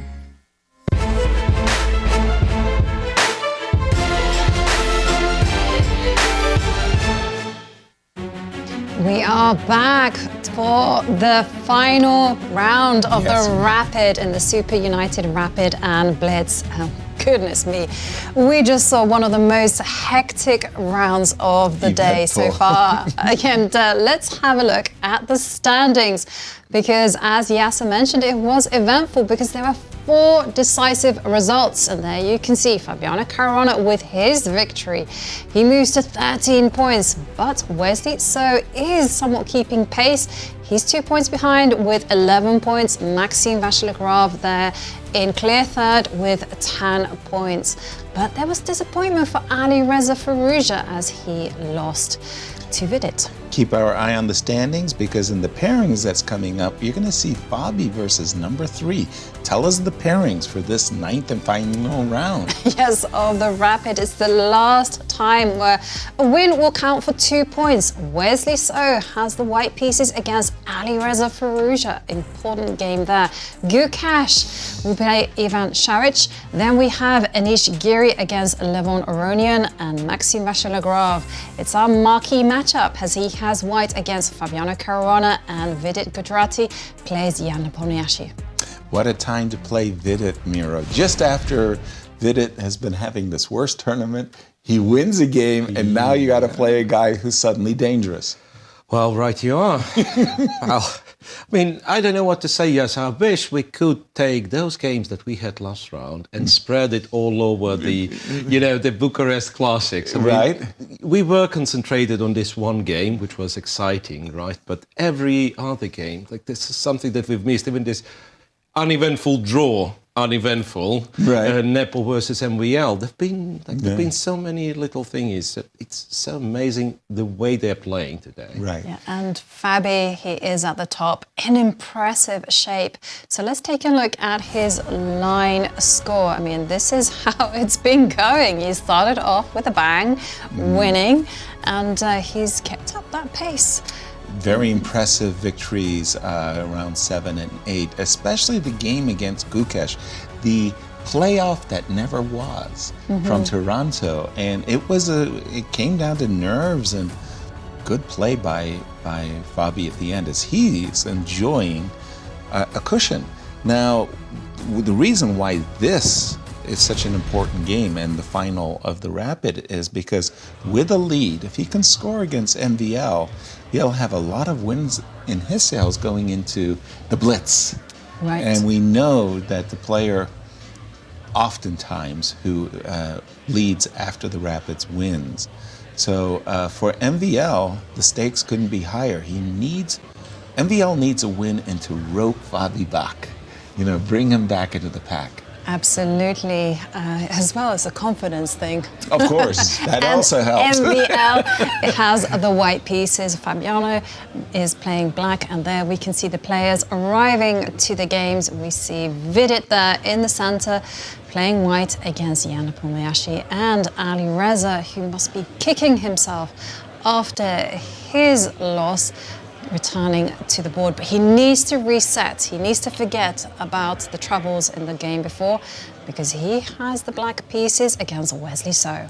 And Miro, for Wesley, what a comeback in that game against Ivan Saric. I mean, he was defending as king and defending, sacrificed his rook on c6. Yeah. Sensational stuff. Right, but you know what? I wouldn't call it a comeback, because during that game, I don't think players really had the chance to understand what was going on. It was like a huge fight. Yeah, maybe really he felt he was worse at some point, but yeah, what a game that was. What a game. So for Wesley, who's just trailing our tournament leader Fabi, big game with the white pieces against Alireza, and he's looking to score and carry the momentum through to the Blitz again this weekend coming. Yep. 9 rounds. 18 rounds of Yes. Blitz, guys. We are in for a treat. 9 rounds on Saturday, 9 further rounds on Sunday. Right. 5 minutes plus 2 second time bonus per move. It's fast. Fasten your seatbelt. It will be fun. It will be fun. And I'm thinking that we will pay our respects to our tournament leaders. MVL in 3rd position. He's got the white pieces against fabulous Fabiano, and you just showed the score line for Fabi, and he's unblemished, and he's coming off of back-to-back victories as he's settling down with the black pieces. Miro, I mean, Fabi is actually, it seems to me he's been very, very comfortable in all of his games, even when he's black. Has he been worse? He survived out of the opening. Yeah, he survived against Wesley So. From a terrible position. With the white pieces. But the opening wasn't really the culprit in that case, just some bad middle game play. But from the openings? Yeah, if you take specifically his black games, I don't think he ever had any, what we would describe opening problems, right? Right. So when he's not experimenting, when he wants to be solid, he manages to do so. And here we have chooses bishop c5, c2, c3, b5. You know what? I just thought, like we said, he kept the pace, but if he wins now, he increases the pace with every day. And don't forget, he's playing against a very key rival in MVL. MVL is one of those players who, when he gets things going his way, his mojo working in Blitz, he is a force to be reckoned with. He's been Blitz World Champion. That says it all, doesn't it? Bishop b7. What is this particular line called? Is it still the Archangel, or what do you call it? I don't know. I mean, are we being trolled? This thing is not very trustworthy. But yeah. Okay, it actually has it better than Archangel. Arkhangelsk. I'm sorry, it's named, and it has nothing to do with religion. It's named after the specific town in Soviet Union where people invented this. And it's called again? Arkhangelsk, the town, and therefore Arkhangelsk variation. So it has nothing to do do you with want to give that the one a flying whirl? creatures. No, I really don't. Not even close. Come leave me alone. But seriously, I thought that one was bishop c5. Wasn't it something else? Like Yurtayev? Now you got me. Maybe there was a modern Columbus defense. variation. Columbus. That's what chess.com has it. Now they're trolling us. Yeah. Nonetheless, again, something very rare. Okay. 6 games only after 97. 97. Let me try to find out. Where are we deviating? So this one's okay. After A4, it's, 500 games. A5. Bishop B7. Yeah. Rook E1. 97's rare. Right. A5. Bishop A7. Bishop It's rare, but wasn't it the one they played against Jan? Nepo against Fabi? Remember, bishop went to E3, knight went to G4, took the bishop on A7 was passive. Right. There was some even double pawns on E3. Yeah. So knight G4 is a legit move, you mean, in this position? No, I don't think knight G4 is legit. So 2 moves, according to the database. C4 was played, bishop C2 was played. Because, guess what? E4 pawn is hanging. Right. C4 is just to open things up. Oh. But you know, I had someone do this to me a long time ago when I was experimenting with this this line as black. And they just gave up the pawn on E4 and they just completely smashed me. Bad memories don't Yeah, go but there. it keeps coming up. Because it was Natasha Vojkovic, and she completely destroyed me. I didn't have a chance. And after that, I thought, I'm never touching an opening like this again. So that's Not when without well prepared. He took on D4. Of the moves I was looking at knight takes E4 because I'm a pawn grabber. And I was looking at knight G4 because I can actually play positionally at times as well. But of the moves, I don't think E5 takes D4 was the first or second of my choices. ED4. Is that standard? Acceptable. Acceptable. Now, bishop E3 is a new position. And I think my reference to this Nepo game is probably just a false memories, because knight G4 here would not work. It's just bishop F7. Okay. And knight G5 check, white wins. ED4, computer agrees with, one of the moves. And computer's not very happy with white capturing with the bishop. He did it very quickly, and bishop takes D4 was the answer. Bishop takes. Queen takes. Queen takes. Okay, so that's Maxime's point. But what is Maxime's point? Because I don't understand C5. Well, one of the things that you want to do as white is just to put the knight to G3 via knight D2, knight F1, G3. And if you can get that kind of position, then you just have beautiful space control in the center. Clear. But that's a lot of tempi. In the meanwhile, E4 is hanging. So I've got to ask you a question. I play C5. Don't go to D3. It's not the Noah's Ark, but it is a piece. It is a piece there. And then I guess you go Queen E3, and Queen E3, there's something hanging on E4, as you kindly told me. I kindly forgot. No. Okay, Knight D2 now? Sorry, I got distracted, Yasser. It's okay. What do you have for us? Do not take pawns, yes, please. Knight E4, Knight BD2. And I've got an issue on the E file? It's something that white probably is better in this line. So Knight E4 shouldn't be played.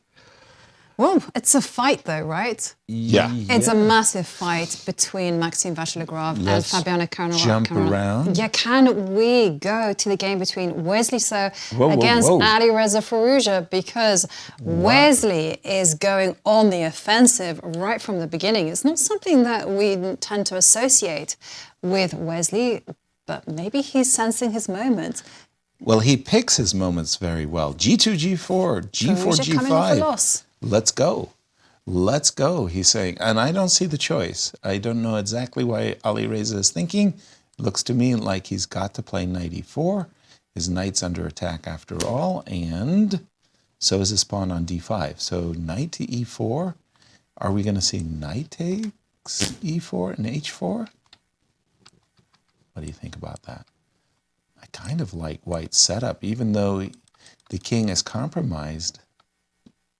It looks like a French that's gone very well for well, black. I have one game on my Please. database. What's the date? It was from 1981. And by the way, I think we do have knight e4 on the board. Yeah, knight e4, and there white chose to get greedy. Not with knight takes knight, but knight c takes d5. Okay. Now, that ideas may of or queen, may not be advisable. Well, ideas of h4 and queen f3. So I'm thinking bishop takes g5, queen f3 is one way that things could go wrong for black. By the way, while we were talking, knight on f4 takes d5 was played by Wesley. So I'm assuming knight takes, knight takes. Is there a problem with the rook on a8? Bishop takes g5, queen f3. I have to play c6, not exactly desirable. Well, I don't have to play c6. What am I saying? I'm not attacking the... I could play knight to d7. Yep, and I guess h4. h4. Get going. Do not take that pawn. I know. Okay, that's one where I'll rather leave alone. But you know, the funny thing is you're pushing Harry, but Harry's not going that far. Do you want the pawn on h4? You could also have your rook on g1, your knight on e. I'm saying the bishop might be a target. You know, rook on g1. And by the way, immediately bishop takes g5. Now that's creative. I don't know if it's good. Miro, jump in on this one. Bishop Creative, takes, yes. Good, Not doubtful, sure. right? Well, knight takes e4. It's not bad. It's not bad? It's not bad. So it kind of gives white the extra option, capturing on g5 immediately, but don't take on d5. Go queen f3 instead. Go queen f3 with white, and after knight takes c3, white can take with the pawn. So that's what computer insists on being the best line. Take with the pawn, so it's a stronger center. Nice. And you're not that scared of c6. It kind of destabilizes you a little bit, but you go to b4 with the knight, then it will return to d3 and kind of some normal trajectories. Right. So you have a strong center. You have this G file to potentially have some threats against the king. And I apologize, just once again, knight takes e4, queen takes d5, queen f3. I have a threat of knight discover check as well as knight takes. Yes, right you are. Knight so, takes. well, there is a move that stops both threats. Check. Knight d7. Knight d7. Developing pieces, yes. Okay. And capturing, rook g1, nothing, no? Queen b5 check. Maybe it's... How do they match up, these two players? What do you think? Jovi? I'm going to give it to Wesley. Well, you would be wrong, Yasser. It's completely even. Oh, no. I was really close. Come on. 10 wins apiece, 26 draws. I'm going to give myself credit for this. I had it in the back. Wow. I didn't realize it was that close. That is really remarkable. We'll keep an eye on this one. By the way, the players did play knight takes e4. And queen knight takes d7 d5. indeed Knight played. d7. So let's move on to Gukesh against Ivan Saric. Okay. Gukesh started today. Was he tied for second? He was tied for second. Yeah, but 2 back-to-back losses is really, oof, that hurts. But now check this out. This is not an everyday move that you see in an open Sicilian by white. b2, b4. Just essentially taking away the square of c5. And I understand that what Gukesh wants to do is he wants to play the move a4, but he doesn't want to suffer the consequence of b5, b4. So he plays b4 himself to stop b4, and then he wants to play a4. Are we, in theory, it's a very strange decision, B4. Well, B4, as it turns out, was played once. Once. So the whole knight G2, E2, and then fianchetto, once again, is not very popular, as we figured out in the previous round. Right. Yeah, Fabi played. And everyone, just look, B4, bishop B7, everyone seems to be playing the naughty back attack this way or another. So we can see many instances of the queen appearing on D3, and that's our independent position. In fact, I think after B4, the only game that we had continued with knight B6. Okay. Yeah, I don't think it's so important to stress, okay, this is a new position, that's a new position. So we will get eventually A4, pawn takes, knight takes, and black will set up something along the lines of queen to C7, rook F to C8 usually.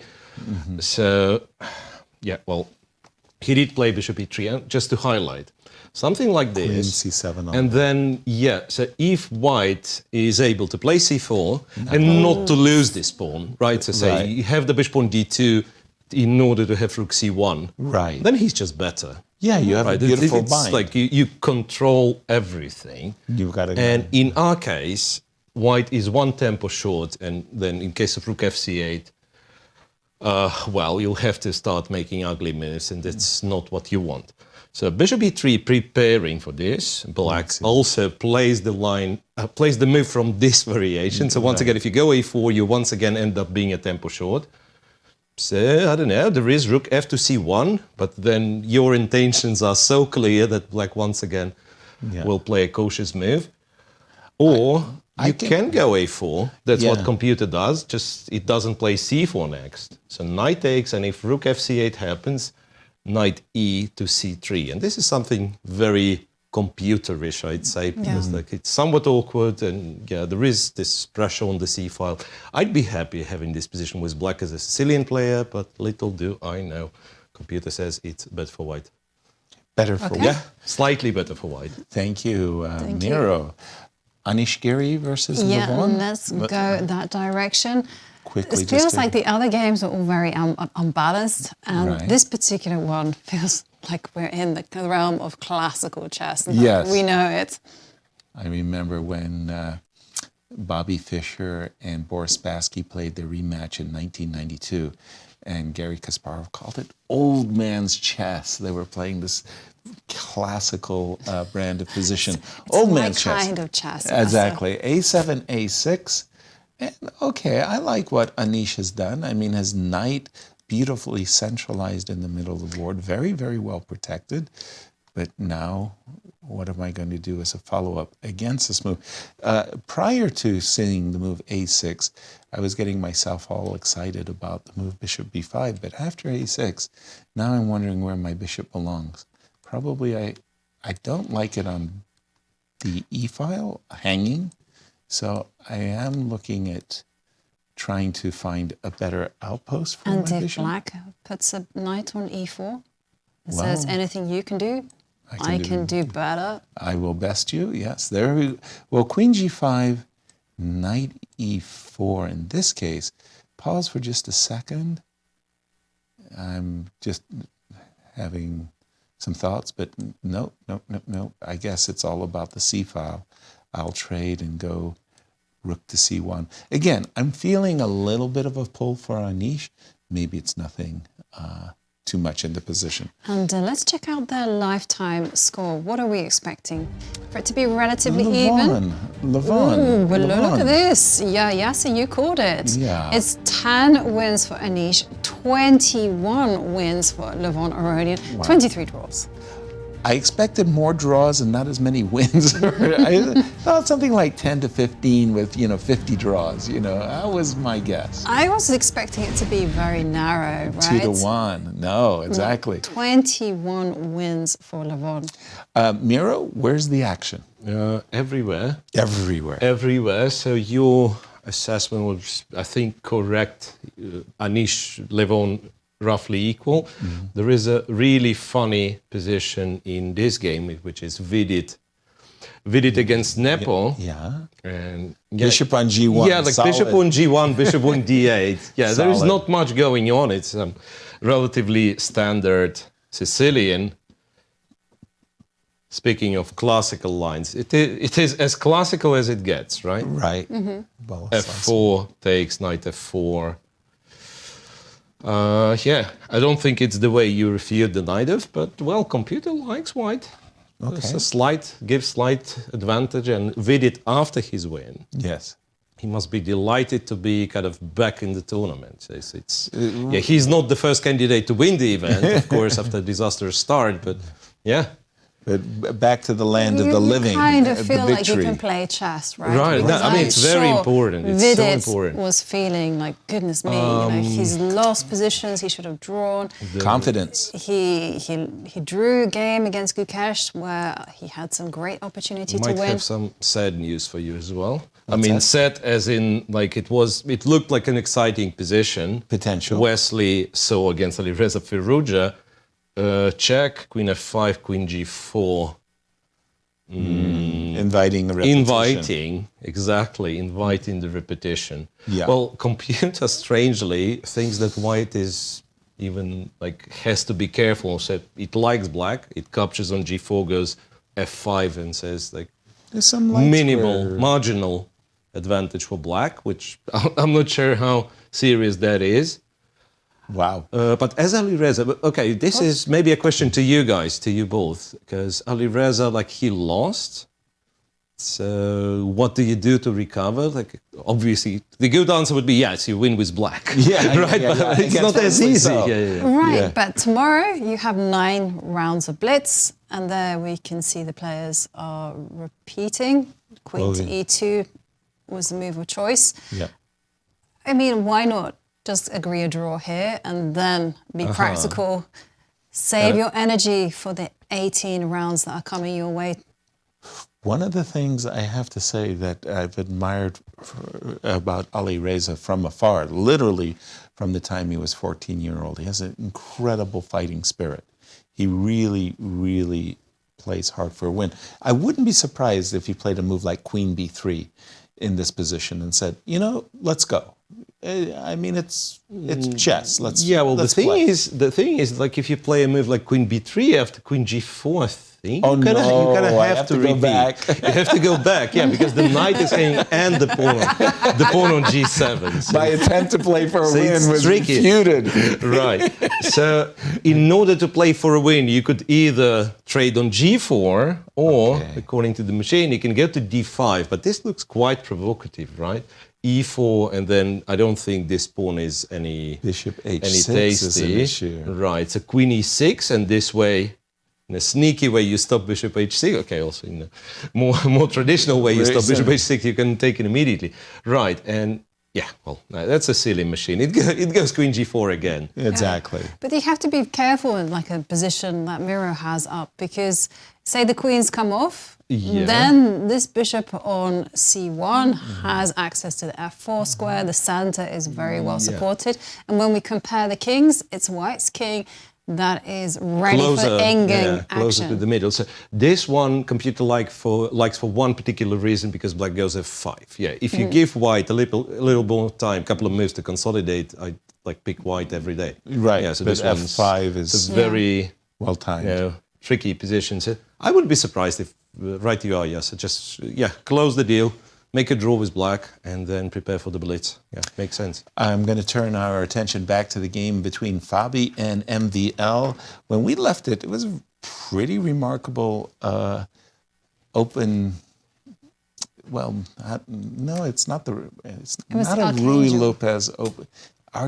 It's not the Archangel. Listen to it's the Archangel. Guys, I mean, learn your geography. Soviet city, please. It has nothing to do with religion. We've been cursed with having English as a first language. There you have it. It's very difficult for us to roll our R's. But it's well. The way you spell it, you think, okay, they mean archangels, these creatures. It's actually, that was the reason why I chose that particular line. of the Just 'cause Lopez. it Because I read It's a I bought divine the books, line. Archangel. I mean, it's a beautiful sounding variation. I chose the dragon for the same reason. It was a great name. Come on, I'm a kid. You know, who doesn't want to play the dragon as a kid? You know, like, right? I've got the game between Fabi on my board. How does he do it? What? Fabi, pawn up, straight No. after the opening. He's not. It's. Oh, He is where's the pawn A? up. Yes. Oh, the A pawn just. It just fell off the board. Can we rewind and see exactly how We- MVL lost it? Oops, sorry, lost- that went very He fast. lost. And it wasn't, Okay, so it wasn't the E4 pawn, it was E5. It was this A5 position. pawn. Remember, we were looking at knight E4, and you warned me, toxic. Do not capture the pawn on E4. Castles, knight D7, knight to C6. Says, give me the pawn on A5. And he says Yum. yes. And back he went. And it took him a while to take the pawn on A5, but there was that maneuver you had mentioned, Jovi. Bring the knight to G3. But after it got there, And just to update you, that as expected, it was a draw between Wesley So and Alireza Firouzja. So they are going to get ready for the Blitz. That is starting tomorrow. and well, you're right. And this looks like a very nice pawn. And after queen takes, it's a safe pawn as well. Queen takes, pawn takes, C4, knight to C5. What else? Bishop takes. Rook takes on A6. What else? And knight to D5. And black is nothing to complain. Bishop on F3 looks great. What happened? MVL with the white pieces is not impressing. By the way, Rook E3 instead of Rook takes A6. I don't think it makes that much of a difference, though. Rook E3. It amazes me he keeps blitzing, even though it's clearly not his plan. Something went wrong here for white. And if you loved Rapid, you are gonna love the Blitz because it's a weekend of a chess, 18 rounds, 1 point for the win, half a point for a draw, and this is where it's fun. It's 5 minutes plus 2-second time bonus per move, which sounds a lot, but actually isn't. So you know what they say, fast. when time gets slashed, pressure gets increased. Gonna be a lot of fun. We are looking forward to the weekend. So Rook E3, Fabi looks great. Miro, please take it away. Tell us about the numbers other games. Yeah. Or other games. No, so like to clarify, Fabi's, he just made the move. Bishop to G4. I wonder what happens with these guys. Like, I understand it's rapid, but it is a bit of a critical position. So, like, for instance, here, Bishop A8, according to, once again, maybe not the best engine in the world, but also makes sense, yeah. So that after Rook A6, you go Knight G6 and F4, H4, all of a sudden, this king is not that great. There's no This pawn king on is not that G2. great. And you have all the reasons to keep the bishop on the long diagonal. Gotcha. So Bishop G4 is not that it's terrible, and black is still, of course, has the advantage, but it's not as strong. And it amazes me the pace they're playing with. Right. Yeah, Okay, so one game's out of the way. Giri, yeah. What shall we check, guys? Giri? Yeah, let's go and look at Anish Giri So symmetrical then. against Levon Aronian, Levon being your pick, Miro. Yep. Got skin in the Winning game. a great game against Gukesh. Yeah. From the lost position, but this time. History will Queen not remember to this. E7. Okay. And we're picking up.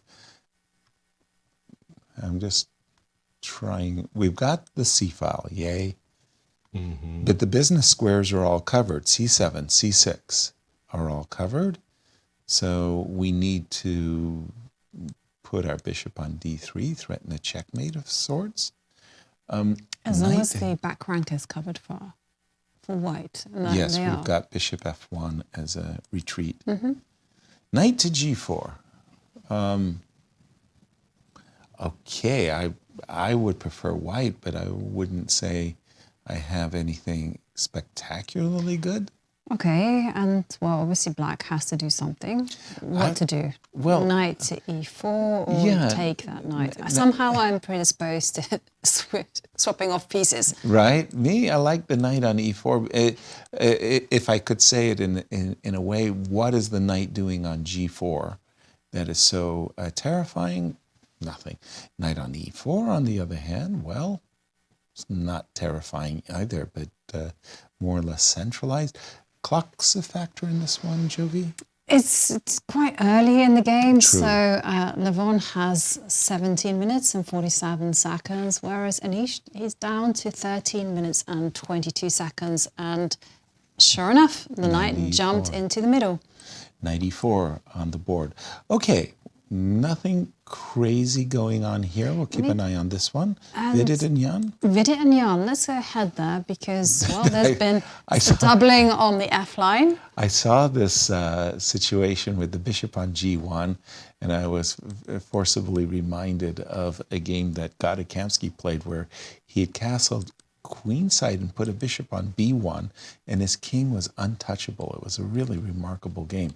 Let's pick up the action. Talking about king safety in the game position, well, Jan is not being subtle, shall we say. There is a big threat of queen takes bishop. Whoops. Pawn takes queen is going to be met by h4, checkmate. For those of you who play those puzzle rush tactics, keep this one in mind. You're gonna get all kinds of points on the puzzle rushes for this specific checkmate. Queen takes g6 is on White's agenda. What are you gonna do about it? You got to do something. Tick, tick, tick, tick, what tick, are you tick. doing? I'm probably playing bishop f7 to give my king the g8 square. Not that I really am happy about this trade, but maybe the rook on e8 could have an influence in the game. Do you have a refutation to bishop f7? No refutation, so to speak, but I'm looking. You're lurking. I am looking. Bishop f7. I'm just wondering whether there's bishop. It almost feels like there could be some rook takes f6 action. I know. Yeah. Well, let's just have a look-see, shall we? Rook takes f6. But the problem is that pawn takes rook. Ooh, pawn takes, bishop takes. I've also got a knight takes d4. Or, oh no, I apologize. I don't have knight takes d4. You do have rook takes f7, yeah. So pawn takes, well, here the same, right? Yeah, and now here knight takes bishop. Now here knight takes bishop. Gotcha. So that sequence. And yeah, perfect. Knight takes. So, Miro, jump in on this one. It feels like White has the more active pieces, but the defense... Yeah, bishop f7. Holding. Bishop f7. Defense is holding. Wasn't played just yet, right? No, so we're just... What he's thinking about, I said, well, knight e7. I'm sorry, yeah, now I have to stick to this one. So I thought knight d4 was the kind of a funny way to show off, because I'm blundering queen g6, but not really. There is f5, and black is actually better, but the bishop from d8 guards h4. The knight, still alive knight from d3 guards f3, so you cannot possibly get a piece to checkmate me on the h5. Gotcha. So it was a funny way of kind of set a trap, but objectively it was very good, because this exchange, knight takes d4, is in White's favor. Then the line you were looking at, guys, I mean, it was almost spot on, but there is a refutation black can take with the bishop. If you take with the pawn, however, then this one is very annoying. Bishop c6 first, then rook f6. Okay. And knight e7, let me find out, because the engine is very unhappy about knight e7. Knight e7 unhappy. And it goes rook h4. And it's ready to add knight f4 to the equation.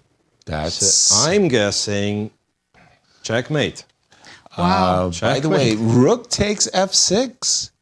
Rook takes f6. Wait, what happened? Knight e7. Because we were looking at rook double question h4, mark. so rook he took takes on f6. Rook takes f6.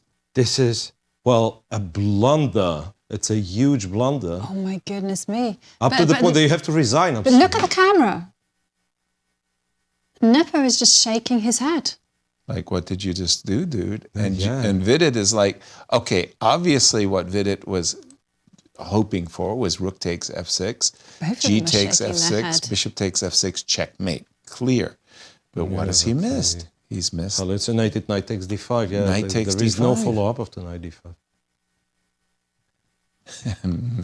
and for Jan, this is a no follow-up of the knight d5. Wow. No, you don't. Yes. Oh no! And there you can see Vidit realizing that he's made a mistake. He overlooked knight takes bishop. You know the move. Well, but so hasty. Like he was one move away from a win, not even from like equal position. Rook h4. You know, it's a huge advantage. Well, I understand this kind of a blindness. The blindness is, I have a big threat. Queen takes g6. You defend the threat. You defend the threat. So I'm only thinking you've defended the threat. I play rook takes f6. Not understanding that you not only defended the threat on g6, but you also attacked my bishop on d5. So I was kind of myopically looking at what I was doing, which was, you know, queen takes g6, and suddenly you took my bishop on d5. Right. Like, what? But the fact that he played it so quickly suggests to me just a moment of overexcitedness. Absolutely. He's missed it. Oh, boy. Okay. Well, lucky escape there for Nepo, who was winning a rook. Potentially huge trouble. Huge. And we do have a change of plan by Vidit. Rook takes f6, rook takes f6, bishop takes f6 on the board, and that's just a piece. G takes f6.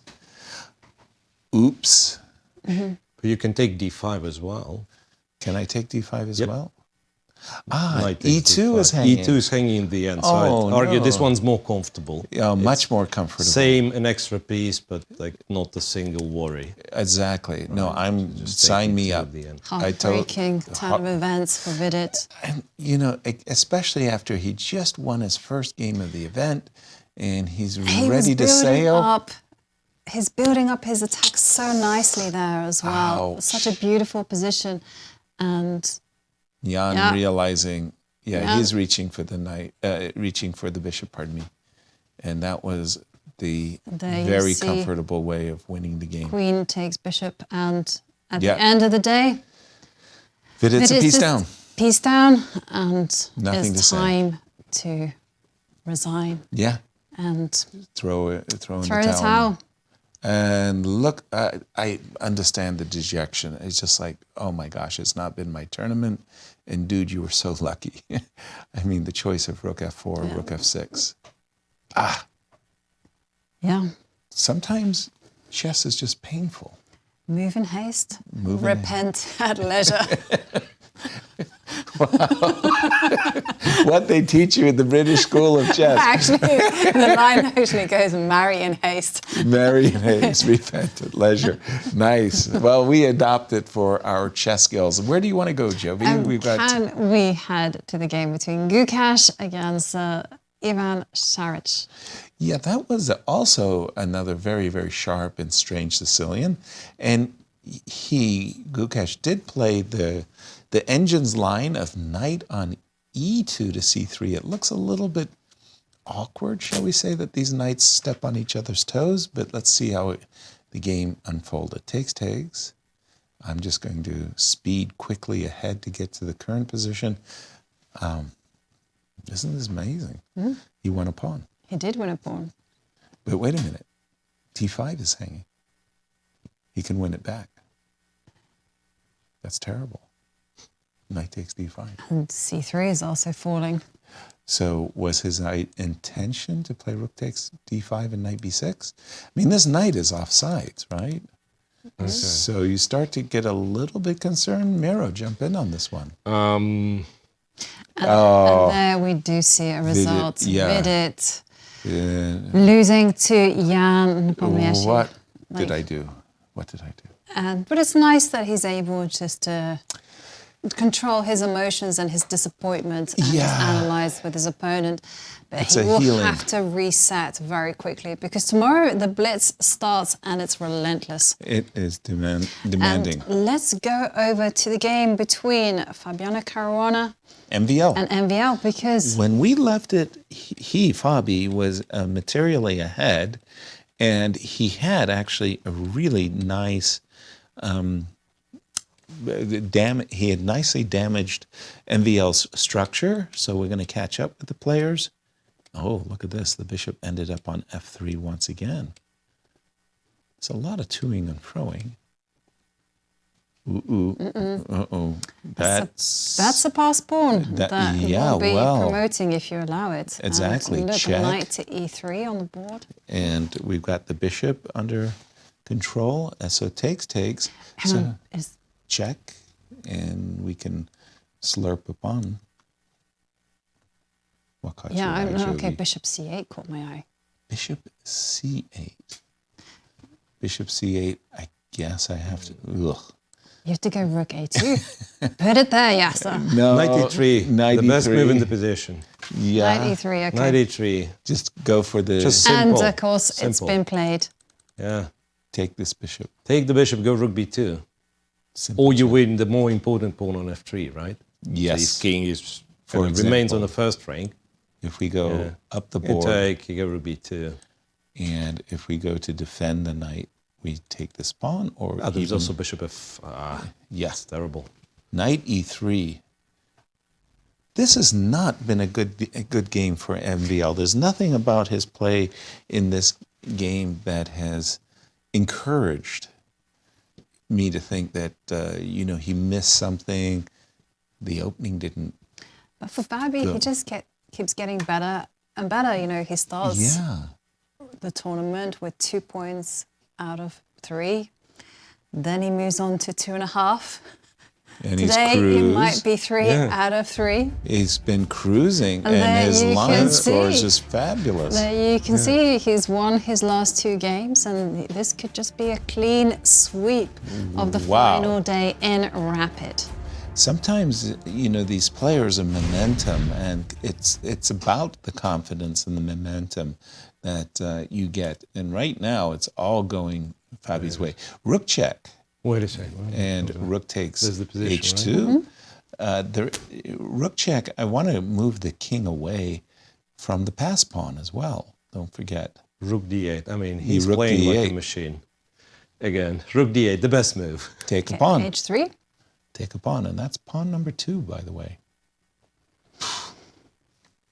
Okay, I mean, it's technical, but technically winning. Massive performance. It's 2 pawns up. Huh? Yeah. Wow. So it's not, it's not the pace that is stable for Fabi, but the velocity. He increases his, first day was 4 out of 6, right? Right. And 5 out of 6. Today, if he converts this one, it's 6 out of 6. Right. So he keeps increasing the score by 1 point. Yeah, no, very, very impressive. And on top of what you just said, it's sort of like a snowballing effect. You kind of feel that the opponents are not keeping pace with him whatsoever. Rook a4 played by MVL, pinning his hopes on a pin. Hoping that he gets to go king h3 and rook takes king e3. Knight d5, no? But knight d5, controlling the squares, e3 and f4, not allowing king e3. Just want to make sure. Oh, big threat there of knight c3. Yes, yes. And Miro has a very nice point. You can take the knight, and you might think to yourself, ha ha ha ha. No. It's a check. Oh, those tricky knights. Oh my goodness. So knight d5. This looks winning. Where else should we go? Wesley Alireza already an earlier draw. Yeah, And, well, Anish, Giri and Levon Aronian still very much in play, but it does feel like it is Levon who's building the momentum. Really? Yeah, that night on G4 was not any great shakes. And there's been a lot of toing and froing, but at the end of the moves, White has not made any progress whatsoever on the king side, and Black is reminding, knight takes d4. That's a peshki. What to do? And are the clocks ticking? They are ticking down, especially for Anish Giri, who is now just under 7 minutes, whereas Levon Aronian has 11 minutes and 26 seconds. It was an early start this morning. It was indeed. Not sure how big a threat knight takes d4 is. I was about to... G4 now. Whoa. I was about to make Luft. I thought Luft was...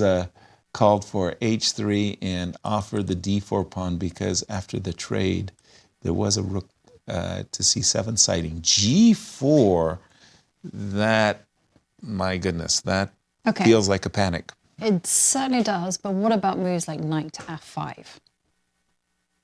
Like right now? Yeah, just do it. Just do it. Because we can. Yes. Yes, it's our prerogative as commentators that... can be captured. That we can... and now move that knight, please. Yeah, please, out of the way. Where would you like us to go? And you can put it wherever you like, yes. Does d4 qualify to be out of the way? I'll take a pawn.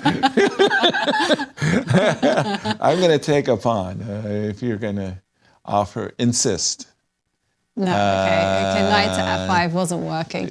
It was valiant. g5 was the response. Historians will call you heroic.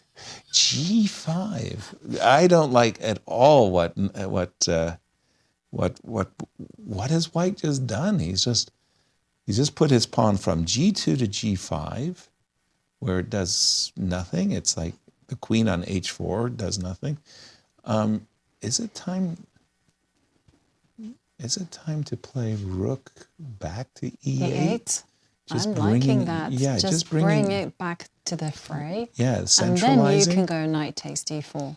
Yeah, just build up for that capture. I think Anish is self-destructing on this one.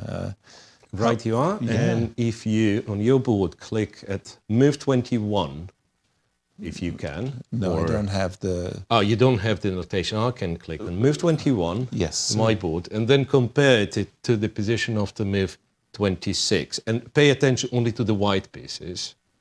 So that's 21, that's 26. So that means, like Anish, with all he's hovering around, he lost the momentum, right? So, well, for those who didn't notice it, that's the only thing that changed in the course of the 5 moves for white. Yeah, h5, knight e3, queen b4, already this one is better for black. And g4, of course, you guessed it, makes things worse. Right? Gotcha. So, rook e8, best move, almost 2 pawns for black, the advantage. So very unpleasant. Not surprising. g4 to g5, wow. Sometimes you lose the thread and it really is gone. Gukesh versus Ivan Saric. Let's pop into that one, and I'm keeping my eye on Maxime's game against Fabiano. Fabiano's just doing the business. By the way, we talked about Vidit. Vidit was going to win a game against somebody. We just didn't know who the victim is. In this game with Ivan Saric, if you just kind of look at the position for just a brief moment, you see this beautiful centralized queen on e5. The potential of this bishop on d8 is actually really great. On one day, it may end up on b6. On another day, it may end up on f6. And in the meanwhile, this pawn and this pawn conspired to convince me, at least, that black has great chances. And for Gukesh's fans, they should be a little bit worried. This position has the hallmarks of actually going in black's favor. And it would be a much needed victory for Evgenij Saric. Because, Absolutely. you know, he started with 1.5 points out of 3. And then, you know, he had a terrible day yesterday. He hasn't had the best of starts today. Nope. So it would be good to come back. And then Absolutely. you see Rook A-C1 played. Rook A-C1. So we understand that after lots and lots of trades, they'll be hanging pawns on E4 and H5. But pause for just a second. We go, think of your knight on A4. Take a picture of how ugly that knight is. I mean, I'm not going to play. I'm looking at Rook A8, right? Specifically as a way of, you know, embarrassing the knight. But I'm also looking at a move like Knight F6 and just saying, you know, if I get to play D5, if I get to play H4, I'm really playing against the knight. Are clocks a factor in this one? Well, they are for Jovi? Gukesh, because Gukesh is just over 3 minutes, whereas Knight F6 on the board. Ivan has 9 minutes and 47 seconds. I like Ivan's position. Miro, where's the action? And 2 games left. Where could that's possibly it? the action be Exactly. in this game? Oh, hang on a second. Okay, sorry. We can quickly pop in on the game between Maxime Vachier-Lagrave and Fabiano. There's still, there's still it's still in progress, but not for much longer. How do you even prevent the pawn on C3 from promoting? I'm afraid you don't. I think it just, we can win on the spot, right? Takes, C2. I'm trying to be awfully clever. Rook here with the idea of queen. And yeah. That's that wins. C2 also you can also win. go C2. Go he's going for the artistic. And there we see the handshake, and what a performance from Fabiano Caruana. I like the way you said artistic. It's a nice finish. And 3 out of 3. Wow. Yeah. Just, you know, we're with the black pieces as well, you know. Great performance. MVL was missing in this game. This was not the MVL I know so very well. The one who won the Grand Chess Tour. And wow. Well, for Fabiano, 6 wins in Rapid, 3 of them occurring today. Oh, and to beat Maxime Vachier-Lagrave with the black pieces in such convincing fashion, wow. Well, it puts him in good stead for tomorrow's Blitz. Yes, it does. Because that's when the pace gets fast and furious. And if you're enjoying the Rapid, you are going to love the Blitz. Hold on to your seats, because we have 2 days of action-packed chess, 18 rounds of chess, and this traditional scoring system with 1 point for the win, half a point for a draw. And when the time control is as short as this, we are in for a treat. Absolutely. As we've got 1 game remaining in our 9th and final round. 2? Oh, sorry, 2. Excuse me. I thought there was 2, and then there was 1, but no, we have Anish, Giri, and Levon as well. Pardon me. And when we left it, we really liked Levon's position, and we love Levon's position. We still like it very much. Check. He has just played to the king. You've got to block that check. King G2 you do is not unsound? want to be stepping up to King G2. Because you mean you're going to go drop back with the bishop, and what is my king doing on this I diagonal? will never forget the words of Bent Larsen in his Good Move Guide. And, you know, he has these, it's actually a fantastic book, it should be reprinted. Yeah. But anyway, it has a choice, you know, where to put the king. And I was putting my king on H1. And I read the comments afterwards in the solution, because you would never put your king on an open diagonal. So he smacked it away. And I was like, okay, I'm learning. But we are going to go straight to Zagreb, where we have Cristian with the tournament leader, Fabiano Caruana. Fabi, a brilliant day for you, 3 out of 3, but it all started with this game against Gukesh, which was not going your way. How did you turn this around? Well, I mean, I'm just like thought I had a very comfortable position out of the opening, like after, like, like when you play that move, knight to d3. Yeah, knight to okay. I'm like, I guess it's equal, but slightly better. Yes. Okay, so anyway, we were both playing, I guess, normally. I mean, I was a bit surprised he put the knight on a5, but it's not bad. And then here I wasn't very comfortable with the fact that I have to play b4, but I thought there is some, like, I do have a knight on c3. It's very strong. I was considering some moves like bishop d4, queen d4, and so on. And then suddenly I just was like, okay, I'll play a5. Mm-hmm. Like after thinking about all other different moves, I decided to play a5. As soon as I let go of the pawn, I was like, because I was thinking, okay, a3 but a3 doesn't lead anywhere for white. But then suddenly I realized a4, and yes. I'm like losing on the spot. Yes, at this point, Gary was actually here in the studio with us, and he said that, this one seems to be over. Yeah, I just thought like it's losing. I mean, my one hope was that, like, maybe this is not losing, but I think I saw like a very clean path to victory here for white, which now I don't quite remember. But take on b4, knight a3? Yeah, I think this was it. Sorry, ab3, knight a3, and then he blockades the pawn. Okay. So then I had to like not lose on the spot, which I found that I have this knight a2. I mean, he still has to calculate a little bit, like knight a5, bishop c3, take, b takes. Okay, there's not much to calculate, knight c4, and my pawn doesn't move anymore.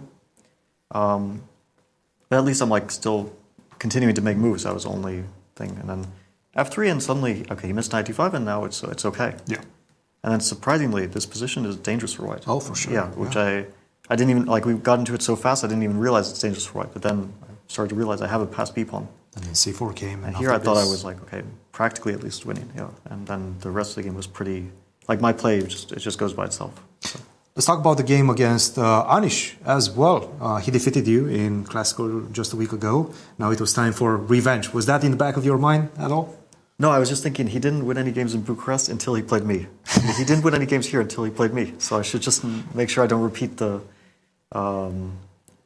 same scenario. Yeah, same scenario. So actually, this game starts a few days ago. You were with us. We were having a walk. Okay. And we were looking up some like different openings, and you told me that move 1 knight c3 is the Romanian variation. Yes. Which is kind of true. It has different names, but it's called the Romanian variation. You didn't believe me, by the way. Yeah, but it's true. And then we started to look at different openings. So Grigori, my second, looked at some different openings, and then he found out that this position after the Najdorf, g3, which is almost always called just the g3 Najdorf, is called the Zagreb variation. The Zagreb, okay. Which very few people know. Okay. So then we came up with the idea, although the idea was already there, like the idea that I played in the game, queen d3, knight d7, g3. We already had this idea. Improved Zagreb. The delayed Zagreb. Delayed Zagreb, okay. So the new idea was to name it the delayed Zagreb. That's beautiful. And that's it's a new move. It's a novelty. G3 has never been played before. Should we analyze this game, or that was the only thing that you wanted to share with us? Yeah, basically. I mean, we can skip to like, I don't know, I had a bad position if he plays bishop f8. But I was happy he allowed me to take on e7, and I have the bishop d6 is weak. And then, okay, it seemed about equal everywhere. Even like up to this moment, like I still thought even this position, like if he plays h6, for example, I don't know. I take on d6, but my king is a bit weak in the long term. But then he went for a very concrete solution. I was very surprised and happy that he went for it. So first I thought queen c5 was winning. Then I saw knight f4. And if king g1, knight h3. And if king here, I mean, he can at least pick up the queen, if not just mate. Yeah, at the very least. I think that probably there's mate. But okay. Mate. Yeah. So that was a nice trick, and then I just realized, okay, I just take, and he's pinned forever. I don't know why he put himself in this pin. It's, I mean, the only thing is that there's rook f2, king g1, and then here he loses everything. Well, Fabi, you're going into the Blitz portion as the leader. Miro, at the beginning of the show, showed us this graphic that showed that no leaders after Rapid actually finished the event on top. Are you going to change that? Like in the history of the Grand Chess Tour? In Zagreb. Specifically in Zagreb? Yes. I hope so. I don't know, we'll see. I mean, it's going so well so far, but Blitz is a whole different story. And like last year, I actually think I did tie for first with Jan in the Rapid, and neither of us won the tournament. You were on the graphic. Yes. Yeah. So, but that time, it was very close. Like, I think my lead ended after the first Blitz game. So... So we'll see. I mean, it's still 18 games of Blitz. There's a lot to play for, but of course the Rapid went as well as I could hope. Fabi, thank you very much. We'll see you tomorrow. Thanks. Guys, back to you. Thank you. The debut of the Zagreb delayed. Variation, yes. Wasn't impressive, but it got a victory. It got him a victory, victory. and that's all one can ask for. We've got the game between Anish, Giri, and Levon. Levon enjoying a pawn up, but there are some active pieces, specifically this rook on a7, queen f4. Well, we've got that covered, but you always have to consider these ideas of bishop on h3 dropping into e6. You know, there's going to be, as I pause myself, some kind of a harmonic convergence. I've been dreaming of getting this bishop released, like it's a kind of a crack-in. Can I go d5, d4? Push the him. Pawn. Push the pawns, yes, sir. There is bishop g2. The knight is anchored, which is a good thing. Extra pawn for Levon. But not so easy. Not so easy. White is very active with the rook and queen. Right, but extra pawn for Levon. He slipped up a bit with queen e1, his last move. What was he supposed to do? Now, I'm sure you'll guess. I mean, what's better than one extra pawn? Two pawns, and that's why queen a2 was twice as strong, and twice as many extra pawns as queen e1. Wait, guys. See? Knight takes f2 has been played. Whoa. Oh, wow, e7, brilliant knight move. f2. Oh, what a move. That was rook e7. Oh, what a move. First of all, it's a discovery against your rook. How would you describe that? It's a discovered attack against the rook, but at the same time, it's a double attack, and you're threatening a royal fork. That was a visual. Knight takes f2. That belongs in our book on tactics. There is also d4, the very next move. Right now. Yeah, right just here, go right d4. now. That's a lovely tempo. What a d4, tempo. I mean, he takes, we don't, he can take on d4, knight h3, rook h3, and just like we say, you know what, we are up a pawn and our bishop is, queen e2 probably wins. Yes. Or rook e8. Something. No. But d4 is I mean, first of all, knight f2, rook e3, d4. It has this feeling. A great quality of a gem. And clock times, if you don't mind, Jovi? Well, Anish is under 2 minutes, whereas Levon Aronian has 2 minutes and 41 seconds. It's ticking down, as we can expect, but the position is just so good for Levon. We're expecting knight takes bishop d4, liberating the light squared bishop. Yeah.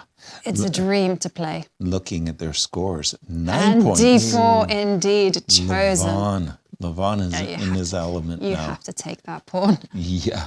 Queen takes d4, knight takes h3, and I love that move, rook e8, by the way, not to mention queen e2, but I love that move, rook e8. Queen e2 threatens mate. Checkmate on g2.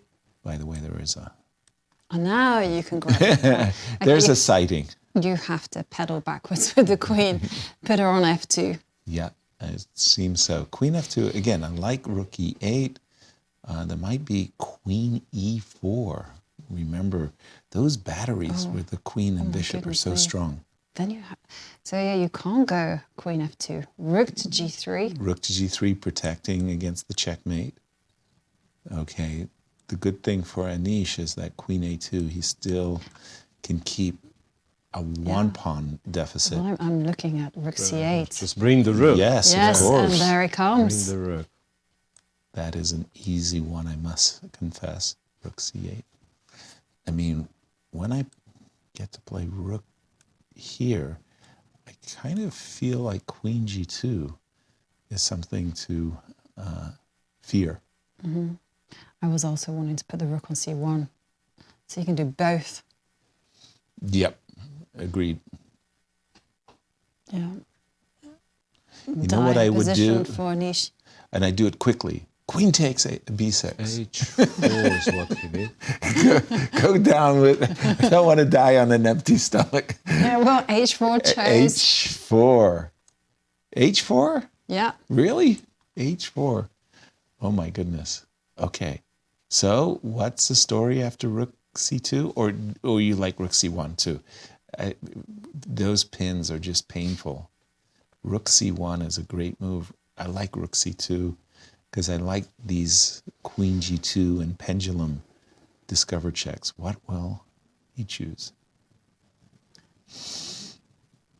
All the way. Rook c1. All the way. Queen f4. This is forced. Rook c2, queen f4. And now, defends the knight. is there a move for white? Well, take the rook. Yeah, okay. So but once you deal with that threat, can you move the queen from f4? You can probably post her up to f6 and that's it. The rook you cannot touch. Rook so there you say d1, rook bravo. to d1.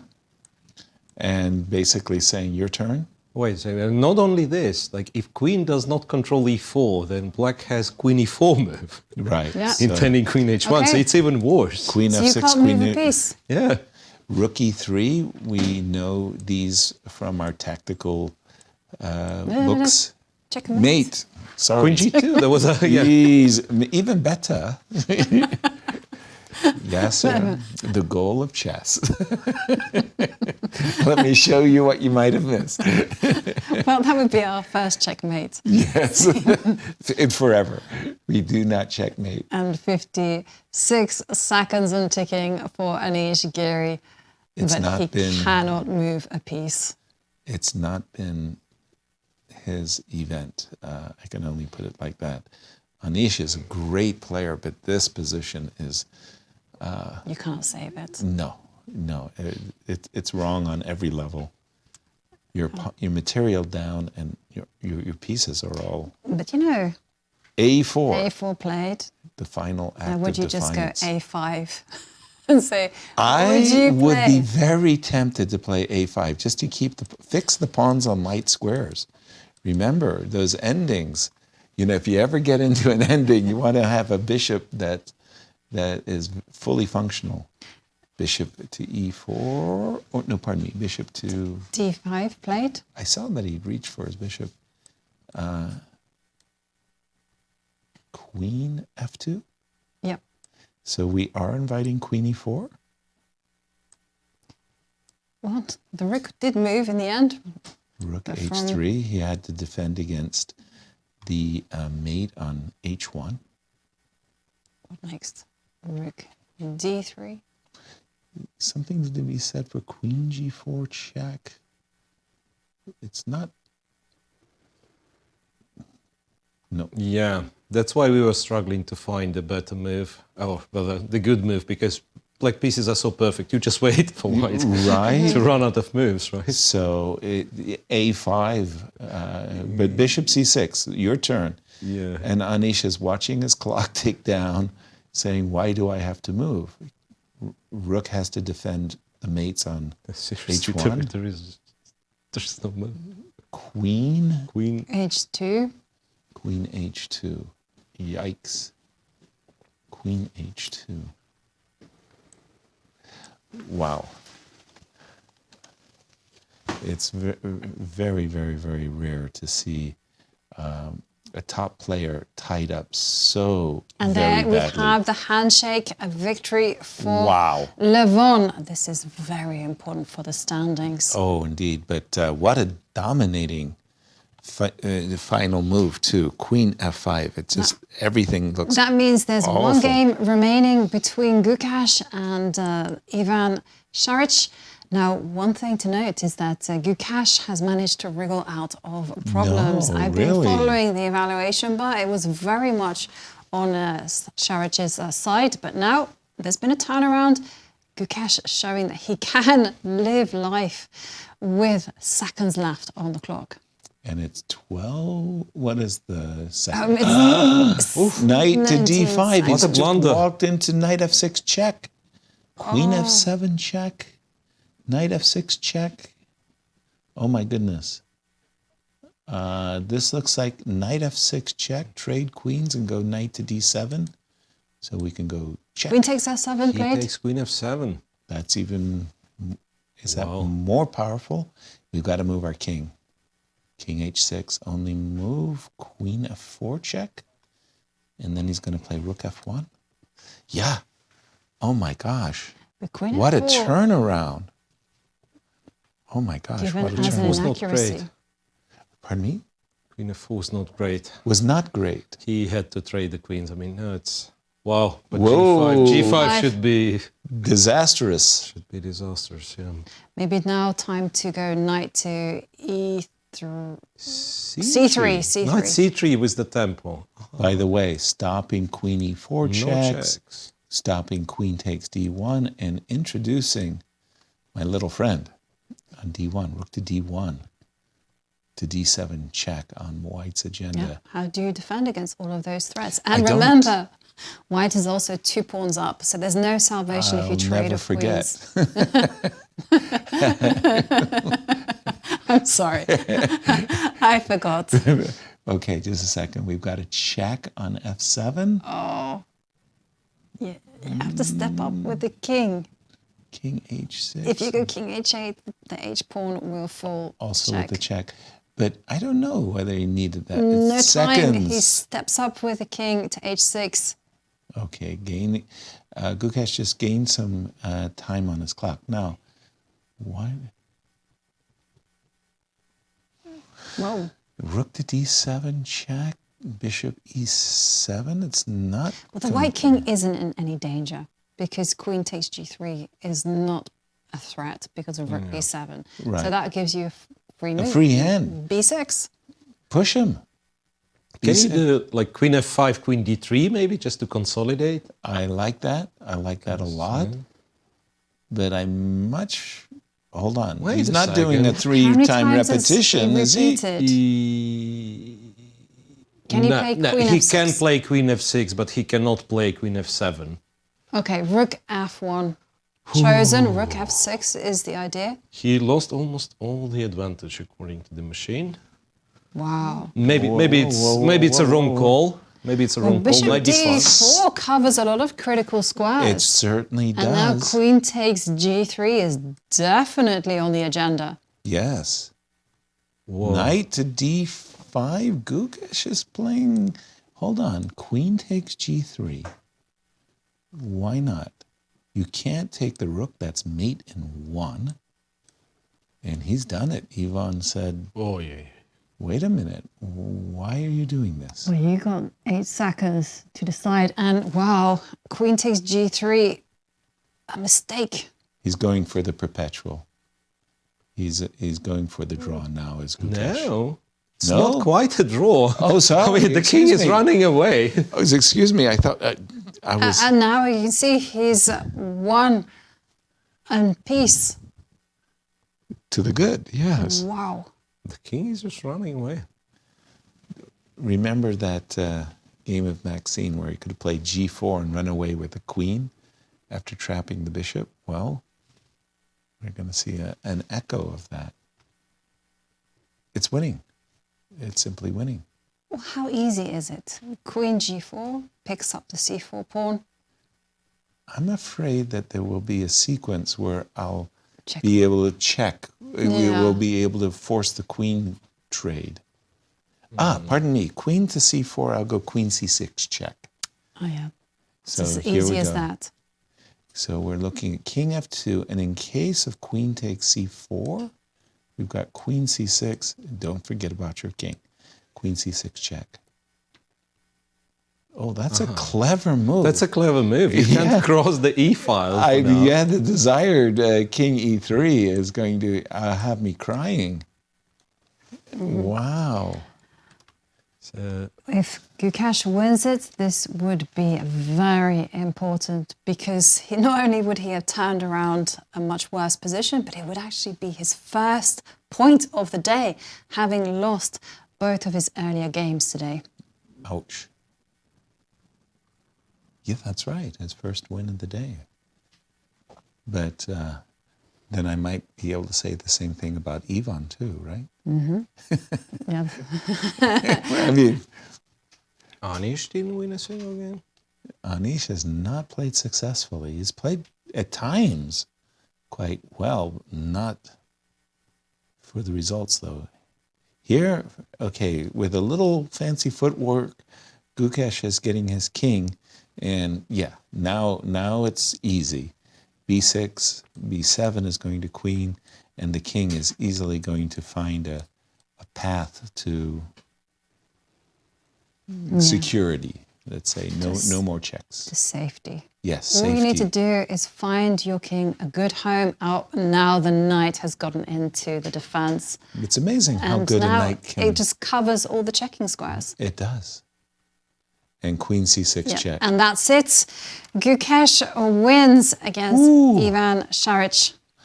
What a beautiful finish there too. Queen c6 check. And you can hear the round of applause from the audience. At the Croatian audience, for sure, wanted to see a different result, but they were very polite in their applause. 4 decisive games in this round as well. And the round went so very, very fast. Mira, these last 2 rounds, and especially, I mean, okay, Fabi has just been playing unbelievably. Stop good bragging chess. about your pick, Yasser. Yeah, but I seriously, followed Christian. Seriously, I think, I had a thought that, these great players, they sometimes acquire some sort of an aura that everyone else particularly struggles to play against them. And could it be that it's beginning of Fabi era? Because yes, he wins, but also the way he does it. It wasn't MVL to get a lost position with white in 15, 20 moves, right? Clear. So it's incredible the ease he wins those games. Yeah. And here are the standings. After 9 rounds of rapid. That's me standing. No. Our bring them production team is, boy, they're just so sharp. They just make us look so good. Huh? Okay, let's try again. Okay. Let's have a look at our standings I'm after gonna guess 9 rounds of Fabi. rapid. And Fabiano Caruana is at the top. 15 points out of a possible 18. Wesley so trailing by 3 points. He's on 12 and Levon Aronian. That's Miro's pick, moving up with his victory to 11 points. And then we see Nepomniachtchi, Maxime Vachier-Lagrave and Alireza Firouzja. They're on 10 points out of 18. You neglected to say, Jan, your pick. So we got the top 4. Yeah. Everybody's happy. Everybody's happy. Well, Fantastic. now it's Blitz, and this is when it comes to the crunch, because we have 2 days of chess, 18 rounds, 1 point for the win, half point for a draw, and a time control of 5 minutes plus 2-second time bonus per move. Yeah, 9 games tomorrow and 9 games on Sunday in case of a playoff. Okay, it's that time where we're going to revisit our predictions, and then we see Fabi being the choice of Christian and Yasser. You're doing very well.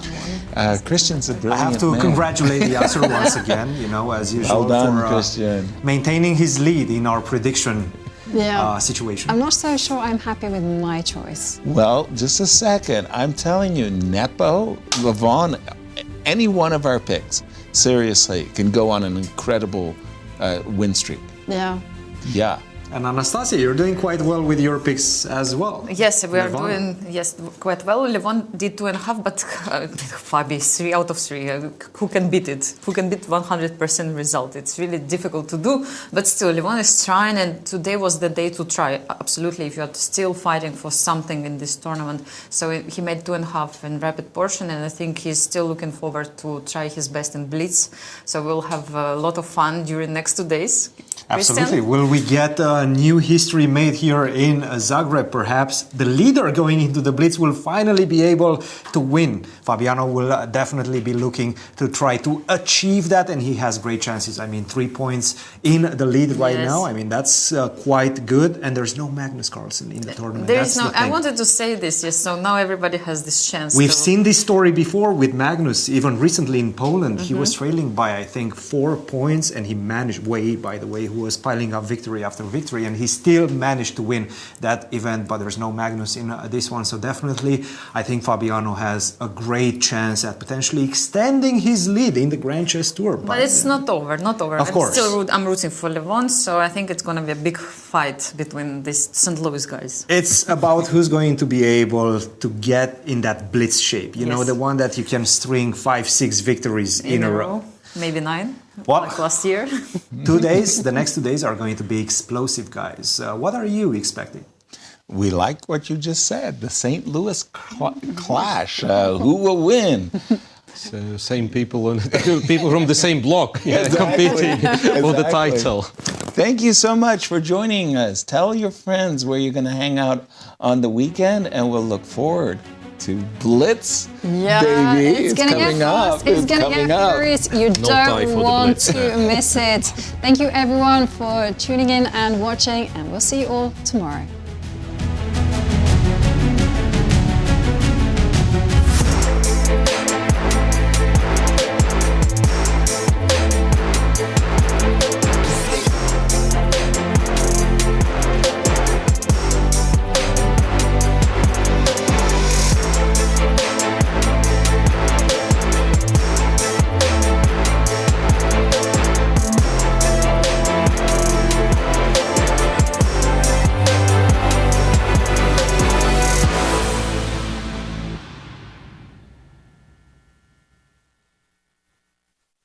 This has been a presentation of the St. Louis Chess Club.